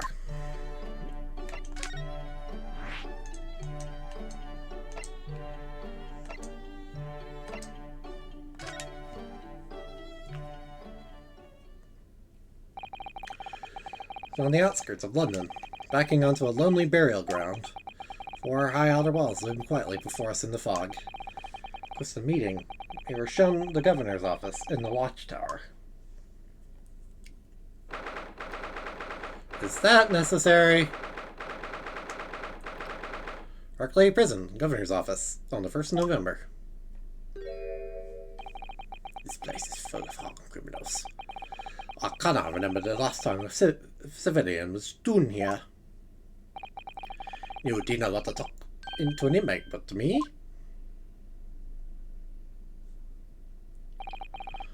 Do you know Uncle Man? I'm the governor, Barry Caden. Hmm? Oh, yes, it's a pleasure. Run us getting our head out, defense lawyer. Listener, I see. Does that mean... Yes, I'm a visiting student of law from the Empire of Japan. Japan? Did you say Japan? Yes? You're kind here, laddie. Maybe we should try the prison next door, eh? Didn't know how to send it another prison next door, sir. Right. Excuse some questions about... Didn't like to be so direct, but... No intention of speaking with the likes of you suspicious-looking listeners. Ultimahair. As soon as he finds out that we're from Japan, he reacts like this. Means... I think it's because of the professor case. Think so too? So go. Judge Shinosugi, also known as Professor, in this prison. Then after his execution, apparently re-emerged from his grave in a cemetery behind the prison. I'm unknown. Different about that case, aren't ya? See, about the Princess's Great Web, no doubt. No, not at all. We're just get done with ya before I punch your lights off. Right, we're going. The ghost of that killer still haunts this place. We're here. And somehow prove to this man that there's nothing suspicious about us. Caden. I'm thinking of Miss Suzuto. Sure that name came up in conversation recently somewhere. Might have some ideas to help us. Come to think of it, I have the same feeling.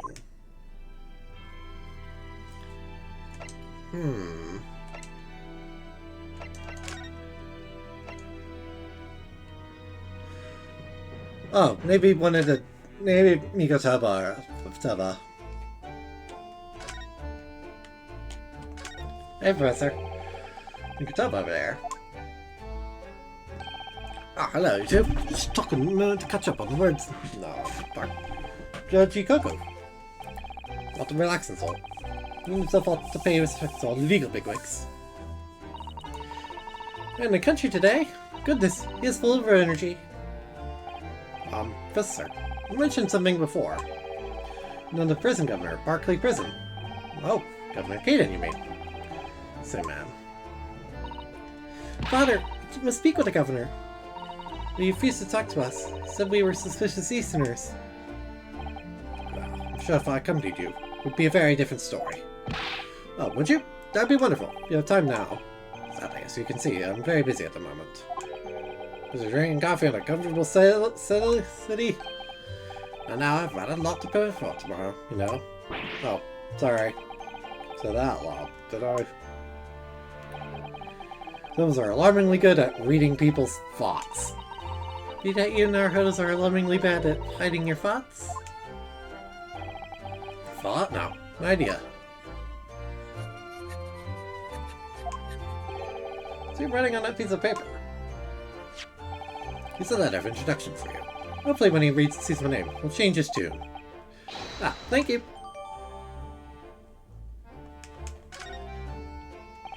Good luck, then.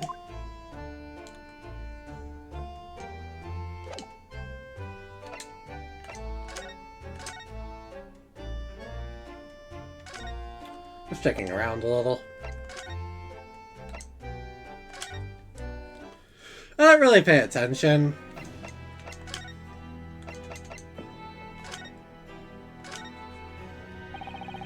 It's wonderfully handwriting, isn't he? This dark-suited young man is not in the least bit untrustworthy. This man just make me sound extremely untrustworthy. He's called you a nice young man. I'm not sure that would help.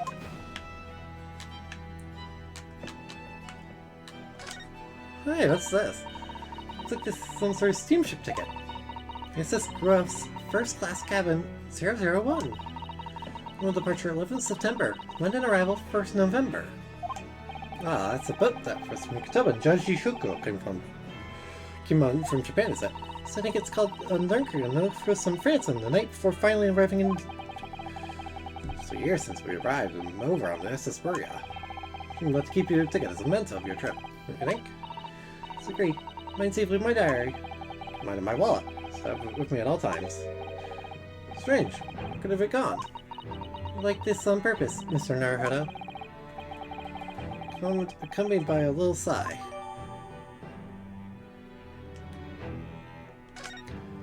Well, it's a good thing I looked. That might be important later. Here. You just cast your eyes over this, Governor Kaden. And you cannot below the wise of mayor. You're good enough in Japanese. Mikotoba. That young jock from the forensics laboratory? That Mikotoba? Yes, exactly. Him. Oh dear, perhaps I should have said something sooner. I'm Yujin, Mikotoba's daughter, Susato. Yeez, a young man's daughter? And you did, I think, to mention that before. I think this man's either northern or very... I do apologize. Aye, well, let's take a seat then. Can I offer you a cup of tea, perhaps? And then I forgot to try one of these wee handcuff biscuits. Kaden. Well, his influence is nothing short of amazing. Bitterly regretting not announcing who I was from the outset now. So then, what can I do you for, Hen? Well, we're currently investigating a case. One of your warders, you see. It's gone missing. Missing? That's right. It's surely been reported to you as well, being the prisoner missing governor.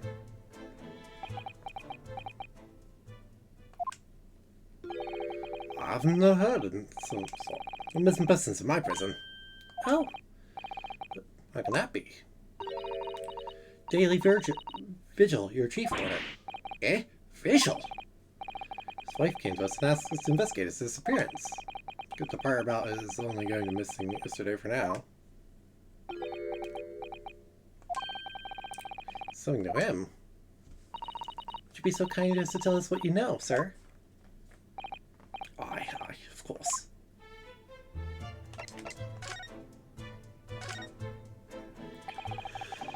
Sir Vigil's the chief warder here at the prison. Aye, that he was. Strong sense of responsibility, dedicated to the job. No doubt about it. About it. It's a fine warder. Sorry, did you say was? Aye. Doesn't not work anymore. He left the job. Oh my. When was this exactly? It's a question. When was it? About. Couldn't have been much less than 10 years ago now. What? 10 years ago? Stopped working here 10 years ago. Aye, so I mind it. Do you ken? I heard the fella's name in all that time. It's gone missing though. Miss Virgil made no mention of it. Perhaps, Mr. Naruhodo. His wife simply doesn't know. Just unaware that he no longer works here. Okay then, can you tell us what happened? Mr. Vigil gave up his job here. That's important, is it? Yes, I believe it may be. What are you thinking, Mr. Naruhodo? I can't help wondering, given that it was 10 years ago. Ah, exactly when the professor was being held at this prison.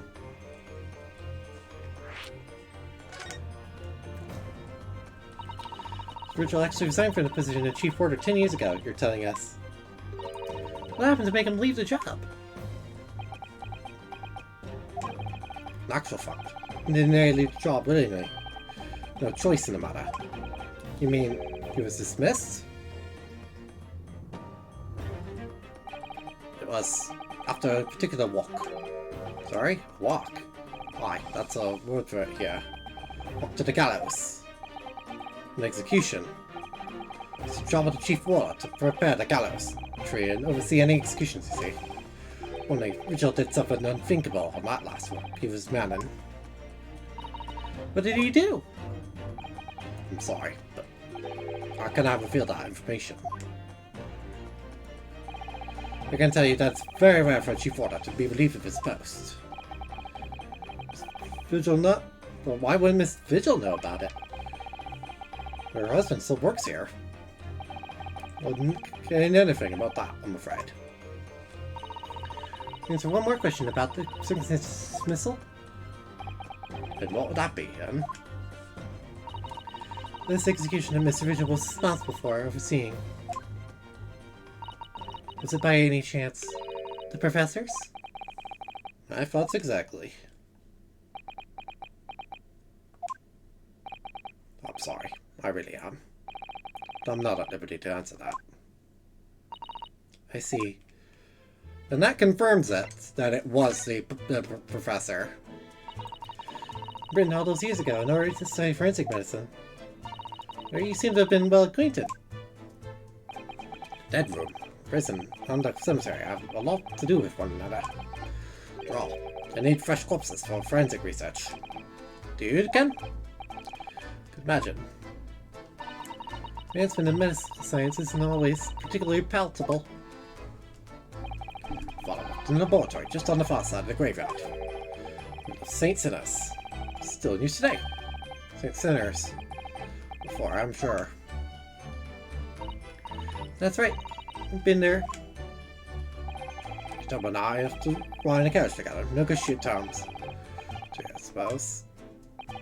Aye, we used to sit in here for hours and gab on about discretion and all sorts. Ooch, makes people talk. Well, tea and a plate of puff biscuits, of course. How charming.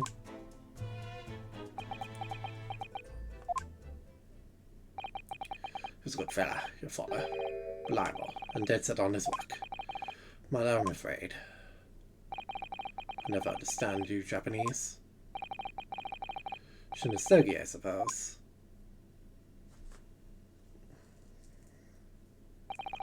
Well,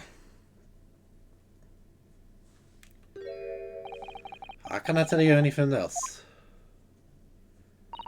Thank you so much for your time, Governor.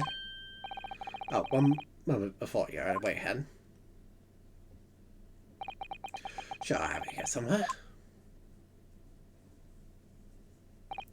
Ah, found it. Here, take this as a wee souvenir of your visit to the prison. What is it? That's Vigil's dismissal notice. It's 10 years old now, of course. Oh my, you sure? Aye, it's no trouble at all. Not the original, right? Thank you. Thank you very much, Governor Caden. Yoink. Reporter data vigils for immediate effect of violated Clause 142 of his Emergency Code of Conduct for prisons. To pay another financial benefits. Fully revoked. Convict blank.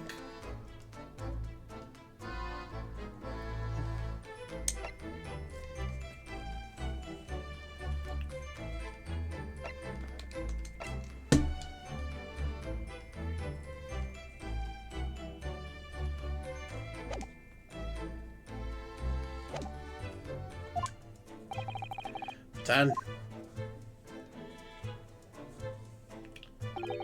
Do me a favor, never come back here. That case is closed.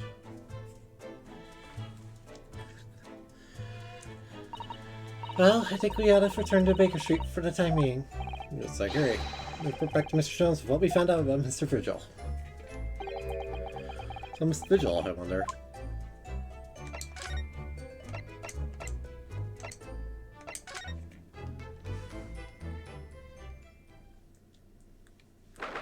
First November. Home sweet. Back. Hello, you two. Hello, you two. We'll be back before long, so I baked some scones for us all. Ah, that's a delicious smell, Alice.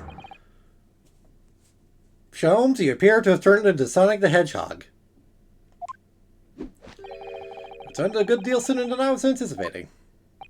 Hello, Mr. Sholmes. Hello, Mr. Sholmes. Say nothing. Your faults are written all over your faces, in any case. It may have been advisable to test my hair color research and tonic before application. Oh my. Right, tell me. What a friend. Have you gotten some new information? Oh, yes. Something very surprising, in fact. Not a touch on your hair, to be honest. Most certainly isn't. Still, we discovered that... Sholmes! Sholmes! Stop everything, Sholmes! More important. Gina? I can't Adam and leave it. Gina's crying. What's happened? Clearly a very grave matter indeed. Mrs. Strahd made no mention of my hair whatsoever. It's the boss. Inspector Gregson? The boss is... He's dead. What? What? They just found his body. Shot with a pistol. What? But... Inspector Gregson? He was murdered? No, not Gregsy. Come in, my dear girl. Tell us the whole story.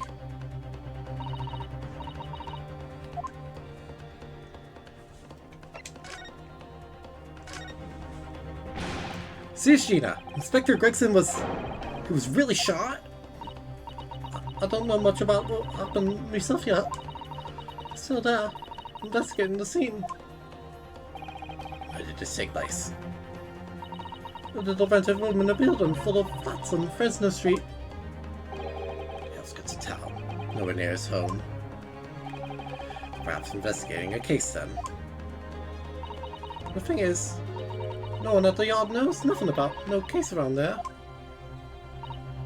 Well, how strange. The boss was... He was so good to me. Well, I ain't up to much yet. But one day I was going to show him. I was going to show him I'd become a proper detective. Oh, Guinea. So, who did this? Do you have any idea who the culprit is? I got him already. Already?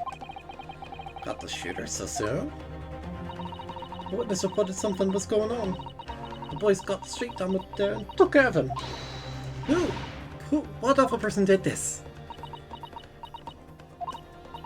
I still can't believe it myself. Gina?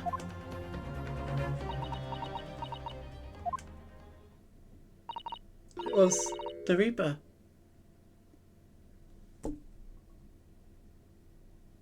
What?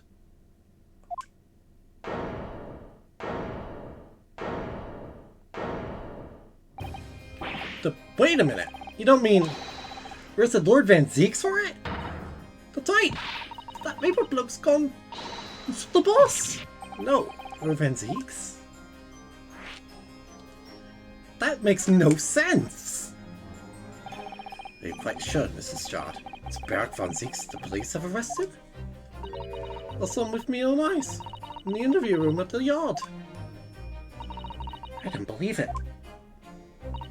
But there were witnesses, and they're all saying it was him. So you mean there were actual multiple witnesses? They heard the gunshot, apparently. When Outlook got to the scene, it was only the boss and that Reaper bloke in the room. There's no way Lord Van Zeeks would have taken Gregson's life. I just don't believe it. I don't believe it either.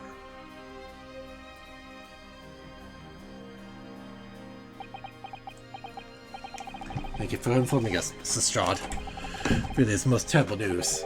I'm dreadfully sorry. Please say it's sorry for. Didn't do nothing. Well, anyway, I'm taking the cab over to the scene right now. He's coming home. As soon as you can. Gotta help.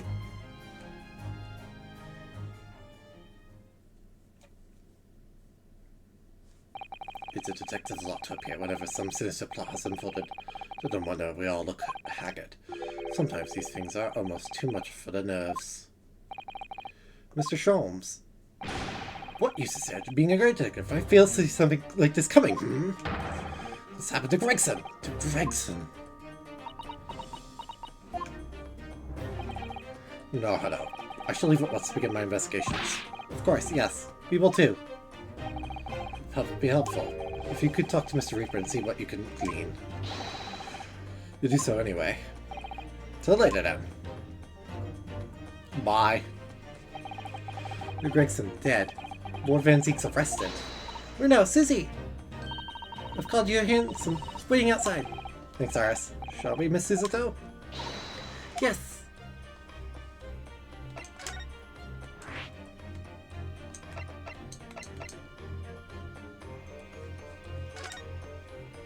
The plot is schmoovin'. Hello, Van Zeeks. Local prison, cell 1. There he is. Lord Van Zeek's behind bars. So it's true. He really was arrested. With his back to the wall, reading something. I don't think he's noticed us. Lord Van Zeeks.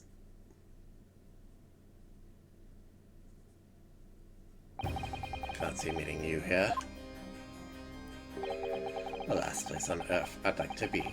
The last person on Earth I'd like to see. I couldn't very well not come. What happened? That you... that Inspector Gregson was... Go home. This has nothing to do with you. But... Give me Lord Van Zeeks. I must disagree. Gregson was very helpful to us on a number of occasions. We're indebted to him. At the very least, we owe it to him to find out the truth about his death. So was for investigations, please! There's really nothing I can tell you. Reading at the back of the cell there. Something related to the case? This? God isn't quite so cavalier with his information as to share case details with a suspect. This is a letter from an old acquaintance. Oh, who might that be? You know, as it happens. Albert Harebrain. Of course, yes. Keep forgetting they went to the same university. I'd like to read my correspondence in peace. So let's get this over with, shall we? What is it you want to know? Strange. And let's face it, Lord Van Zeeks never minces his words. Seems to have less bite than usual somehow.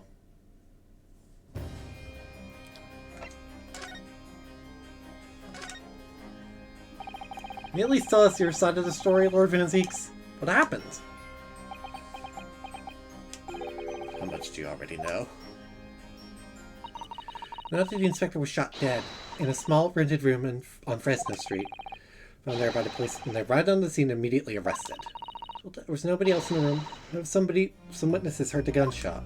And you're well informed. There's really nothing I can add. Because I don't know what happened myself. The gunshot? So you didn't fire a gun, did you? I'm not in the habit of shooting the people I work with alongside.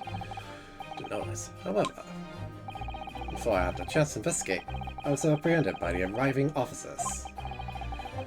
You know what happened. You might ask, what were you doing in that place to begin with? I don't need to answer that. Oh. After all, you're not representing me. Going to need a lawyer, though.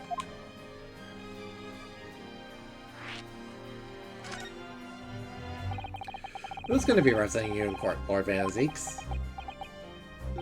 Anyone other than you, I should imagine. Would I be right in assuming you have no representation as of yet? Defense lawyers shy away from any trial involving the Reaper. Sure you know. Different. In my career, of all the defendants I've prosecuted, 19 have ever been acquitted. Of them, 16 subsequently died in mysterious circumstances. Questions will be asked now. Surely not. I assure you, no defense lawyer will want to touch me with the edge of a barge pole. You didn't do with those people's deaths, did you? It's been 10 years now that I've been known as the Reaper at the Bailey. Believe me, nobody wants to know the true identity of this killer more than I. However, Things may come to a head before I have the chance to uncover the truth about that. What does he mean by that?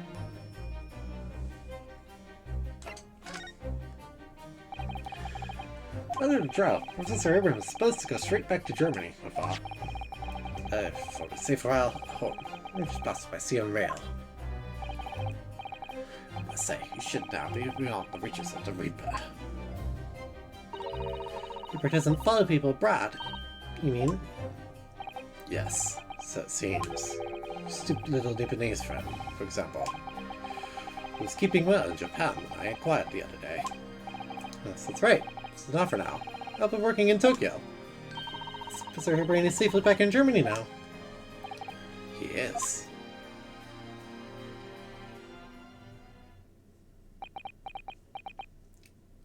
So, it appears our conversation has run dry. Yes, that's all. But in any event, excuse me now. I wouldn't like to detain you. Bring more Van Zeeks. If you'd like, have to advocate for you.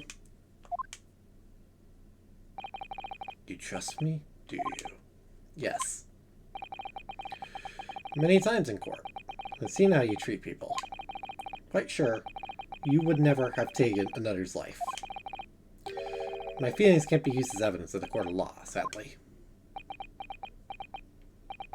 It's a very gracious offer, however. Trust no one. What? The police, the judiciary, and not you Nibbanese. Please. No intention of engaging your services. Just too wide and too deep, seems. I'd appreciate it if you don't visit again. Neither of us will waste any more time. A little deeper. Find out more about Lord Van Zeeks and what happened to Inspector Gregson.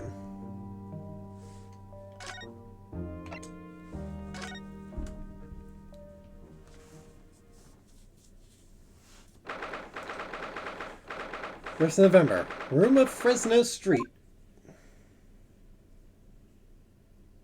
It's not the way part of London. Doubtless many people find their way down this back street. This just from an old room is where it happened then. This is where poor Inspector Gregson lost his life. Yes. Police are already hard at work investigating, it seems. Jones anywhere now. That's investigations have taken him elsewhere. Like, what do you think you're doing there? Joe's gonna be taken out so you can look underneath and all. The space about the scene check. Don't forget to look inside the chimney stack too. Blimey, you love goodness doors when the other side of town. Because they got some unique investigative techniques she wants everyone to adopt. Oh, so you turned up at last. Mind you, I ain't been here long myself. Again, Gina. Someone just left. Lucky you missed that. Bouncing around in here. Doing that stuff and flicking it, then just covered. This game already, do you mean? Yeah. Say nothing to no one. Not even me. Investigated too? Listen, Otto. You're a lawyer, right? Yes. Why? Are you not thinking of trying to help the evil dog, are you? Oh, poor Gina. Forget, is she? That trial will haunt her forever. If you don't mind me saying, if Lord Van Zeeks really is responsible for this crime, he will be duly and fairly judged in court. I suppose you're right, yeah. Go on then, Odo. Get investigating. Want to know the truth. What really happened here? That's the ticket. Thank you, Gina.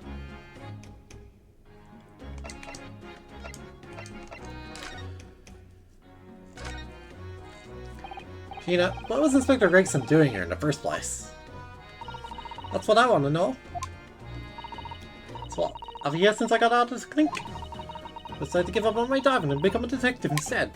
Yes, Mr. Jones twisted the inspector's arm to agree to take him on as an apprentice, didn't he? Something like that, I think. Anyway, the point is, I didn't really know much about the boss till then. Turns out, he's a bit of a legend at the Yard. Goodness, really? They say you managed to solve some really tricky case, just like that. You did. Yep, and ever since then, he started going out on all sorts of investigations, always on his own. The Yard even knows what of the cases he's worked on are, apparently. Not how it's supposed to work, is it? Legendary Inspector doing, and then you dig to a room like this. I know I had a lot of respect for the Reaper and all. Look where that landed him. Reaper?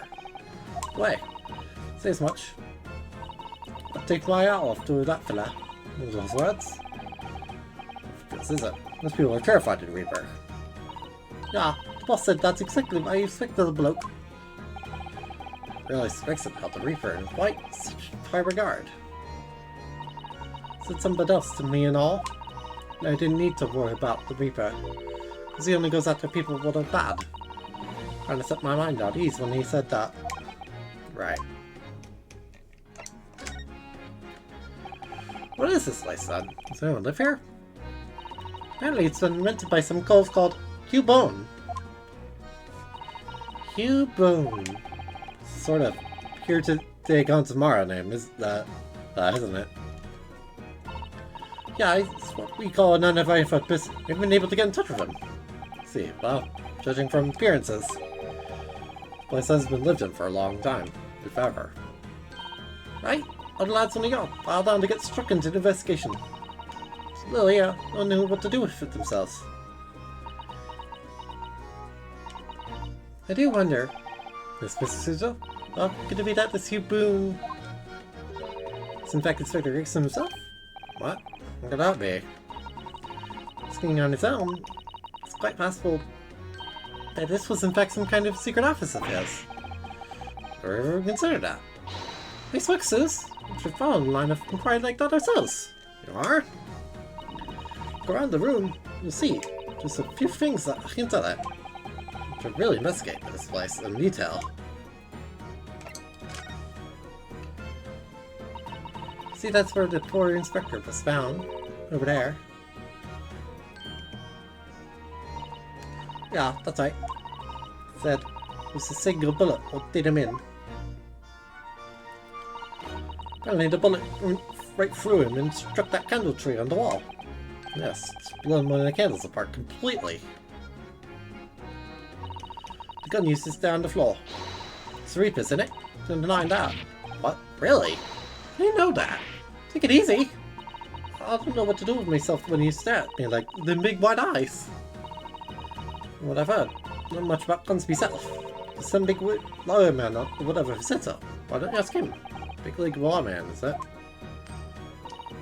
My Fresno Street runs along that window there. There's some street sellers just outside where the gun shop. Oh, but they're outside. Yeah, they've all been taken down to the yard for questioning. That's why. Well, it's legendary inspector, yeah, after all. We'll be getting a grid then. Speak with those street sellers? I doubt it. Lads of yard will just want to know what you're snooping around for, and you'll be up a girl and all. But this is shame.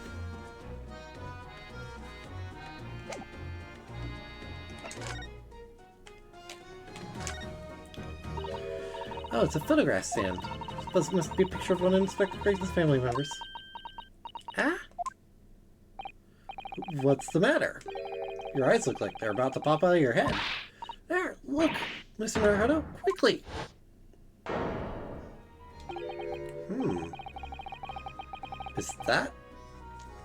Is that really a younger Miss Visual? Huh. Miller really met her this morning. Aha! It's Mrs. Vigil. This makes no sense. Why would this be here in a picture of Miss Vigil in here? To be frank, I don't think I've ever been more stumped. I'm sorry to say, no idea either.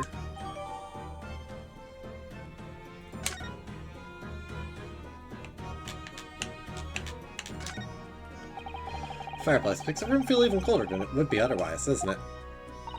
Let's figure out what it does. Look. It would be fair to say it hasn't been used in a very long time. For words. Lived in this room. Must have been extremely hardy in cold water. He lived here at all. And merely visited when the occasion arose. Which is more likely. Oh, that's right. Where we are.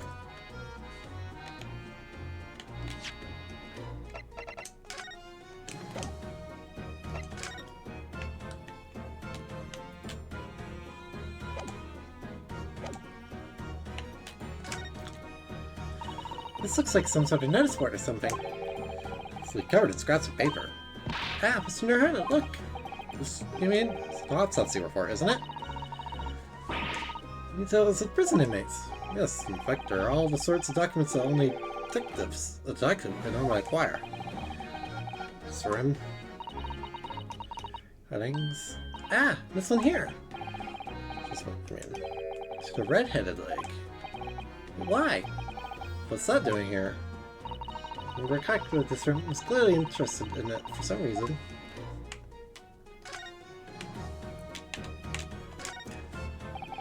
Since we came in here, can't take my eyes off this thing.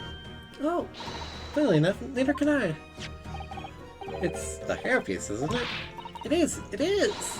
Bright red hairpiece! I suppose the fact that it's right there next to where the body was found. That Spectre Gregson wore wigs, does it?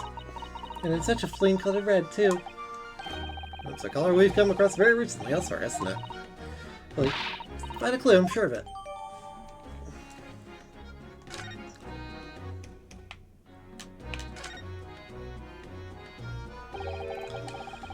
This candle holder has been completely blown off. Oh, you're on the wall behind. Look! Well, the bullet had hit it. Quickly that the bullet hit the candle, burst past through the inspector's body. Ooh. Oh, what's on the wall looks like blood to me.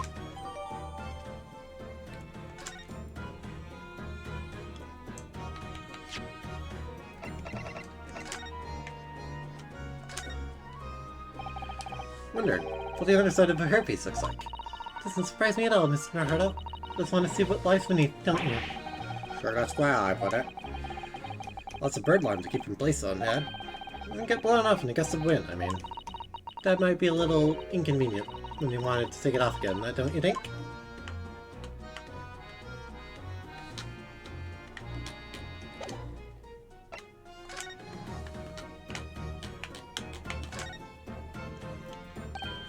Ah, there are some black marks here. Look. They look like some sort of scorch marks. That's the bullet struck the candle here, do you think? Yeah, it's been cracked in half, it seems. Yes, I think you might be right. Firearms are rarely used by criminals in Japan. Afraid I'm not particularly knowledgeable about them.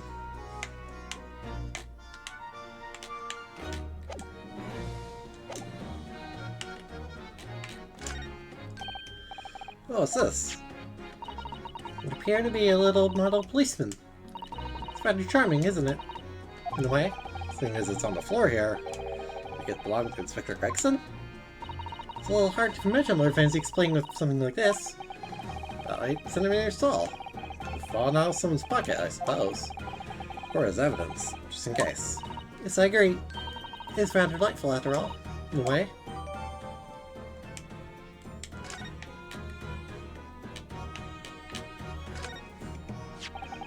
It's presumably a murder weapon, then.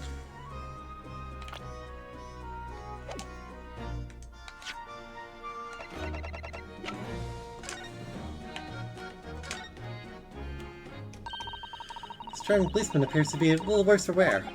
I'm convinced about the charming ferret. Yes. Right. It looks like it's been fairly heavily manhandled. Somebody has enjoyed twisting it around and around for fun. Or try twisting it around and around too? For fun. Ah! What's that? It appears to be some sort of key. It's tiny though. Could be a key for a door. That size. What's it for, I wonder?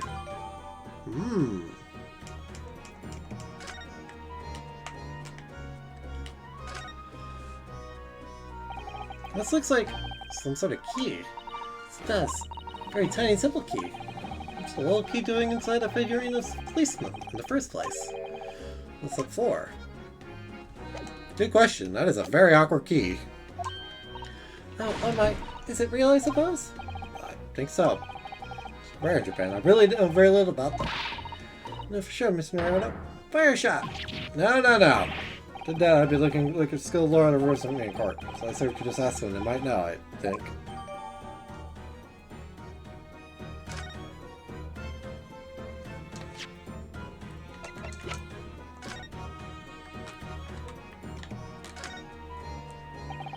Suppose this must have been the murder weapon. Oh, okay. Is...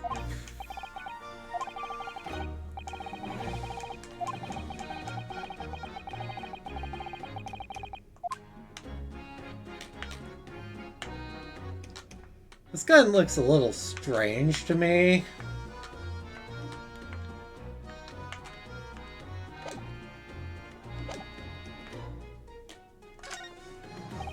Excuse me.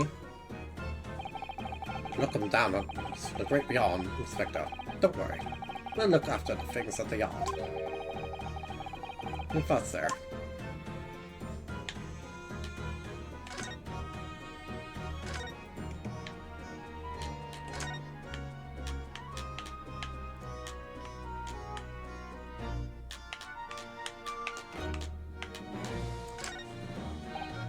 Excuse me.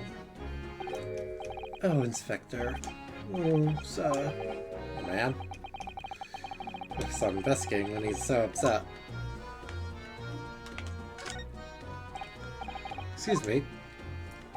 Sorry, sir. Can't see the thing, sir. Too many tears, sir. Right. Work that.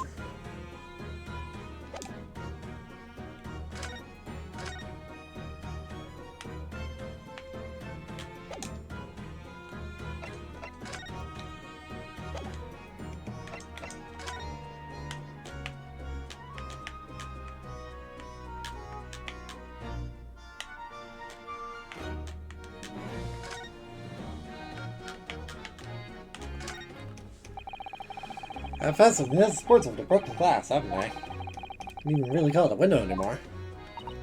Well, if you remember the window in Mr. Natsume's room, that was solely blocked up with bricks. It was still let in sunlight, so you could say nothing more about it. Trying to feel even more sorry for Mr. Natsume now.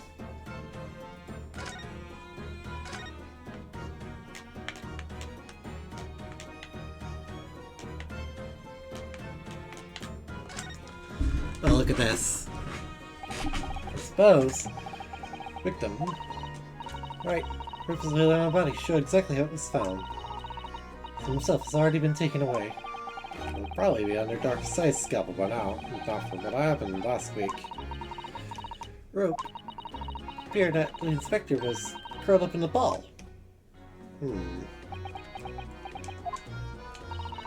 Feeling alright, Mr. Naruto. Looked like you'd just seen a ghost. Just a rope, but, well, conjures up quite a terrifying image, that's all. With all that blood stain next to it. Well, I do understand. In some ways, what we picture in our minds can be even worse than reality. So strong, though. She's taking this far better than I am.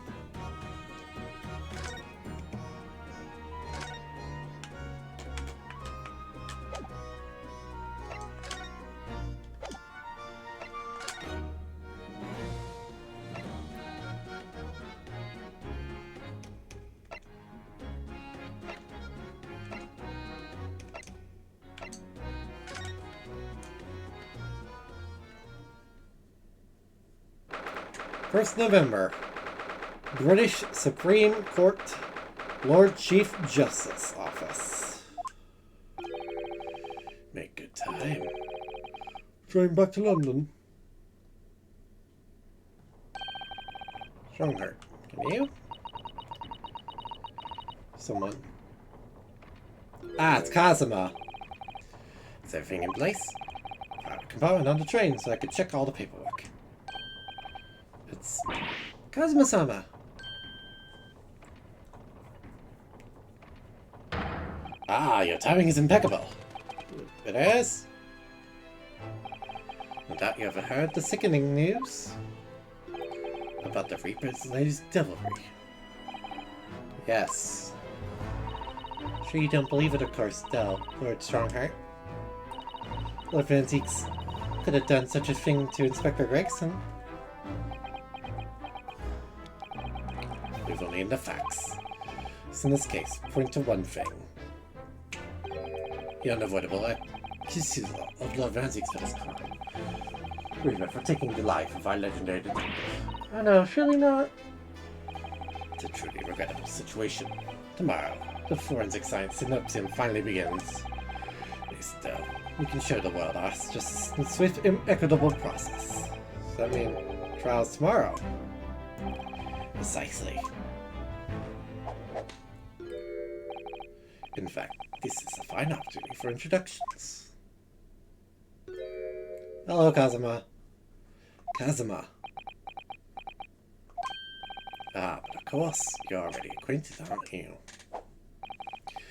Sugi here will be present at tomorrow's proceedings, leading the prosecution. Wait, what? Kazuma? As I'm sure you're aware, is a very capable practitioner of law. Kazuma-sama, prosecutor?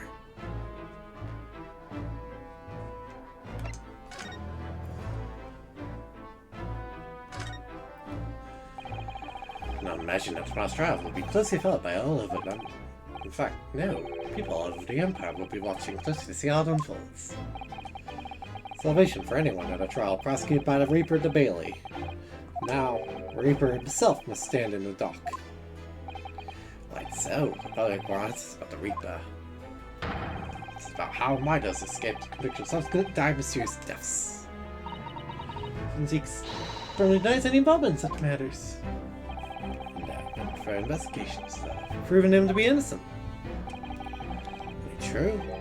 Or has it been at least up until now? Ah!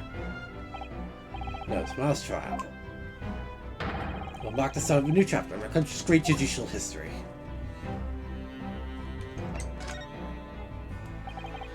So, Kazuma will be prosecuting tomorrow. That's right. But it's the defense lawyer, Strongheart. Oh, Strongheart. The strong law practitioners cannot pick and choose their roles. What it will mean for the prosecution to know the strategies commonly employed by the defense. In combination, wouldn't you agree? Absolutely. All that Kazuma will be razor sharp as a prosecutor.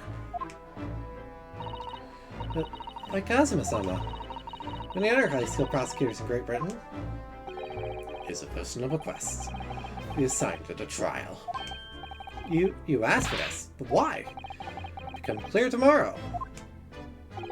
I'm guessing you intend to stand for the defense, don't you? Although the Reaper appears to be turning down all offers of representation. Such a personal request would have been upheld. Seems unprecedented. Quite exceptional, in fact. You are quite right, Miss Mikotoba. Tomorrow's trial will be unprecedented and exceptional in every way. After all, the accused is one of Britain's greatest prosecutors, right of the Empire. It would be unwise to give the public a reason to perceive it as judiciary closing ranks. Perhaps let a foreigner handle the prosecution. Ronosuke. Let's see how your skills have been honed.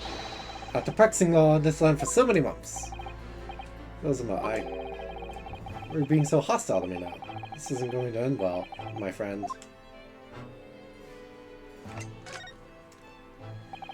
Oh yes, we noticed that there was a gun at the scene of Inspector Gregson's death. Now, if it belongs to Lord Van Zieks, that would be a question for the lead detective investigating the scene. Thing is, she wasn't sure, so she told me I should ask somebody higher up who might know. That's right, Missioner Huda. Be direct! Certainly a model that's issued to all personnel involved in law enforcement, yes. As prosecutors, as I'm sure you can imagine. In that case, could have been along to the victim. No, Gregson had his gun on his person. About Lord Van Zieks? Currently not in his possession. What? According to his story, he lost it. In short, it's more than a little suspicious. And in question is the same type as the defendant's, there's no proof that it's actually his. No, of course not. Nevertheless, the situation is grave for Lord Van Zeeks.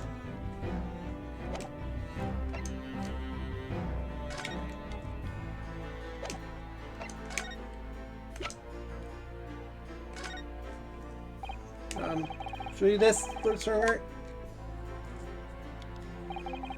Lord Chief Justice, I'm not here to offer advice about evidence. No. This inquisition is so dull. So that's the real reason.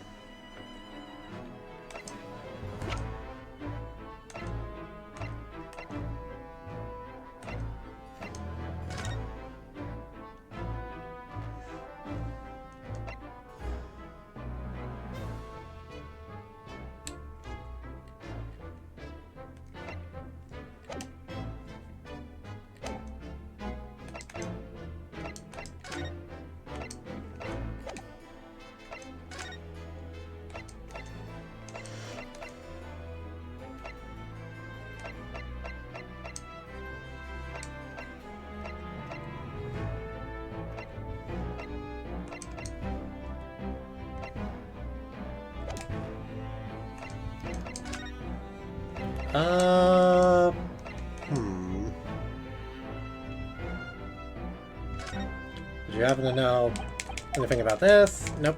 Okay.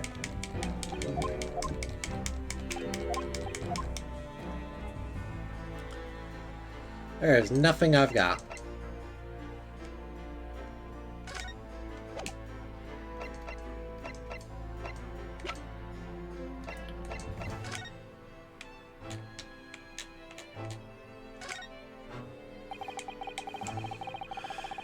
Members of the judiciary then. Yes, when I asked about whatever records are kept for their issue to. About the past 5 years, they've been engraved with a unique serial number. Oh, as far as I can tell, nothing like that on this gun. It must have been issued longer ago than that.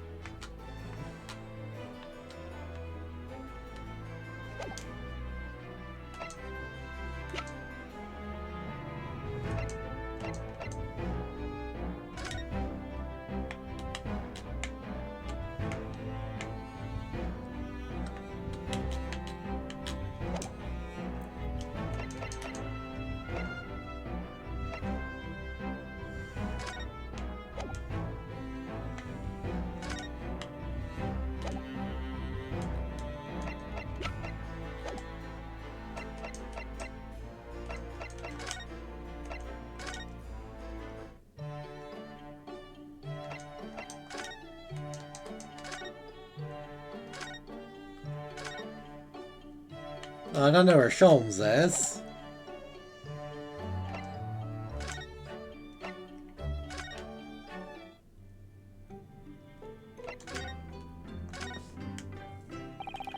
Leave it. Gregson. It's awful, isn't it? Carry on. No, but so much to take in. Start. For investigation of the scene, we must involve Regina. Go to prison to speak with the Reaper. I just saw you, Suzuto.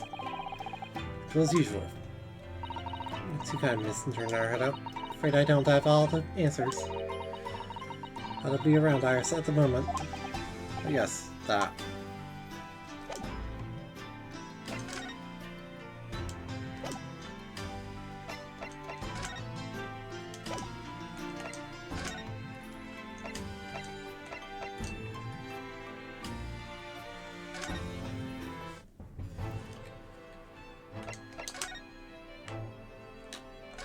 Oh, go to Sogi. So for all the worry I've caused you, but it'll be alright now. We've returned. Yes, completely. Remember everything. But I was coming here too. Right. Kazuma-sama, I can't tell you how happy I am. You're alive and well like this. But how did you come to be here in London when you were suffering from amnesia? the voice. The past year, I've been hearing it in my head constantly. The same thing over and over. Go to London. That's where your destiny awaits. That voice that guided me here to London. I'm so sorry for what's happened. Anyway, my memory might have returned to me. Something that won't return in the way it was before. Huh? What do you mean? I'll skater now, so I'm sure our paths will cross again very soon.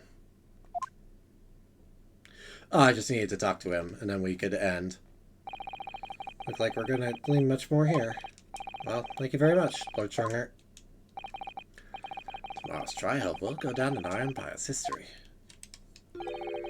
She could learn from the public gallery.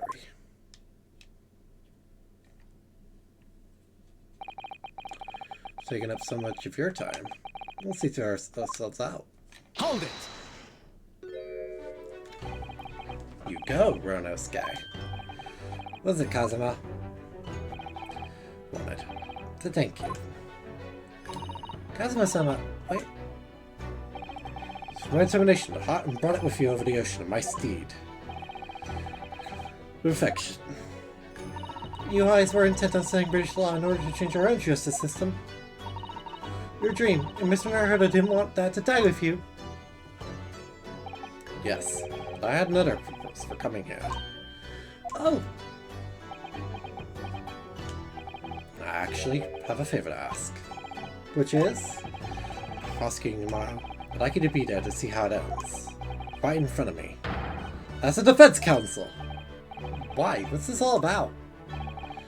What it takes. But Lord Van Zieks would never put his fate in my hands. On the contrary, he recognizes your talent. He does. It's not easy to see behind the facade sometimes. Here, have a look at this. That's Lord Van Zieks and Inspector Gregson. That must have been taken some time ago by the look of it. And who's the third person? It's displayed very prominently in the detective's office. In Gregson's office, you mean? Yes, what I'm trying to say is, if you really think you can trust the Reaper, find out some straight talking that helps talking makes them take a different view. Take it.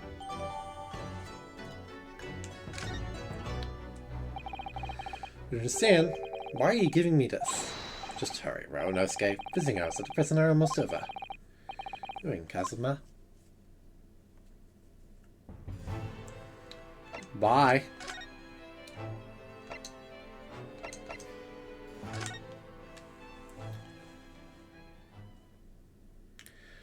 He's been reading that note for like hours now. 1st November, local prison, cell 1. Lord Van Zieks is still reading that letter. Been gone quite some time, though. It's an incredibly slow reader. Incredibly long letter. The reading was faster than he can. I was intending to ignore you entirely.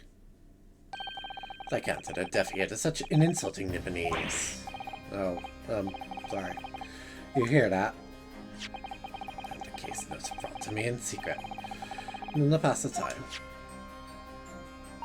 Yes, we heard that your trial's set for tomorrow. None of your business. So, found a lawyer?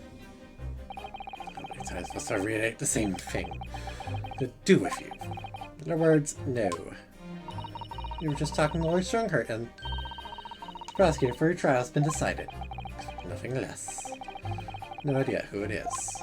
It's going to be Kazuma Asogi. Asogi? Color drained from his face. Huh. Hold on. So I'm going to have to engage in conversation with you again after all.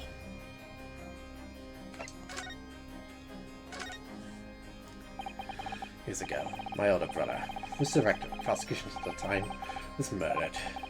The killer, as you know, was a visiting student from the Far East.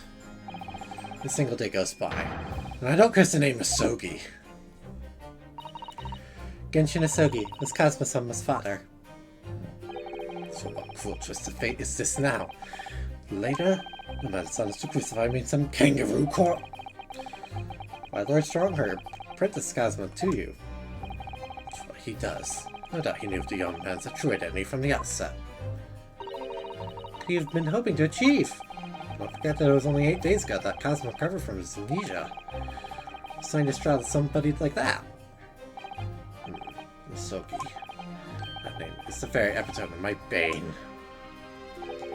The bane that is you Nipponese. Right. Her hatred of all is Japanese.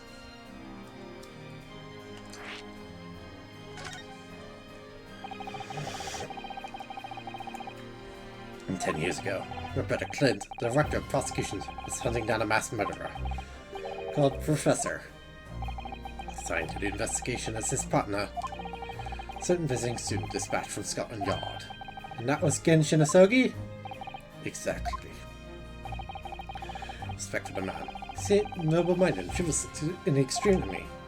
But none of us saw the true nature of the man. The thing when it happened. Esteemed brother, the people I believed in, and in the semblance of right prevailing over wrong. Oh, how awful. I'm gonna prosecute Nisoki's trial. Ordinarily have been allowed, but I got the sky prosecutor until he consented. What do you mean by the sky prosecutor? But in charge of the Professor case inquiry. Lord Male Strongheart. Wait, what? Lord Strongheart? He's a highly accomplished prosecutor, but he agreed to relinquish the trial to me and to act as my advisor instead. Since that time, he's the one person to whom I felt indebted. Your zeal for the case and recognize your potential as a prosecutor. Anyway, time passed, and earlier this year, who should arrive in London but you? Ah, and of all things, as a lawyer. Your animosity the first time I ever faced you in the courtroom. Deep loathing of us Japanese. I kept telling myself it was illogical. For so many years, that hatred festered inside me. I could no longer control it. And why? Now I know the history. In the same way that I've long felt the Nipponese to be the bane of my life. Cosmo Sogi are the bane of his. The Reaper who sent his father to the gallows. With revenge, and he intends to take it in the court tomorrow. Does he really know that? Paris Police Prefecture had finally been arranged for the coming month, but they'll never make it to France now. It's a tragedy. Oh yes, come to think of it, you were mentioning something about that, didn't you? Wonder, does it happen often? Being transferred internationally, I mean. It's the first time I've ever encountered it. Oh, Paris Police working in English detective is almost inconceivable. Imagine what kind of magic Gregson must have worked to pull that arrangement in place. Sounds like that mystery has even the Reaper perplexed. Afraid to say that we were very ignorant about Inspector Gregson's standing. Heard that he was considered something of a legend at Scotland Yard. Again, it was 10 years ago that he first made a name for himself. The decisive piece of evidence exposed to Professor's identity. For Gregson's single approach to the case, the discovery would never been made. Sort of approach. My brother's life was taken. To push for a full autopsy. Oh my, 10 years ago! Why is that so surprising? It's considered a secretion of the body at the time, and rarely performed. Murder was of course noble, but that made the idea of it even more unthinkable. Primitive was necessary. Result, I could avenge my brother's death. I must have had a great confidence in the inspector's abilities, though. It's even more inconceivable that it would have taken his life. Have confidence in anyone. Oh. He felt the same way. No doubt he followed me only as the ominous Reaver, just like the rest of London. Between Lord Van Zeeks and Gregson, I wonder, what's the true nature of their relationship?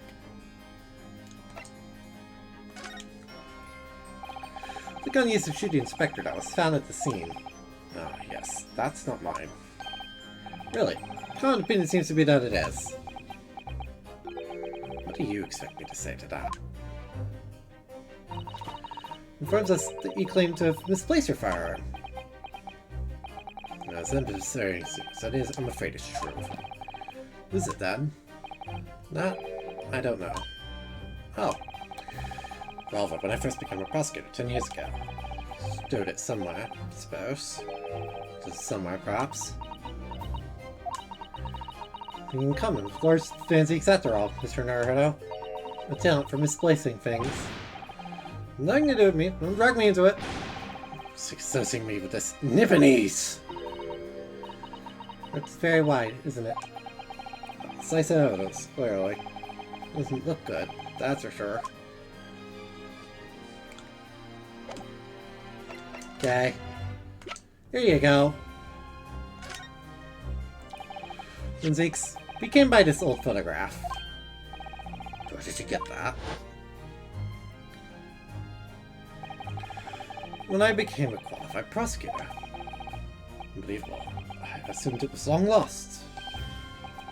The man on the left there... Yes, that's my brother.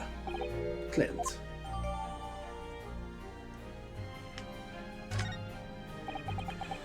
Had to be, really. Apparently, this picture was prominently displayed in Gregson's office. Respect for you, you know. You're aware of that.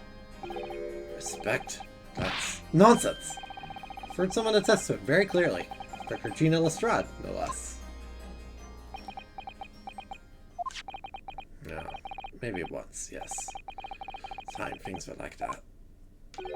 We were brothers in arms, jovial discussing the future of justice and other such lofty subject matter. Nice glimpse of the past. Oh, thank you. Nice glimpse of the past then, too. There was a glimmer of light in his eyes. Twinkle. An insight into the true nature of this man known to all as the stone-cold Rupert of Bailey.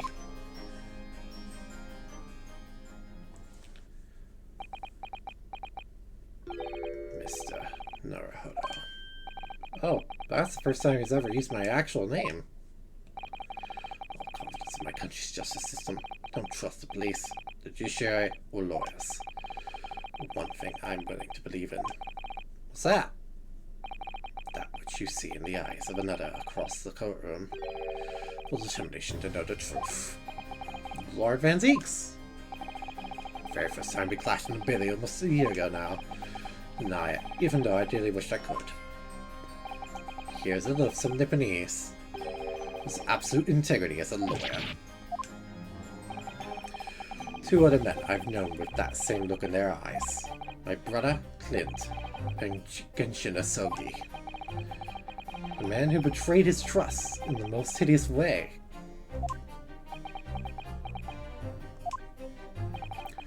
Showed me that photograph just now. Reminded me.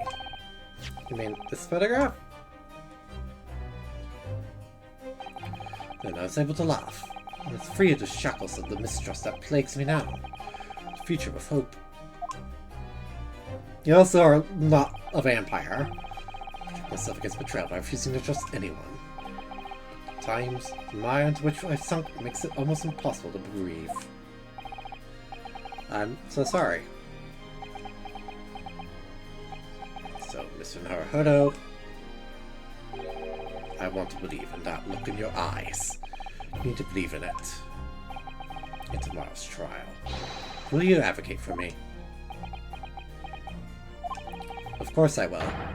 It would be an honor. And so please, Mr. Naruto, then my life is in your hands. The voice growl is gone. Lord Van Zeke's. That must have been an incredibly hard thing to ask. Why, I simply cannot let the man down. Tomorrow, in the Old Bailey, against my old friend, Kazuma.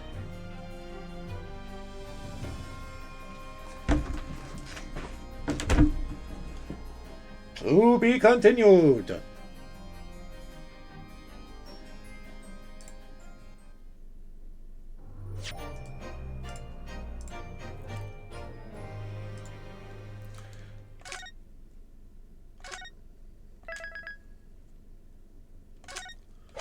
let's begin the trial. At least part one. I'm gonna do a trial. I want to do a cross-examine, damn it. We need a theme to name the next stream. The Old Bailey, defendant's antechamber. Old familiar feeling again. Crushing pressure of this historic courthouse. Actually, no. Different today. There's an even more menacing tension in the air. Tension in the air here today, isn't there? I suppose. So. Maybe the result of menacing appearance of the defendant. A little more courtesy, if you please. I do apologize. I mean, you are a vampire. However, you're certainly not mistaken that this trial is far from ordinary. What do you mean? Due to the details. However, I understand that no jury has been selected. Trial without a jury? Well, that's just like trial the professor 10 years ago. A closed court. Good morning, my dear fellows. Mr. Sholmes. Lady in my hair, Mr. Hello. Right, victory for science, I must agree. To be perfectly honest, yesterday well, completely forgot about your little hair problem. Ha! To one man his little hair problem. Another day of drinking dubious potion, not the dubious potion. No idea. My stomach ails me this morning. Oh dear, how awful for you. Afraid you only have yourself to blame, Mr. Sholmes. And good morning to you, Mr. Reaper. So you're looking so full of vim. You, I see that celebrity, great detectives, as active as ever. Oh, you exaggerate, my dear fellow. Compared to my paltry engagement with future real cases, Reaper's overbearing presence is a far greater deterrent to the black roots of crime in our capital.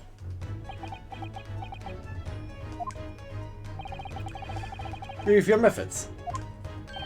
There's at least one plan which I would readily commend you. What an honor. And that would be your eye for a good lawyer, sir. Mr. Sholmes. After all, my disloyal there is a very great mind. My own. What are you trying to say? Say that you should be prepared for quite a trial, Mr. Reaper. Barge in. Decide to barge in. Gina! What's that on her arm? It's a mourning band, I suppose. Father! Shouldn't you be at the synopsium? Postpone. So I should have some free time. So I'd come along with the police inspector to see our country's up and coming soon in action. Very interested to see the fruits of your studies over the past year. Well, it's honored to have you here. Let's hope there are some fruits to see. Hold on. Yes, Gina? Why'd you agree to this, eh? Why'd you take him on? This Reaper bloke. Everyone says it was him, what? Killed the boss. I'm sorry, Gina. I just don't believe that. But if it were him, who was it? I don't know that. Yeah. I don't care who calls him what. The Reaper's just a name. The person at the end of the day. And if it turns out it was him who killed the boss, then God help him. Fiery eyes indeed. Yes, the culprit deserves every ounce of your loathing. Eh? At least that may be some sauce to the deceased.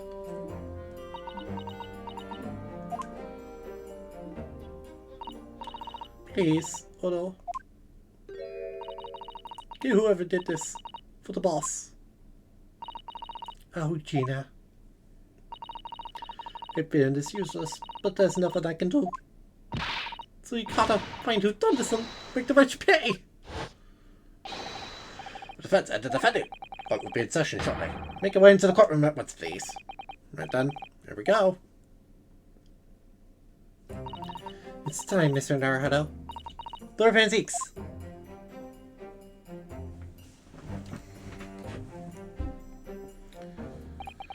One who lost his treasured brother to a mass murderer. One who lost his treasured father in a foreign court of law. The one who lost the man who helped her escape destitution. All that misfortune, all that pain, and of course to collide headlong in this trial, to shine a light on all these dark events. Whatever truth is revealed, we're going to have to look it straight in the eye.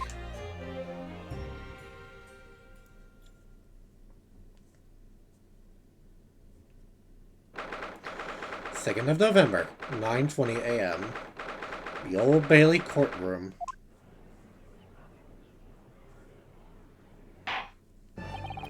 In the name of Her Majesty the Queen, I hereby declare this court to be in session. We are here to conduct a fair and just trial of the defendant, Baroque von Zieks. With defense and prosecution, are you ready to begin? The defense is ready, my lord. The prosecution is more than ready. Oh, Kazuma-sama. Been wishing to see you in court again for so long. It feels... Never pictured it happening like this. Thought I'd be facing you behind the prosecution's bench. Rupert the Bailey has been scourged like no other, undermining Her Majesty's justice system. Today we must uncover the truth behind this scourge. In other words, it's going to be a lot more far-reaching than Inspector Gregson's murder. Revealed by the last proceedings may have unpredictable repercussions for the judiciary. The innate dare to be conducted as a closed trial, with no members of the public present. Direct orders. How will that work, my lord? So far, arbitration and education falls on my shoulders. Therefore, as you will see, the bench shall remain vacant today. The members of the public are present. Ask who is currently occupying the gallery, my lord. The judiciary, here to witness proceedings and ensure the equitable trial.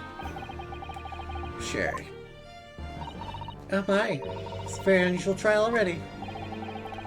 Another unprecedented aspect to these proceedings on which I must elaborate. The counsels for the prosecution and the defense are both aliens of Great Britain. I believe it takes an outsider to see the truth sometimes. So I stand here before this courtroom now. I'm quite certain. This is the reason why I had to come to Britain. Kazuma? Well, let us commence proceedings. Prosecutor Sogi, your opening statement, if you please. Certainly, my lord. It took place on 1st November, just after 5 o'clock in the afternoon. It was a building of flats on Fresno Street, on the outskirts of the city. Victim's body was discovered there in an old single-room rental property. It was Inspector Tobias Gregson, named very well indeed to this court. Not least for his miraculous solution of one of this country's greatest cases 10 years ago. Professor Case. About the time of the incident. Mrs. on the street outside heard a gunshot. No other report at the same time. Yes, that's what Gina told us too. Witnesses. Not in the room. Went up in one corner. Believed that he was shot from the front point blank range and died instantly. But determined. The scorch marks around the entry wound. But by the gunpowder used to fire the bullet. Powder hot enough to leave scorch marks. It's only ejected a few inches beyond the end of the barrel. Words, it only happens when the target is at point blank range. I see, yes. Thank you for the detailed explanation, Counsel. Yoink. Stand lying beside the victim. Maria Gori.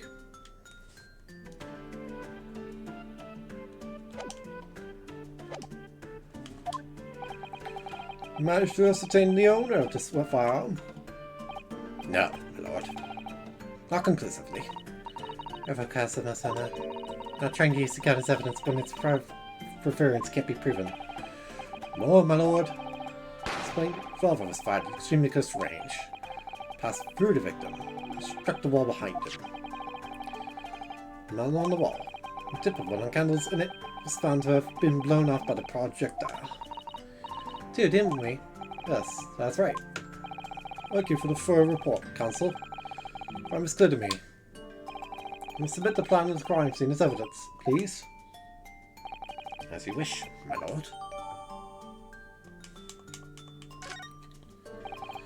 Fresno Street Room Inspector Gregson's private abode?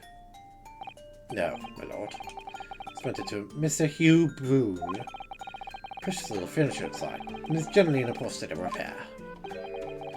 What was Gregson even doing there? Investigating some case or other.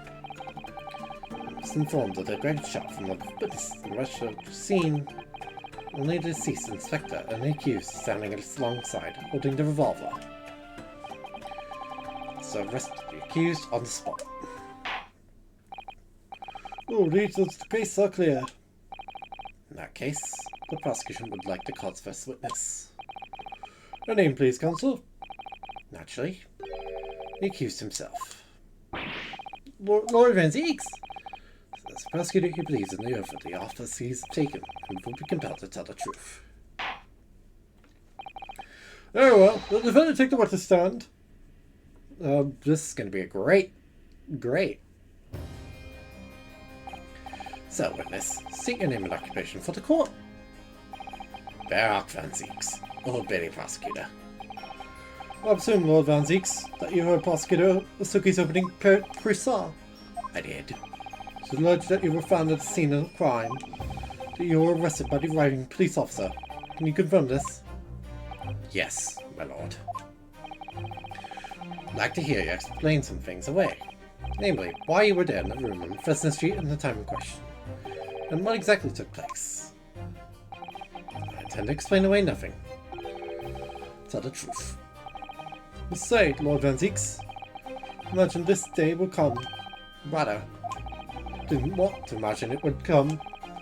You became known as the Reaper. Part of me has been dreading it.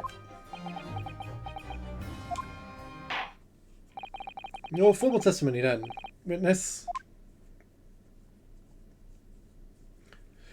Doing Barak's voice. The facts of the incident. I was investigating Gregson. My inquiries had led me to that address. The senator room that day. It was dark inside, and I saw no one. Later, I heard the gunshot.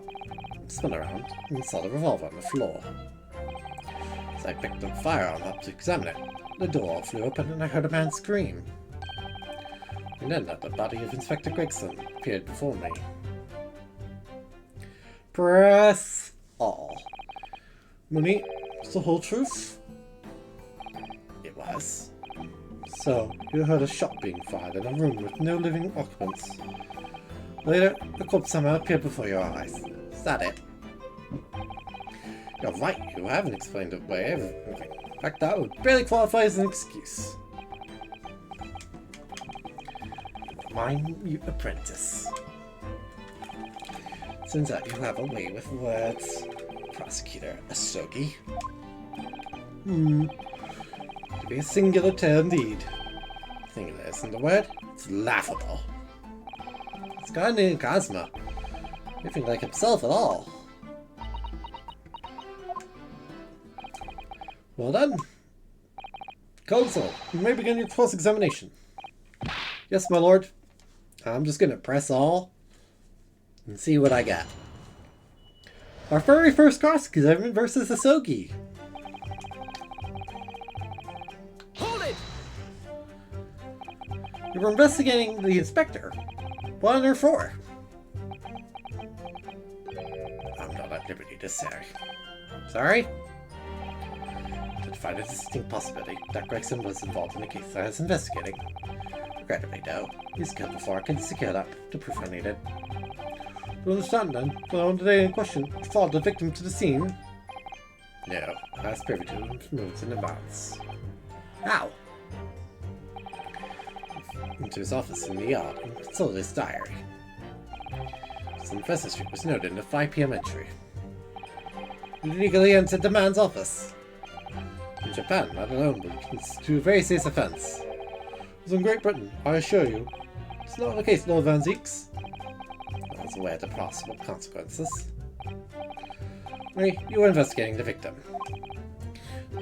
He refused to tell the court why. It's enjoyed such freedom to choose what to divulge on their oath. I ever think I could defend this man?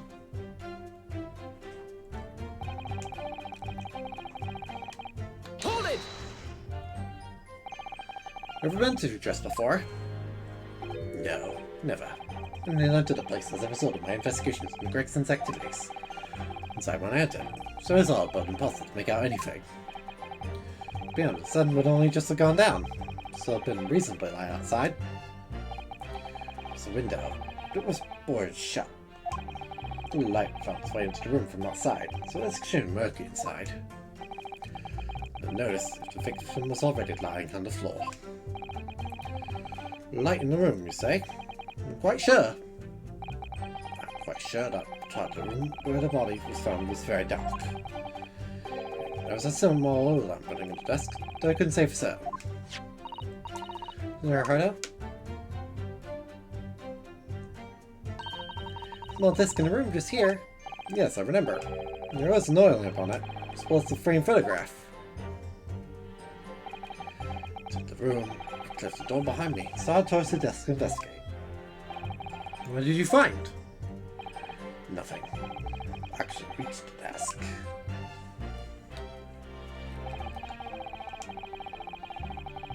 Hold it! So, who fired the gun? I have no idea. See anyone else in the room? Say it was very dark in there. Yes, that's right. I can tell you is, I didn't sense another presence. Aha, then it could be... Was the gunshot actually originated from somewhere outside the room? No, that's out of the question. Well, that sound emanated from inside the room. Smell the gunpowder. This is going from bad to worse. Point at which you noticed the revolver on the floor. Correct. And I foolishly picked it up. That was carelessness on my part. Me then, the gunshot you heard came from the big farm that you somewhat hastily took in your hands. But in fact, my lord, I believe it did not. What? The revolver I picked up was cold, and there was no smell of powder. Then, where on earth is the gun that was fired? I'd like to oblige you, but an answer? I'm afraid I can't. I too would dearly like to know that.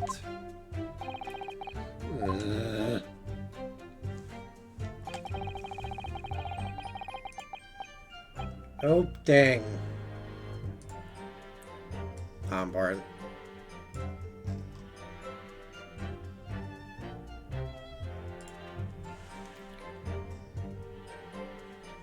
Hold on, will the frame rate return? Hold it! May you say? And the witnesses, I presume? That's right. Most eight merchants working on Fresno Street. These merchants, a number of them had set up their stalls directly beneath the boarded window of the crime scene. A seller, a newsmonger, and a peddler. They're all given statements saying that they heard the gunshot. Danger! They ran inside to see what had happened.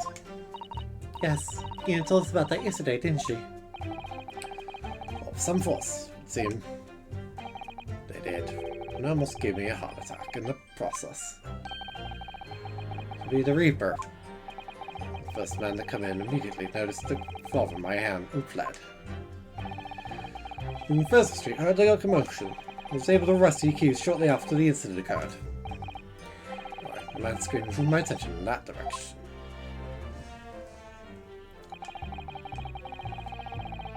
Hold it! What do you mean by that? In what way did the body appear? I honestly can't explain it. It's the truth. As I was concerned, the body hadn't been there until that point, and then suddenly, there it was. Did you perhaps hear the sound of the victim falling to the ground just beforehand? At that moment, I heard was the sound of the door flying open and the scream of the man who came inside first. Nothing more. I see. The man fled, examined the body. Stunned to find that it was Gregson. Curious circumstances indeed. How the inspector was killed, or how his body seemed to appear out of nowhere. I have no idea. Objection! Oh. Heard enough! Lord, the cross-examination has clearly revealed that the accused, Barak von Zieks, is lying on multiple fronts. What? What is that supposed to mean? And now we get Asogi's prosecution theme. I've been waiting for this. Gracious counsel. Lying, you say? So now, claims that he failed to notice the victim's body because the room was dark. That's correct. No, that's impossible. Room by this candelabrum. How does that prove anything? The tip of the long candle. You can see it has been blown off by a powerful impact. It assumed that the projectile from the firearm passed through the victim and struck the candle. When you consider the other two candles, which clearly are of different length. Yes, I can see that. Only the candle appears to have been struck by the bullet. It's long. Someone must have lit all three candles together. It begs the question of why only one has ended up longer than the others. That was the candle was extinguished when the others were still burning. Ah! That's right. The candle was hit by the bullet. It was obviously went out. The other two candles would still have been burning. Fact is, the victim's body would have been illuminated by the light still thrown by the candelabrum. Claim that he couldn't see the body clearly contradicts those facts. And now, next lie. There's more. It claims never to have visited the scene of the crime before. The truth. In that almost empty room, the police discovered something very unusual. Taliban police documents and newspaper cuttings. Yes, that's right. We saw it too. But saying that the contents of the police documents cannot be divulged. However, they include a number of reports from various historical cases, which was from 10 years ago. 10 years ago? This is starting to sound familiar. Common thread linking all the characters on that board. Indeed? What is this common thread, Counsel? Relates to case prosecuted in court by Barak von Zieks. All of them? More. Most cases are ones in which the defendant was acquitted. Good lord! Interestingly, defendants are alive today. All of them have been sent to their graves by the Reaper. Ah! Oh no. In short, that dingy little room, the Reaper's secret hideout. It was the base of operations. The Reaper's hideout? Reaper would claim never to have been to this own secret hideout. No one believed that. Truth is, we've been looking into this backwards. Backwards? Explain, Counsel! It was investigating the identity of the Reaper. Discovered the location of the man's secret hideout. He was killed, as I'm sure everyone can imagine, by the Reaper's hand! What? What? You are talking absolute fucking nonsense, sir. Order, order, order! Very well, I invested the current opinion of the court. Zieks is an outstanding prosecutor who has rendered great service to his country. But it is with deep regret that I must concur with the prosecutor's contention. The defendant's testimony, a number of stark inconsistencies with the known facts. I've done speak the truth as I know it. He's done a brilliant job as ever, drawing on his experience as a defense attorney to build his prosecution case. Formidable. So, you submit the board that you just showed the court as evidence. It will be fundamental in establishing the facts surrounding the Reaper's existence. Thank you, my lord. Thank you. And now, the prosecution would like to call new witnesses to the stand.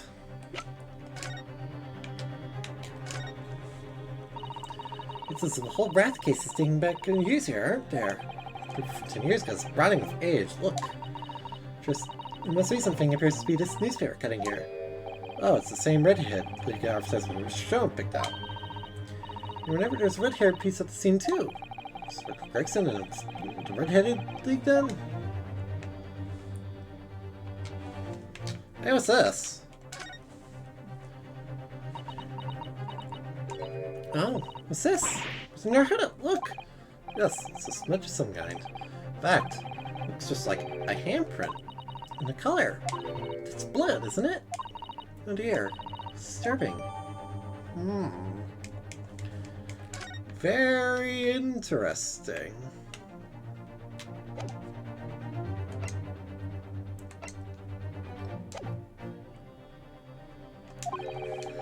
Saw events unfold on the day in question. They were mentioned in the previous testimony too, if you remember. So those who heard the gunshot went running into the room. Where's this end? When it may step down from the witness stand. Certainly, my lord.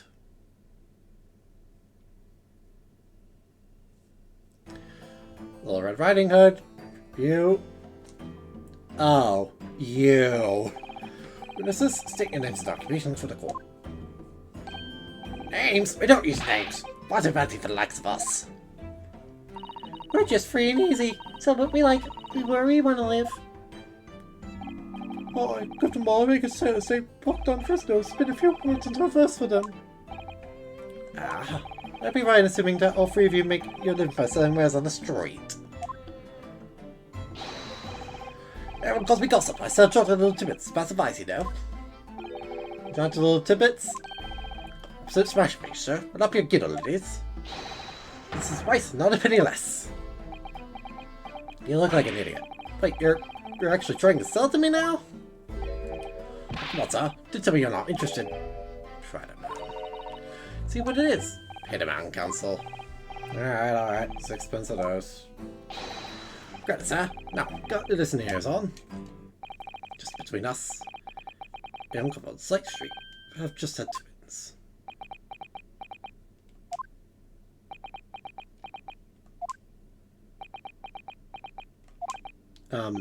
Is that it?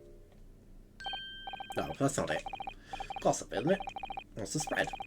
It's up to you and your mouth, of course. You know, not a juicy one? 6 cents a piece it is, if you're curious. I am curious, yes, about what's going on just under that fat bottom lip of yours. The usual bruise or whatever that's poking out under your collar. Then do you go by? What do you sell? Me? I'm Venus. That's what everyone calls me. Funny, ain't it? So these lovely little fireworks to all the local school kids.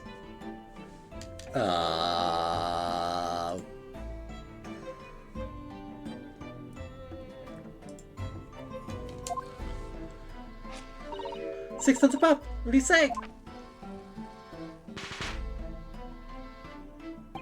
Your order exaggerating with little. Actually sell? Oh yeah, second years can't get enough of my Venus firecrackers. When I tell them that if they get 100, they can blow up the school! Not the most savory of ideas, young lady. Say then, eh? Then I part of 6 pence? Part with 6 pence for a pop? Wait, what? You want me to buy one? Tell you what, a little secret. To get 100 of them, blow up the whole courtroom. Try the woman. See, she's right.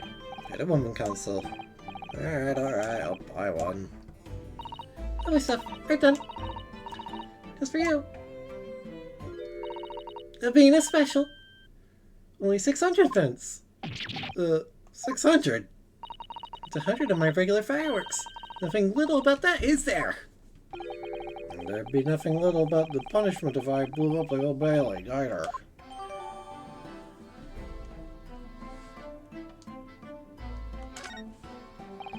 That's what this.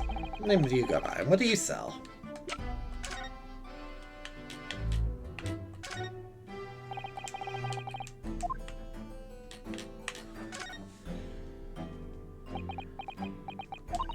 You had an idea, Mr. Naruto. Staring at the end of the string here, fireworks. Said it's the Venus special. Wondering what 600 pence worth of fireworks would sound like. Find out? But they could blow up the courtroom. Alright, that was a fairly sizable bang. Ring him, Mr. Naruto. Almost exactly like... Ah! I see.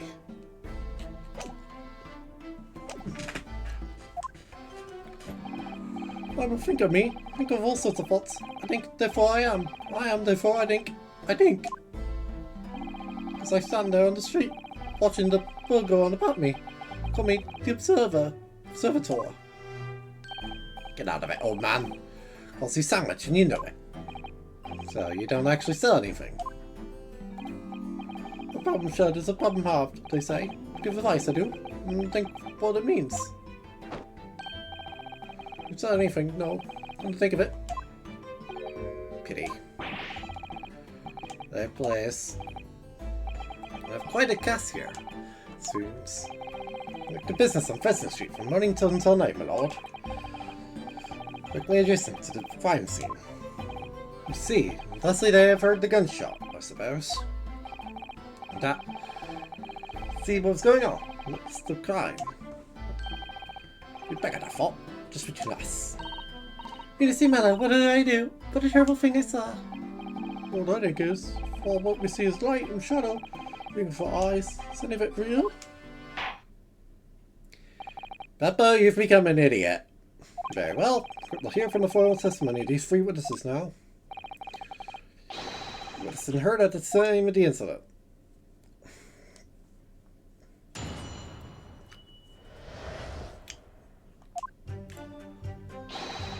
Think of thoughts fitted for me. Think of the moment they went into the building. Less than a minute after the Reaper had gone inside, then we all heard a big bang. Seems to me that kept the top was quick to walk. Gossip couldn't wait to go and see what had happened. At the moment, there was the Reaper, gun in hands, standing over the dead body. Scared out to death, mate, so I ran out to find a copper. Right, first press everything. Second, these witnesses were there the whole day and saw everything. What did they see going inside the building? Inspector Gregson and the accused, Barrack Van Zeeks. Reaper in the paper. Just what it looks like. To just fix off stories like this. I made myself tidy something already. Wait, just one of the silver flats in the building. That could have done it. Well, that's on Pheasant Street unoccupied. Small, damp, dirty, and expensive to boot. But it's the only property in the building that's currently leased. And the leaseholder's name, don't we? It's Hugh Bone. It appeared to leave little room for doubt. It could be increasingly difficult to see how anyone other than the defendant could have committed the crime. No. For your candor, my lord. Defense, you may proceed to the cross-examine the witness. Yes, my lord. Court like this without a jury. Judge is the only person whose opinion matters. Break down this testimony. Somehow.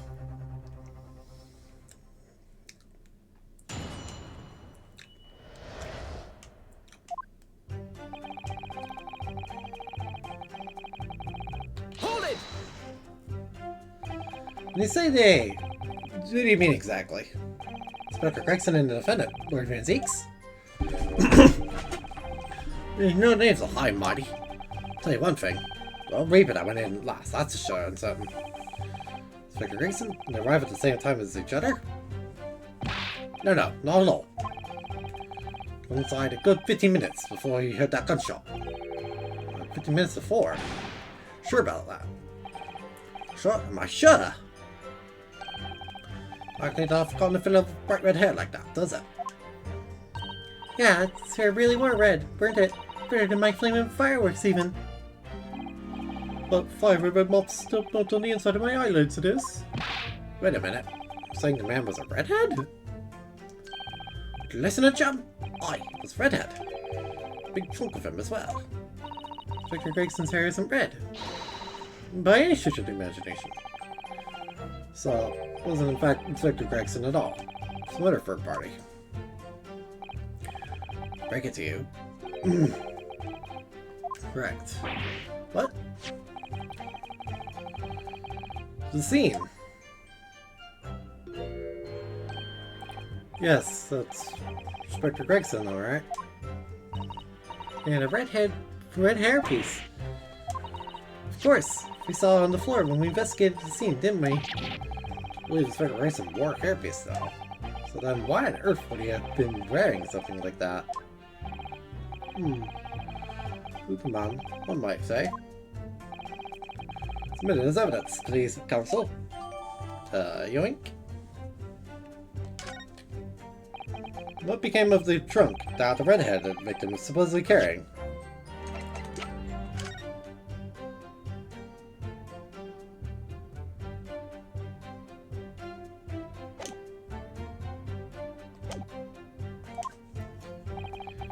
Informed that no trunk was found at the scene. So it just disappeared. What, do you expect us to have been watching the building every second, do you? You definitely saw him in the dock going, though. Question about that?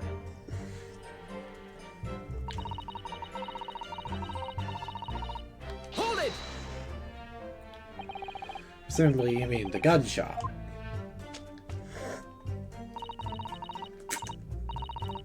Now what a gunshot sounds like, I always thought it probably sounds a bit like this, doesn't it? The building. It's almost straight away. Bang! It went just like that. Reaper, isn't he? The French call it fain to comply. Surround people are going in the ground. That's what he does, isn't it? Good message. I'm glad the inspector lived to discover the secret hideout. The crime. Yes. Certainly an eminently credible motive. Great. Side. That correct?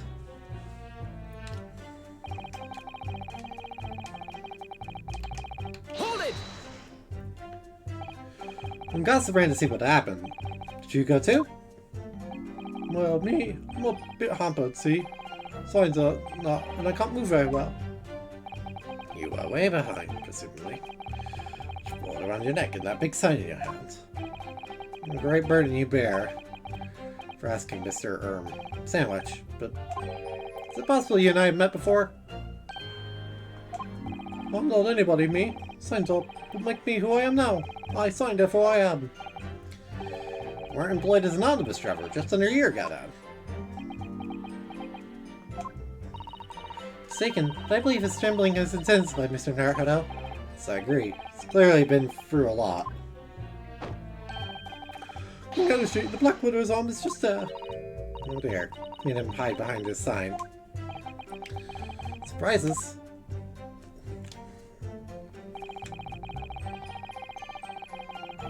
Hold it! You were the first person to arrive on the scene. Is that right? Oh, it was. Go up and like a professional I did. And yelled out, "What's going on here?" Heard was a man scream, though. Dark inside the room. No, not dark at all. The gun is burning on the wall. Really? Got collapsed on the floor. And that's the first thing I noticed when I got inside. Ah, I see. Seeks claims not to have seen any such lights on the wall. Someone's standing right beside the body. Accused Barrett von Zeeks. That's right, the Perfect Reaper himself. Shocked, I won't deny it. But I'm no lily-livered coward. But a cold heart said myself. Excuse me. About that. You have something to add, Mr. Sandwich? No, there's really nothing to me. In the head I am, just two slices in the middle. I don't know what you could want with me. Like that maybe you just remembered something. It's its last statement, I mean. What I think is, well, nothing really. We tried to dress ourselves as something else. At the end of the day, we're all just street sellers. That's enough out of you, Sandwich. Keep your trap shut now. To make you into a real sandwich. So the Reaper, he fell clean over on his backside. That's it. Oh, you rotten beggar. Told you to keep that a secret. Screamed, he did. Screamed and scrambled off on all fours. That's all I What did you say? Gossip, is this true? The floor is dead slippery, that's why. I handed a filthy pool of blood, didn't I? Yuck! Well, a pool of blood? Yeah, and there was blood on the floor. Gold hearts there. Don't you forget it. Just go back a little. You got blood on your hands. Did I? Needs to be the best of us sometimes, doesn't it? God, so I slipped over. We can just keep it between us, can't we? Now, Mr. Gossip, I'm going to have to ask you to add that information to your formal testimony. Oh, if I must. I'm going to include the information details at once.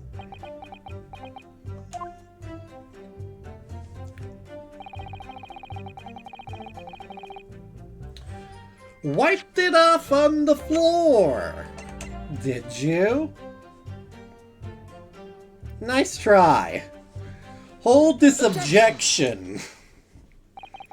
You wiped out the blood from your hand on the floor of the room. Are you quite sure about that? Well, what else do you expect me to have done, eh? Does it really matter? Objection! Please, found no such handprint on the floor during the investigations. Exactly, so the defense is searching. Objection! If you listen, you'll find out, Prosecutor Asogi. Wait, there was no bloody handprint found on the floor. What are you trying to say? Handprint and blood left very clear at the scene. On the back of this notice board. Ah! Indeed, in this really handprint and the distinctive color of blood. Oh, you're dead right. That's my right hand. Know it anywhere. Objection! Very definitely testified that he wiped his hand on the floor. Let's go back to the board. Are irrelevant. Objection! The board itself had fallen over onto the floor. Okay, so it's quite possible for his handprint to have ended up there. Look at the floor plan of the room. It's the corner of the room. In the top right position. It's not been toppled and was lying on the floor at the time. Considerable distance from the body. Came across the body. So it was basically right next to the corpse. On the other side of the room. The citation is contradictory. It is. There's a very definite contradiction here. There must be a reason. You formulate a proper hypothesis, Counsel.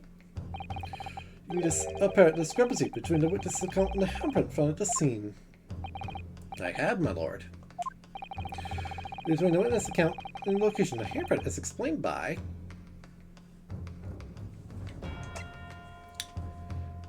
Asogi hasn't really considered this very far ahead, now has he?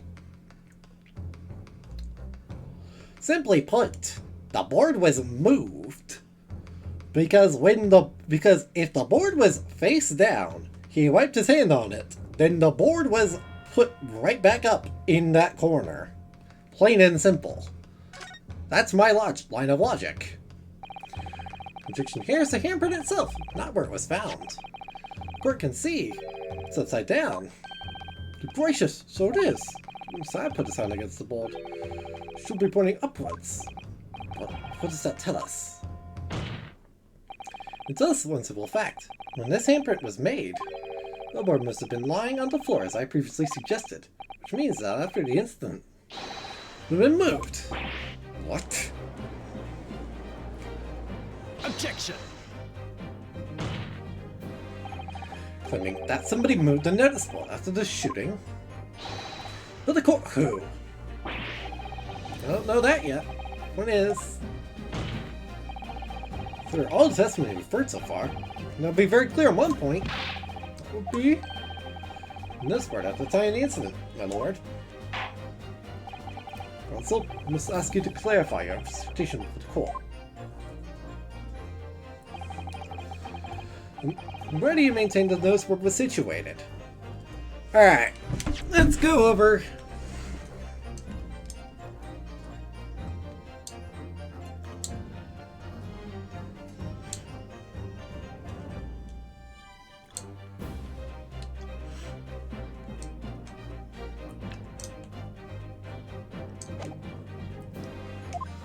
over all this.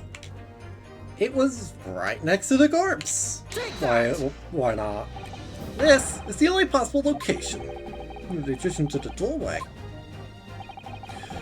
Think back to the testimony given by the defendant earlier. He said that when he entered the room, it was dark, and he couldn't see the body. Why heck?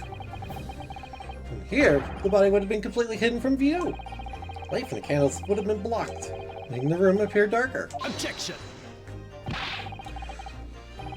Fixed why simply appeared before him. True. Or, in his precise words,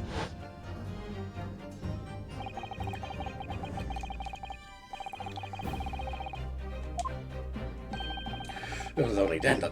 Oh, sorry. It's true. Just as I picked up the firearms, examined it, the door flew open, and I heard a man scream. It's only then that the body of Inspector Gregson appeared before me. Scream? They was talking about me and no mistake. It was me that kicked the door open. Floor pan. It was run open with force. That count. The door struck the notice board. He hit over, making the victim's body visible. Good gracious. My client has told nothing but the truth. Simply described what he saw.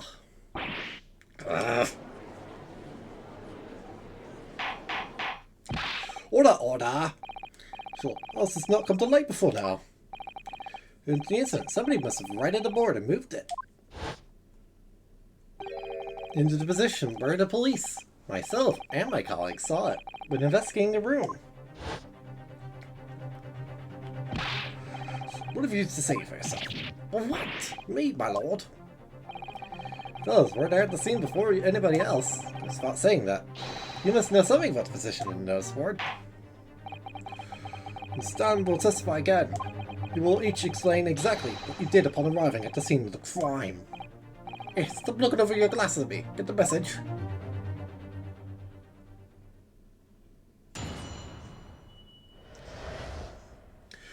And moving on. Don't know anything about that note there, notice board. Just put my hand on it, that's all. But don't look at me. I haven't got a clue about it. Doing business with some second years at the time. Well, I don't know anything about anything. I'm just a bystander, me. It's a sign at the crossroads of life. Reaper, I bet. It's got a face that screams bored. Well, I can't see how this changes anything anyway. Still died when we heard the gunshot.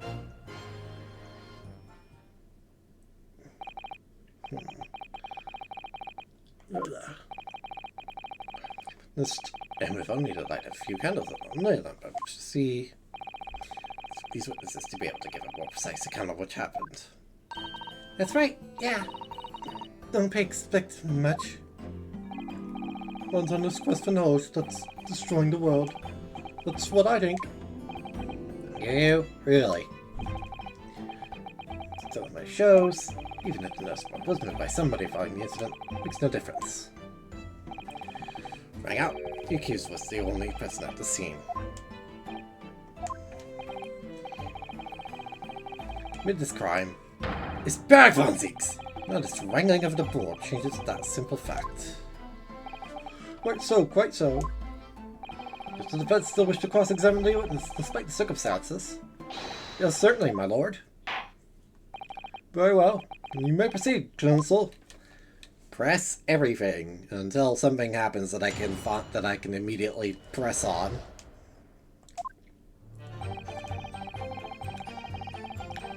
Hold it!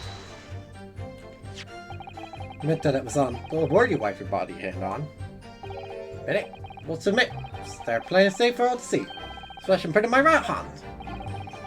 That handprint. You right the nurse board and pushed it into the corner, did you? No, no. What's in the way of that right lump? A powerful, well-nurtured man? I didn't see anybody else moving the board. But there's a steel, I can tell you. I have my limits. I was body on the floor in front of me.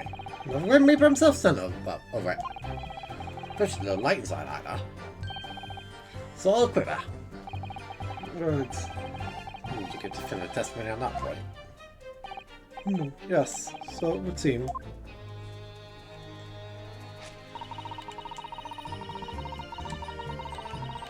Hold it! So you were doing business with them. You mean you were selling them fireworks? Yeah, what else? There's a pride. Scroll just around the corner, see? The so-and-sos have a plan to blow up their school to Kingdom Come. Telling on them, letting their teachers know what they've been up to. Oh, you have. Yeah, when you want anyone to get hurt, so the school know the kids are playing with dodgy toys. Then, praise the Lord, just take all the fireworks off them. And then, praise the Lord again, the kids all come back to me to buy out more. I'm happy, see? What a racket. Of course, and sometimes the teachers give me a little bonus if they can be for letting them know. The life, son explosives. It's a godful goddess indeed. Telling barefaced lies is kind of my thing, really. We're so good at it. Excuse me! Thank you. Something wrong, Mr. Sandwich. If I said it was, could we just leave it at that? Would that be the end of it? No. Your statement just now brings something to mind, perhaps. Philosophical thoughts. Deep philosophical thoughts. So there was a great liar. And that great liar said, without battling an eye, tell barefaced lies is kind of my thing. I was so good at it. But those words of hers be a lie too. Or the truth, in which case, she's not a liar.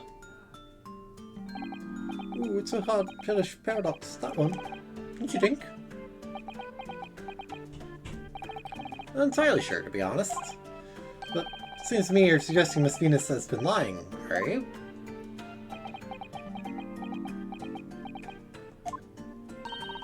You're on about, old man?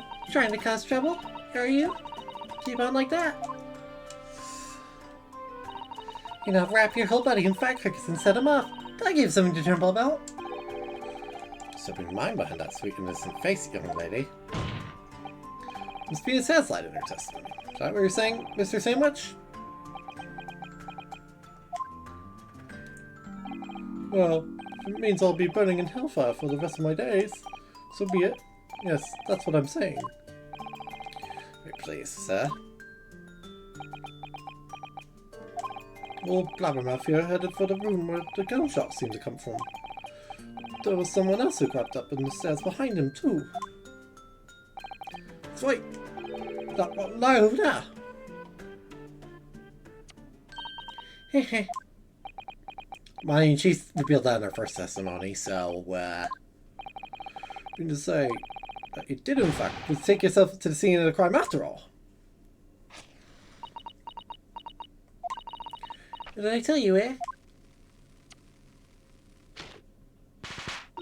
I said I was good at telling barefaced lies, didn't I? Yes, you mentioned it. Well, that revelation rocketed the whole courtroom, didn't it? No firecrackers packed such a punch. You visit the scene of the crime, did you, young lady? Good grief! Well, now you come to mention it. I suppose, perhaps. I do clearly remember climbing the stairs to the room, yeah? Remember or you don't? Well, I shall be considered fitting punishment for this perjurious act later. Being will immediately amend your sentence and reflect the truth. Oh, yes, my lord, of course.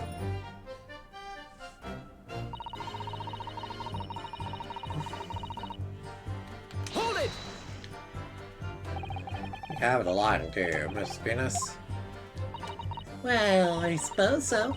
Don't really know, to be fair. Not my advice, though. Take everything I say with a big pinch of salt. Alright.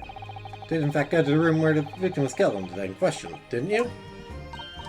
Oh, please, if I would. Can think of anything more terrifying. Truth, please. Well, alright, just a bit then.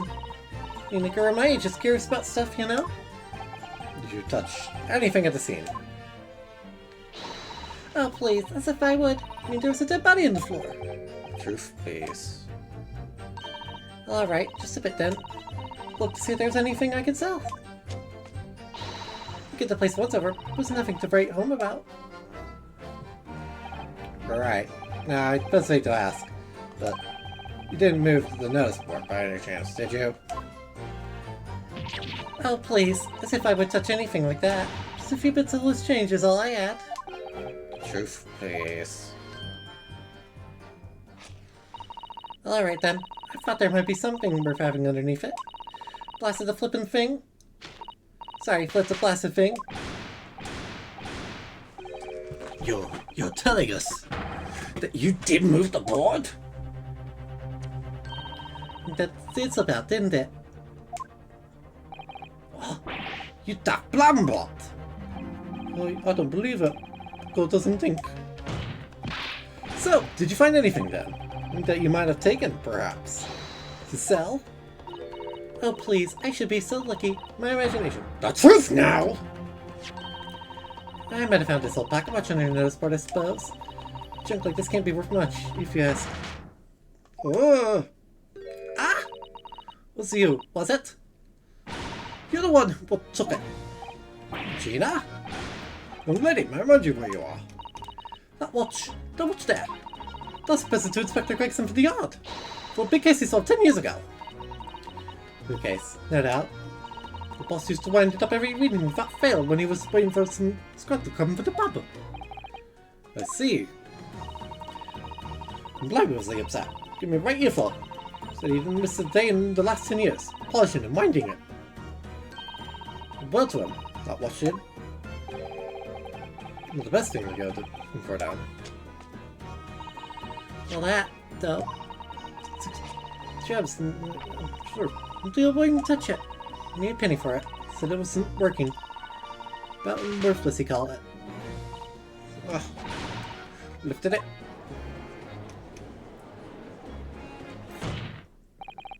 Watch. Must be submitted as evidence as well. Oh, please. Just so long as you promise to give it back when you're done.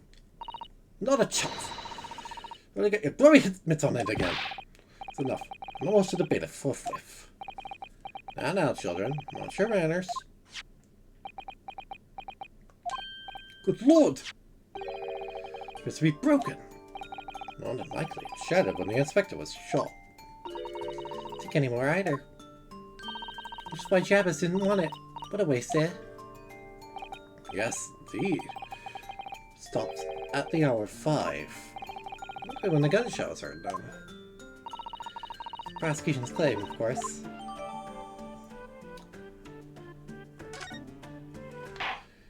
Give me that. Well, it would appear that the mystery of the moving nooseboard has been solved at least.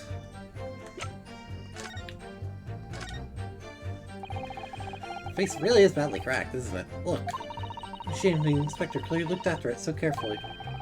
Seems to bear it, don't you? Didn't think so. Other things like this. Just a minute, I haven't around with that. No, job, man. Hey, wait a minute! Ah, there's a tiny little keyhole here. You can see. It's probably for the winder used to wind up the mechanism. Looks a little unusual, don't you think? You need just the right key to wind it, I imagine. Why do I feel as though I've seen something? A bit like a key that's about the right size to fit this hole. It'd be wonderful if we had the key. Let's check carefully over what we've already found.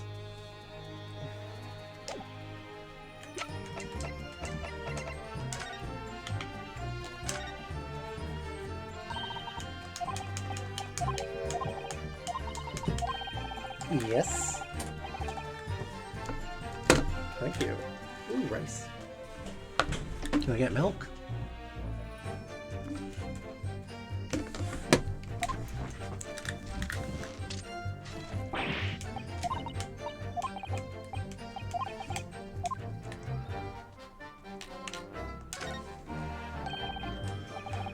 Perhaps this key could be the key for Inspector Gregson's watch.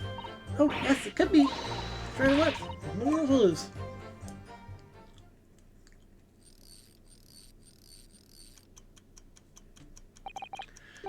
Perfectly fit.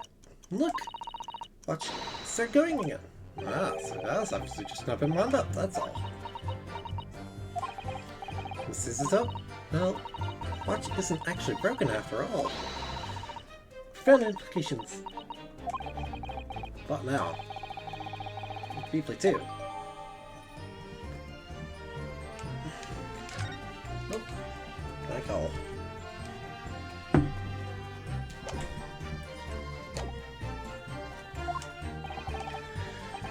Very little bad on the case. Please, console.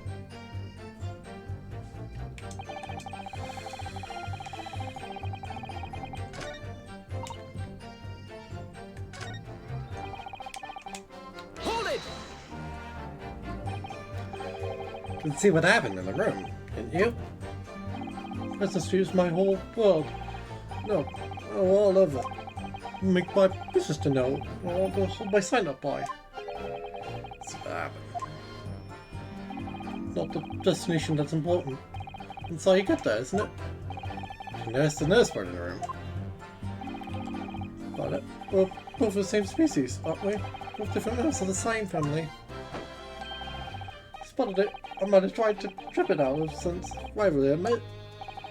One really needs to tell you that you're Homo sapiens, not Homo scientians. You didn't notice the board? I can only repeat what I said before. I don't know anything about anything. I'm just a bison and me. Just a sign that across into life. It's just who's responsible for moving the slim spot.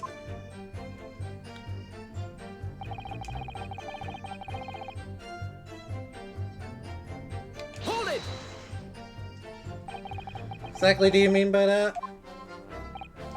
Come on now, don't tell us you've not noticed. You can say everything in the world, that fella. Just the one thing he likes. You can see it in his eyes. I can't say I'd ever noticed. One thing for free though. Why I saw that man on the floor, or even not the Reaper. Not for a second. Sorry? It's good. I could never know what a thing like that might do if you look away. Do you? That's not dependent. You should be able to confirm that categorically, whether or not he was the one who moved the nose board. The Reaper did nothing of the sort. And so did I. Feather the thing upright and dragged it into the corner. Right. Glad we cleared that up. Face that screams board. We're paying, Kazuma.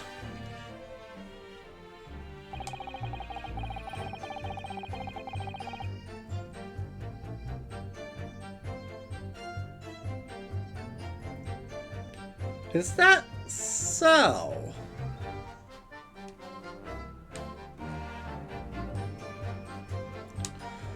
We don't know when the watch stopped ticking. O'clock in the afternoon that you all heard the loud bang, wasn't it? Maybe you don't notice both fell over. Maybe it didn't. Fell over. Maybe I didn't. Reaper's fate is sealed all the way. This is the gunshot we all heard. So true. My fate. Like, defense's fate to lose. The prosecution to win. Words. It all hinges on that single gunshot. Just find some problem with that part of the story. Possible to change all our fates. Of course, I'm not choosing the fact that I heard what I heard, does it? Ah, the gunshot. Go on. No, Mr. Naruto. No question that the nose purpose moved. So you must have done it. To have an after event, so this was right. It's not relevant to the case. The position says to hide the body from view. Sure, that there's some deeper significance to all this. Yes, I know what you mean. More clues to be uncovered. You're on the right track. I can feel it. So follow your instincts. We're not done. Because my instincts say...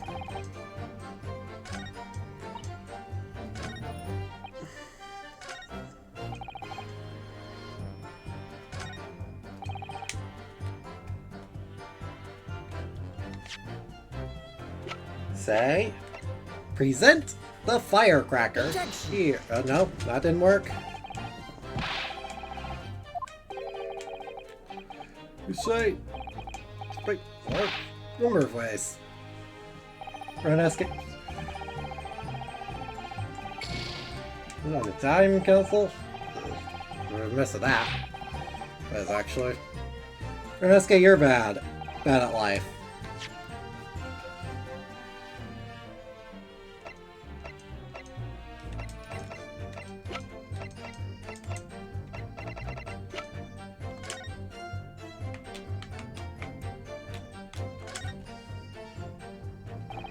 a tiny little stub sticking out from the small hole here. Look.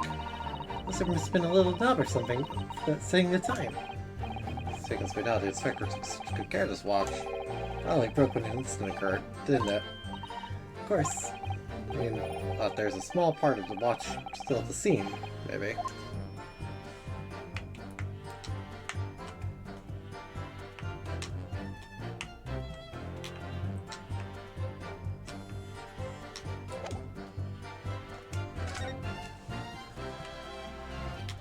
"5 o'clock. Unfortunate."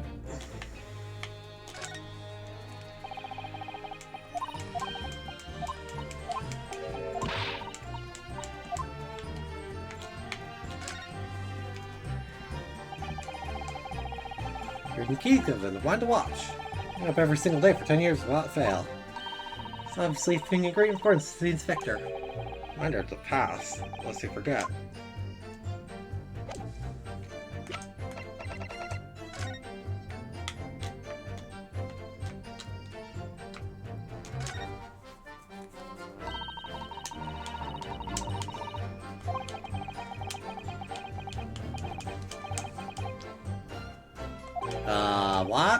Watch, maybe?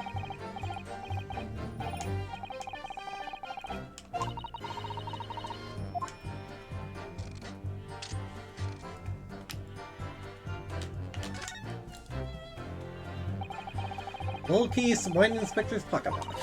Mystery at first. I should be a policeman, I mean. It's a gift from Scotland Yard, in recognition of Inspector Grigson's hard work. All from where he is, might seem a little inappropriate, don't you think? That's the brave sense of humor for you, I think.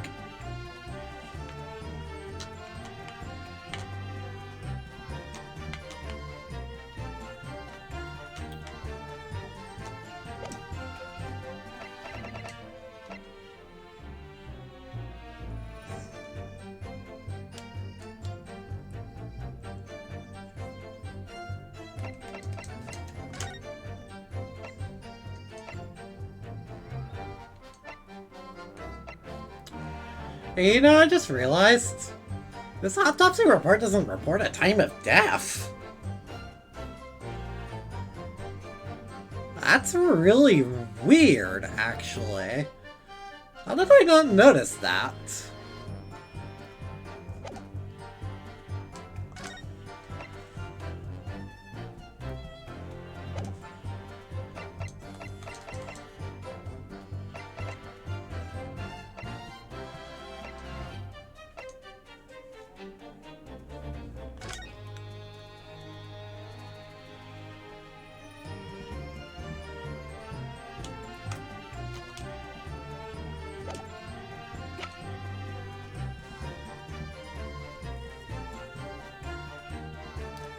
Objection! Hold this objection. I'm afraid that's not necessarily the case. Oh. The scene. We found this key to the winder of the inspector's pocket watch. A key? And having wound the pocket watch, we discovered that, in fact, it still works. You see, the watch didn't stop because it was broken at all. And that fact completely undermines one of the most fundamental premises on which this entire case has been built. What? Yeah, I should have thought that out. Order! The council! Which was stopped at almost exactly 5 o'clock! Yeah, which is just when we heard that gunshot. It is exactly the hour. Now, the showing on the watch shows us nothing other than when it wound down. Coincidence that it happened to be at 5 o'clock. Objection! Even if that's true.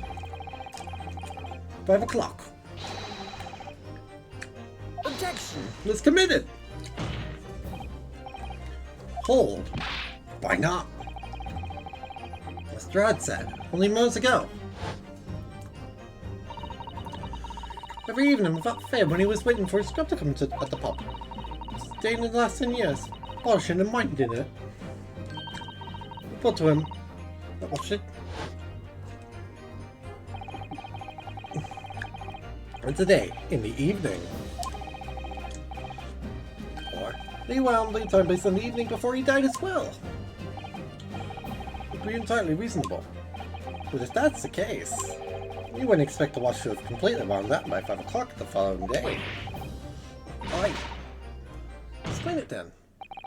In summary, the evening before the day of the incident, shot rang out on that door. Victor was already unable to wind his watch.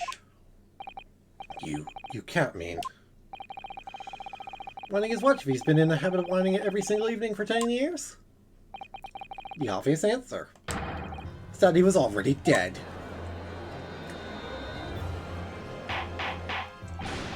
Order! Counsel, that is the most extraordinary claim! Objection. It's in the word. It's absurd! He's dead the night before. Horda would have looked something like that. Well, on that subject, there is something rather surprising. There's actually an omission in the coroner's report. The time of death is not noted. That's right. Wait a minute. I think I knocked my legs from under me when I kicked the door in. What do you mean? Said I planned my head in a very great pot of blood. Yes. Blood hard and dry. Fresh. Bastards. Objection. My names. But they're afterwards. Poured over the freaking body of Objection. Learned friend, think fish blood is available on every street corner? Well, it needn't necessarily have been human blood, of course. So previously, that Scotland Yard has no way to identify blood as human. Being researched. At present, you are correct. It's beyond our abilities. Well then, chicken's blood could have been used, for example. Possibly that wasn't the inspector's blood at all. Objection. 5 o'clock, that's beyond question. It is. Is it though? What? Given that the time of death of the victim has already been called into question, isn't beyond the realms of possibility that what these witnesses heard wasn't a gunshot at all. Oh please, what are you trying to say? Alright, it was our bag that came from that room. Well, you listen to me. Street sellers is our livelihood. Your ears, sir. But all you can say with certainty is that you heard a noise. Eh? Then, counsel? A noise that sounds like a gunshot. Could have been made with... Okay, so this is where the Venus Firecracker goes. Something like this. The culprit could have set off one of these to take a gunshot. Good gracious, the very first of somebody witness. Now hold on a minute, you're saying I did it? Pretty little firecrackers only make a little pop anyway. See? Not 100 of them together. The Venus special that you sell for 600 pennies sounds like this. Court can now attest. Sounds very much like a gunshot, in fact. Ah! It's just that somebody set one of those fireworks off at the scene. Think that somebody knew the defendant was in the room at 5 that day. Duplicating by creating a sound like a gunshot for the peddlers on Fresno Street to hear. Objection. Accused himself has testified that he saw no one else in the room at the time. Cause that bang was very fancies. And we find a match and the fire is still pop. See, it's why people like him. Not for your fingers, young lady. Objection. Oh, I know. Recently, during my time here in Britain, heard of a very useful invention indeed. Something called time bomb.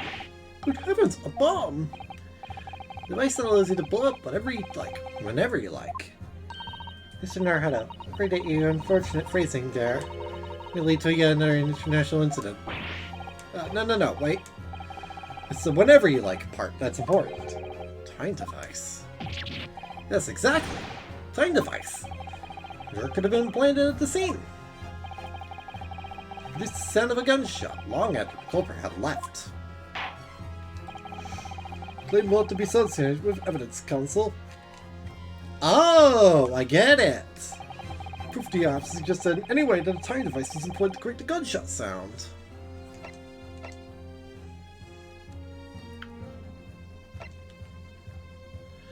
Actually...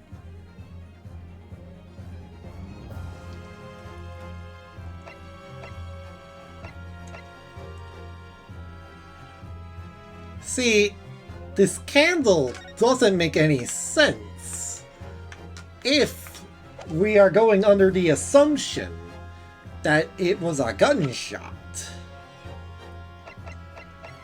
Right?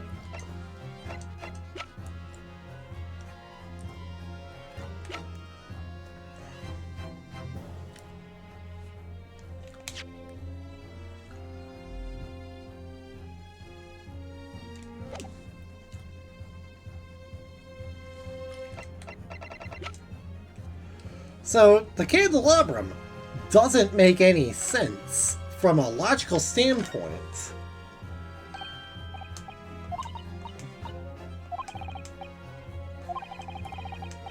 Correct left. By a bullet. Like, it shouldn't have been blasted like this, right? In my opinion, at least. That's my line of thinking. Wait, no. The watch. The watch was part of the watch itself was part of the device. Take that! Suggesting this could have been used as some sort of time delay device? I did think so, my lord. It's becoming increasingly clear that we've all been very misguided here. Objection! Yes, by you. So the time's come for a penalty, not delay. Oh. Hear it before the blast.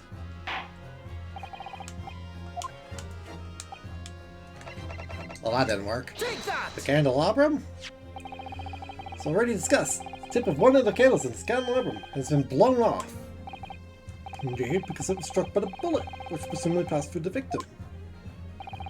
I think that's possible, my lord. Not possible. Why? Scorching.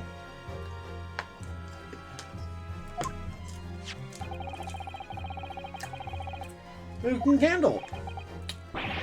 Goodness, yes. I thought a different thing. I should have stuck with the candle. Bullet. That's right. There was. As we heard earlier. Scorching like that only occurs when the target is at very close range. A matter of centimeters from the gun. It means that the scorching on the candle can't possibly be the result of a gunshot. Suggesting it came from the fireworks. But yeah. There's a scorching on the candle. The fireworks must have been right next to it when they exploded. To put it another way, and the firecrackers were joined together. Attach the firecrackers to the point partway down the candle. You'll have seen the candle slowly burnt down along with the other two. Eventually, it ignited the fuse of the firecrackers, generating a loud.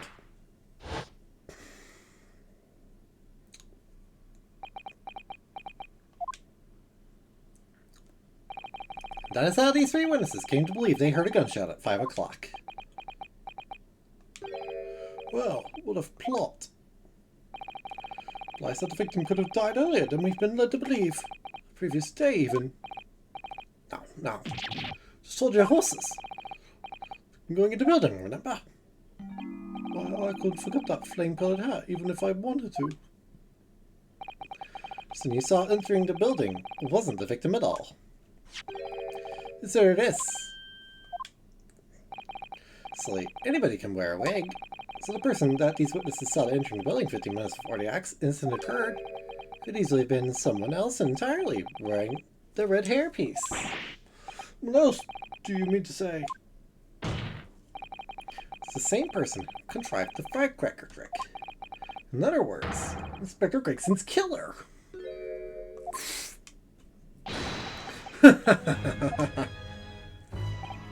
Oh, very impressive. Ronosuke Naruhodo. Kazuma? Quite amazed you come to this far. After all, was I the one who told you? You had the makings of a great defense lawyer. With the lack of a time and definite report. Stuck a mission. As far as I'm concerned, this whole country's justice system leaves a lot to be desired. Finger point. Order! Skinner Sony! What do you mean by that statement? Many of the leading members of Britain's judiciary are present to observe this trial today. How even decides that to be overlooked? About this time of death based on victim's stopwatch is just conjecture. But while the possibility exists that my lone friend may be correct, we have a duty to explore it. Well, certainly. Here are a few. What immediately comes to mind is, of course, what's Inspector Grayson doing, and where did he go on the day before the incident? No. Always carried out investigative work alone. Were treated as confidential within Scotland Yard. Been presented with so far, so it's fairly apparent what case the man was pursuing. And you, my learned friend, do you have a feeling about what case he might have been investigating? I agree, surely. My lord, defense believes it can explain the court investigated by Inspector Grayson at his time of death. Well, counsel, present your argument to the court. What evidence is suggestive of the case being investigated by an inspector on the day prior to the incident?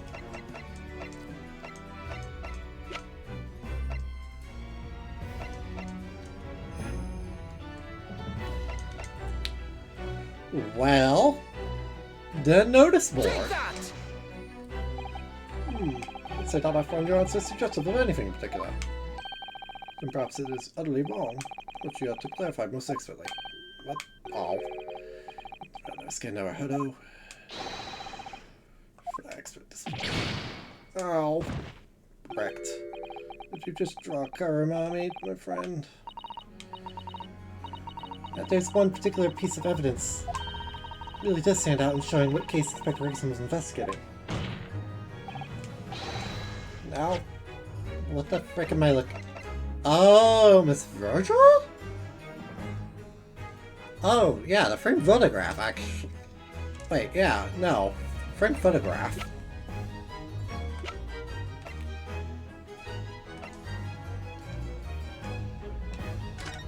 Why was he looking into Mrs. Virgil? Thinking about it.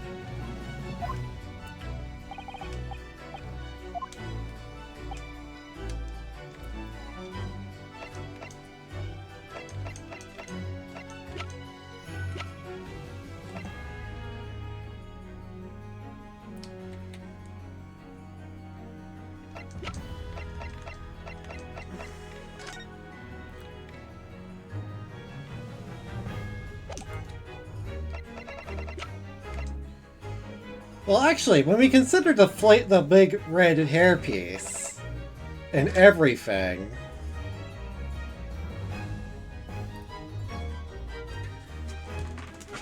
I'm thinking he was actually investigating the Red-Headed League now. Okay. I think I see where we're going. Vaguely. Take that! Go with it. I believe this red-head piece points to the answer. You might assume part of a disguise used to carry out an undercover investigation. Surely not. Such a brightly colored headpiece would only serve to make the inspector more noticeable. Yes, that's quite true. It would definitely have made him stand out in a crowd.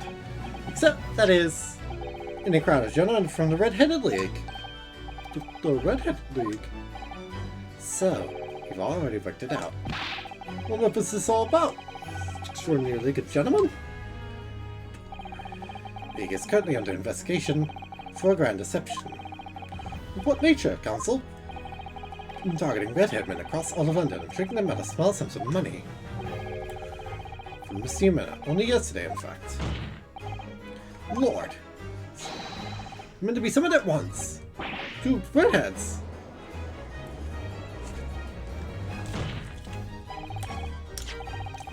Featured redhead please in his hairpiece. Who knows? Led to more serious events.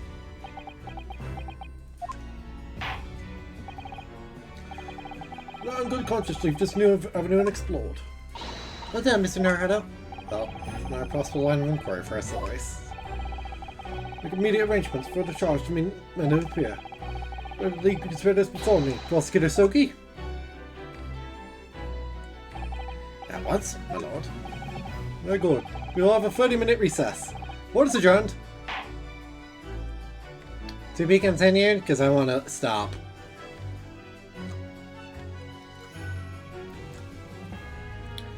Yeah, I was not having the brain today, chat.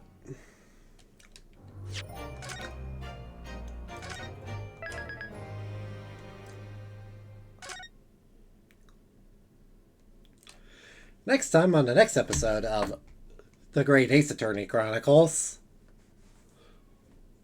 let's watch as I attempt to resolve what the frick is even going on at this point. I'll let this play out just so I can end it easier.